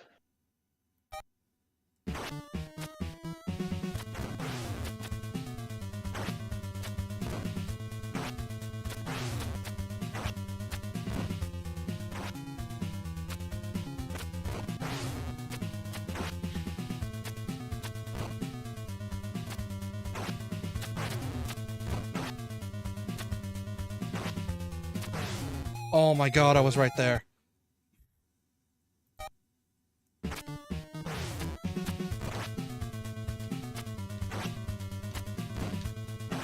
Wow, really? So apparently there's frigging crystals in the Vile Layer DLC I could have just used to cure vampirism. Wow, really? I didn't even need to do any of that. Oh, Oblivion, you're still fucking me to this day. That's just the thing with RPGs. They'll always find a way to fuck you over. Good even old if- bug. Yeah. Oh! I reloaded my save. Can I Ooh. complete this quest now? Or is this gonna be forever bugged? Nope, it's just bugged. What quest is bugged? The cure for vampirism quest, it just won't let me finish it. I cured my vampirism, it just won't let me finish the freaking quest for some reason. Oh.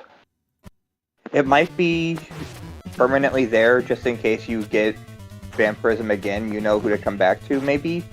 Well, that's not even the problem. It's just like, once you cure the vampirism, the Count's wife dies, and it needs time, because she's like 300 years old, so she needs time to grieve. And then, fucking...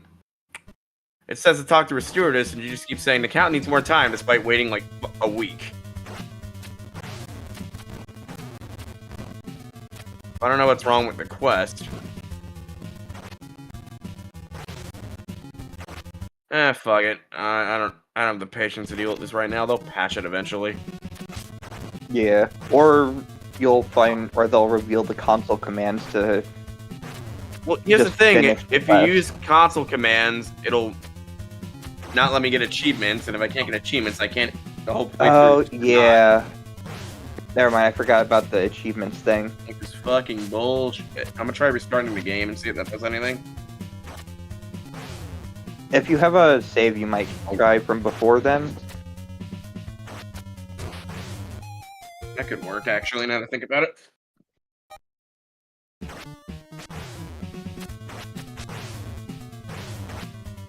Oh my god. This is starting to annoy me. It's not even that fun of a fight. Because Awakened Alma at least had dealt multiple moves. That justified why it pisses you off. This is just badly designed. Game over.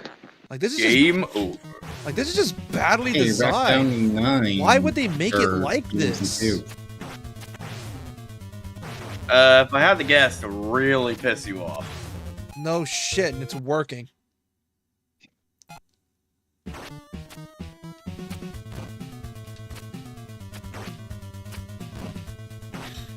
Nope, still bugged. Fuck. Try waiting 24 hours on it. I fucking reloaded the save.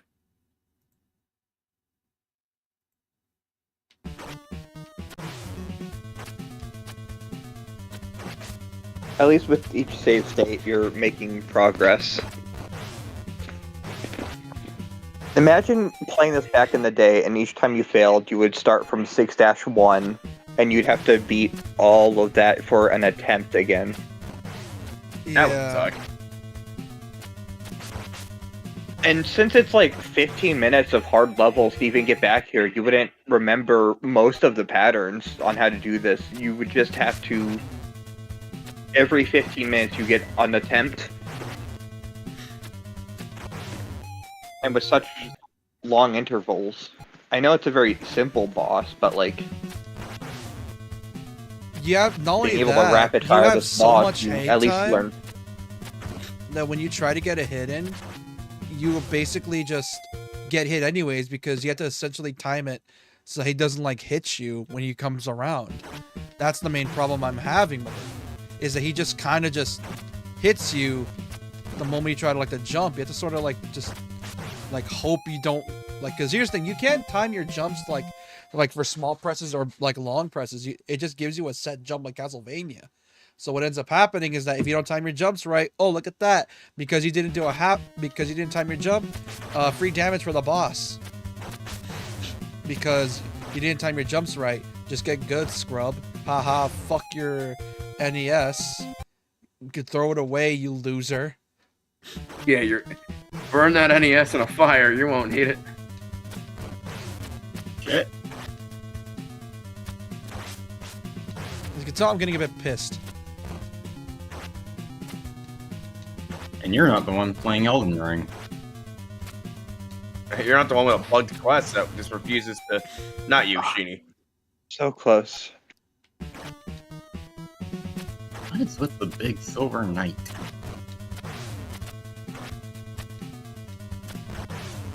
I mean, I wish I liked Elden Ring. Everyone seems to be having such a blast with it, and I can't stand Well, you have playing to have it. the kind of mindset for it. I do have the mindset, and my mindset is I love Dark Souls 1 and Bloodborne to death. And even Dark Souls 2, not Dark Souls 3 though, don't like that one. And then I play Elden Ring, and it's just like, this is so cool. Everything is cool, the bosses are neat. God, does it feel so bloated. You might want to blame George R.R. Martin for that. No, he I actually do. Oh, yeah. he barely even helped My out in the game. big- Actually, My biggest pet peeve is that every single person in the game is some form of G, R, or an M for George R.R. Martin. Everyone is a G, R, or an M. It's so infuriating, especially for me who can't remember names. Fucking, there's Melania, fucking Melina, Milica, fucking so many people that have very similar sounding names that all start with Wait, N. Black cameras.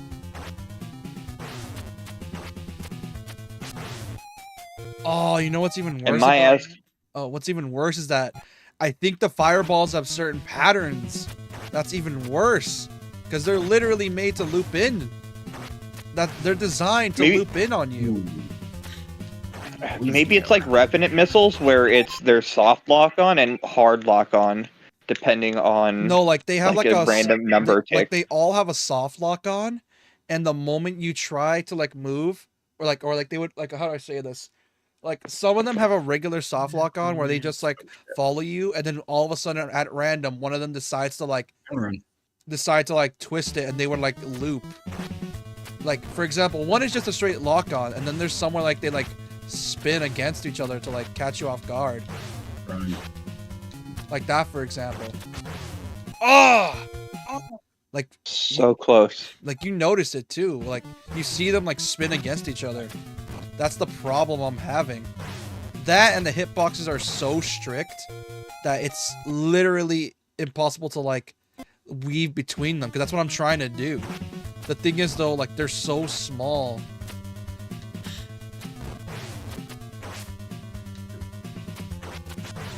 Fuck! Drop.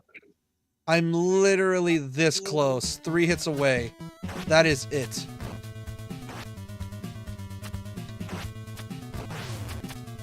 Oh, thank God! You got one Final more boss boss after time. this. Yeah, final boss time. Oh, they use thank You- God. They use thank thank God God you're in an safe. NES game. Let's go, Father. Let's get out of this temple. And I just wasted my poison arrows. Ryu, wait. Before we do the demon statues, we've got to throw them from the temple while we've still got time before the black moon shines. For the black moon shines Ryu, what's that?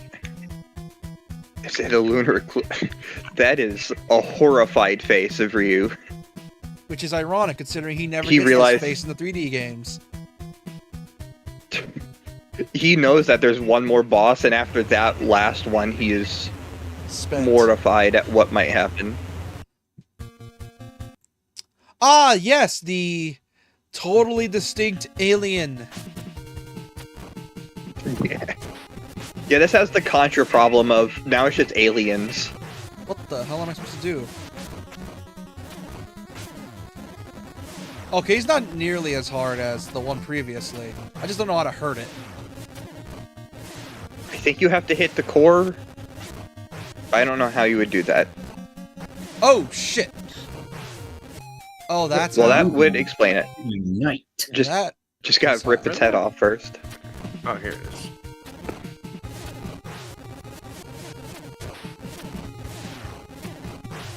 Yeah, this is not nearly as hard.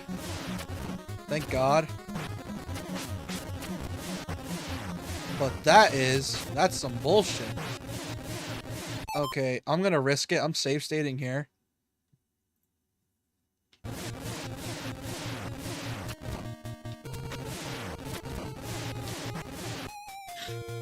Okay, so I gotta no-hit this thing.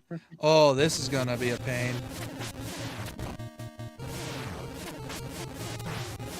And already with the janky hitboxes too.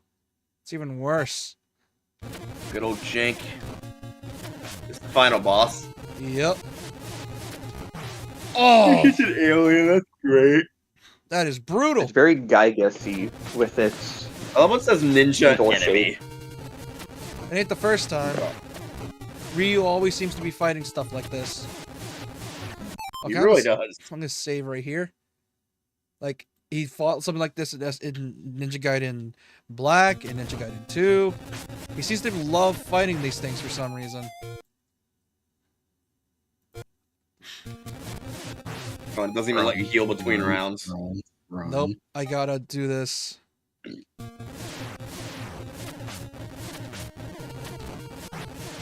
Oh, that's some... Ooh, that is sadistic. Damn, you gotta hit hard. It does 3 damage too if it hits you. Exact. Oh, if I can learn Ah. he's a fire. This one's not nearly as bad though. I just fucked myself with my health. This one's not nearly as bad. Because I'm actually dealing damage to him like consistently. So as long as I keep at it, I'm able to beat this thing. Just gotta be careful.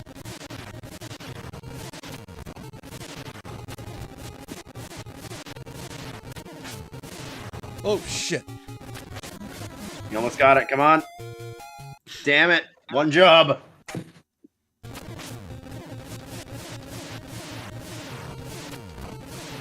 Okay, I need to find fire arrows. I love people make Ninja Gaiden sadistic as hell. Well, yeah. Okay, we should be good. It's our If it's any consolation, this is almost near like what happens with the final Wily machine in Mega Man 1. Oh, I mean, I still think Mega Man X2's final boss is an asshole. yeah, I think you No, were no, there you with haven't me. seen X3's then. I never got that X3. I kind of want to. Good. X3's final boss is bullshit incarnate. It's the Take fucking up over tail! half the goddamn screen. In order to beat fucking 2, I had to like get the Hadouken. Or, not the Hadouken, the Shoryuken, and be able to hit him with it. 'Cause it was that bullshit. Hey, Popeye. I hate birds. I don't use the right to watch the stream. Why don't you try and fail this one more time, and then I'm gonna go to bed.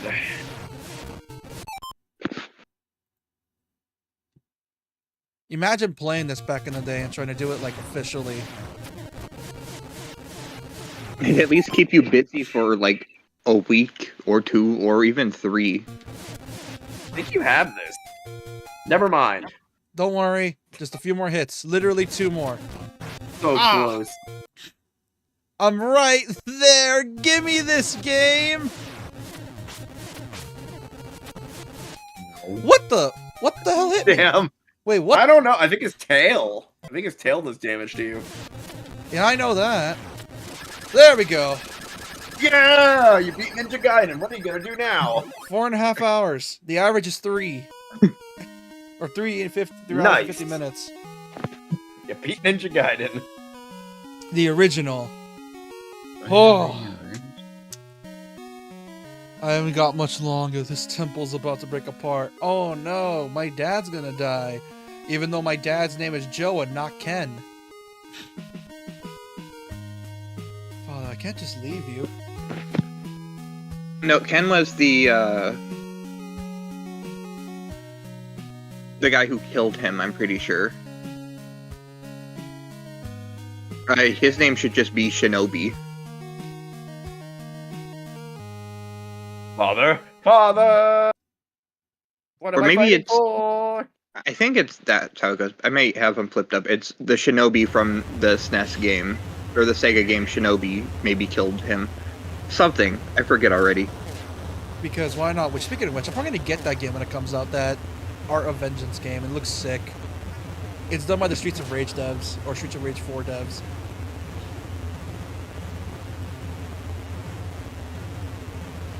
Holy shit! I did it. This would totally give someone a seizure back then. Jesus. How long is this cutscene? Jesus Christ!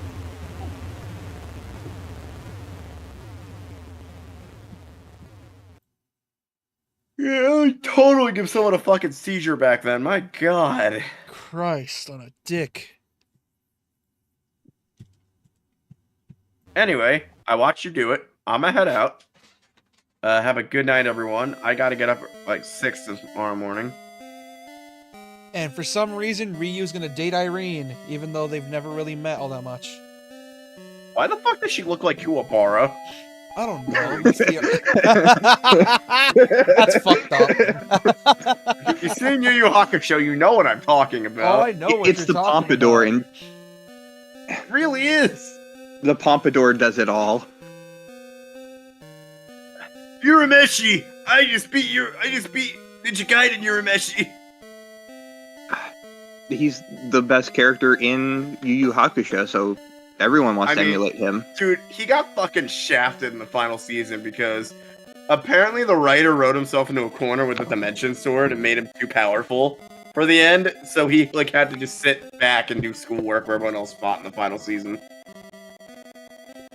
That is unfortunate. I still have to finish it, but I watched like the first half of it when I was younger. To be fair, And- the show is really good up to season 3, which is the psychic arc, and then goes to shit afterwards. Like, I recommend dipping after Chapter Black unless you care about Hiei's, which is the only good part of season 4. Yeah, I haven't really watched it because I really like Kuwabara, and Oh my god, love story. I prefer your Ninja Gaiden 2 design. You looked hotter. And you were blonde. And you actually used guns. That wasn't the console was shitty Ninja pea Gaiden shooter. 2 on? Originals NES, the reboots on Xbox. It would.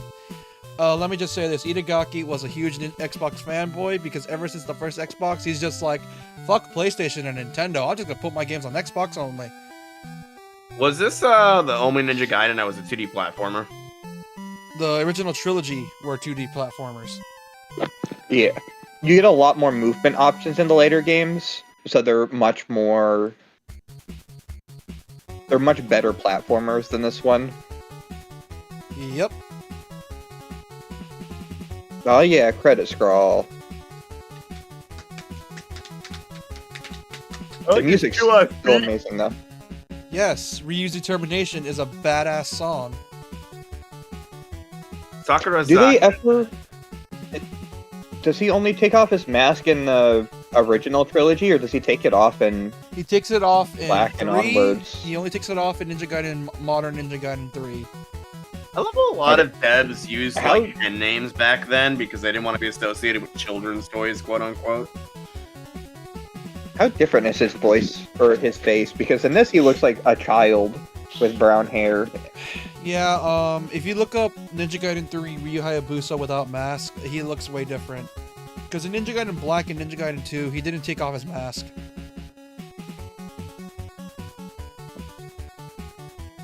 NES translators, Kevin and Daniel. Good job, guys.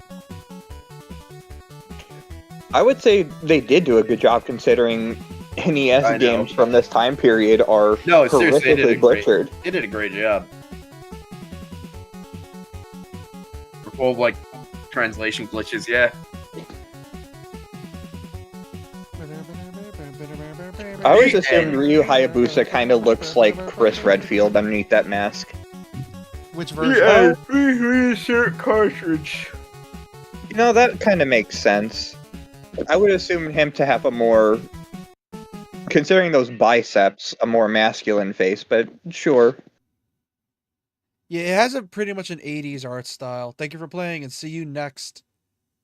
Next what? I only watched like 10% of that. I was playing Oblivion most of the time because I was trying to get the cure for vampirism for the next time I play. Next what? Next what game? Next what? Next what? Well, tell me Damn what's it, tell next. me. Next. Tell me Tell what's me right next, now before Tecmo.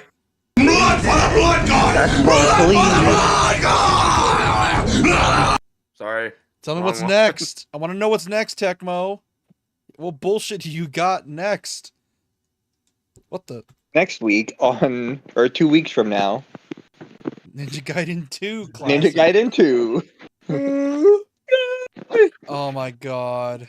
Which, by Next the way, Wednesday. I'm Oh, yeah. making she play more. I might Cattle not. Shoujo next Friday. I might So not. enjoy that. I'm not even the one playing it. You're the one playing it. Next Friday, not this upcoming Friday. You're the one reading and making the choices, so technically I'm the one making you play it. It's Yeah. just on my PC. Yeah. Also, I Probably know why the every game's not Friday ending until yet. it's I done. remember now. I remember why back then games didn't have a proper way to end, so you just pressed the reset button and that was it. You just have to reinsert the cartridge. They still did that up until like the PS2. I know the first Kingdom Hearts just ends, and you just have to press the reset button if you want to go Yeah, the back. GameCube had a reset button. And nowadays it's like games actually require to, go boot back to the main menu. You gotta play Which- that New Game Plus. You can't just end the game on an ending. Yeah, which once What Rage did you think it was? An ending? I don't know. You know what? You gotta Once- play that New Game Plus for an hour, get really bored because you're doing the same shit over and over again and never touch it for like years. God, on I end. fucking hate New Game Pluses in video games. I love It's New Game Pluses. awful. It just depends on what version you try. Like for example, Depends Alan on Wake which 2, game as well. like Alan Wake 2 has a New Game Plus that adds more shit to it, and it's like, oh, awesome, more shit to do. That's fine. I just hate playing games where I'm powerful. I like the work up to being powerful, not the being powerful part. Anyway, I'm gonna head out for the night. You guys enjoy your chat with each other. It is 3:11 a.m. Yeah. You know where to find me. Yeah. Japan number 79. Watch my newest short. It's great. Yeah. Bye, All sirs. right, we're gonna hit it. See you. For those that are new, I Bye-bye. really appreciate if you subscribed if you are new, and like the stream if you enjoyed it. For those watching after the stream, I really appreciate you subscribe if you are new. Like the stream if you enjoyed it. Leave a comment. You want to call me a shitter at Ninja Gaiden? Well, we have a Discord. If you guys would like to join, there is a link to the channel in the channel description. So if you guys want to join, go ahead, and I will also leave a link invite in the chat log. Hold on. There we go. And also, I am here. Yeah. Hello. Yeah. And there's Burrow. It will be in the chat log. So if you guys want to join, go ahead. And yeah, that's pretty much it. Good night, guys and gals. We're going to call yourselves. I'm tired. See y'all next time. Bye-bye. I'm gonna do the yoinky splinky. The fucking rhyme, yoinky splinky.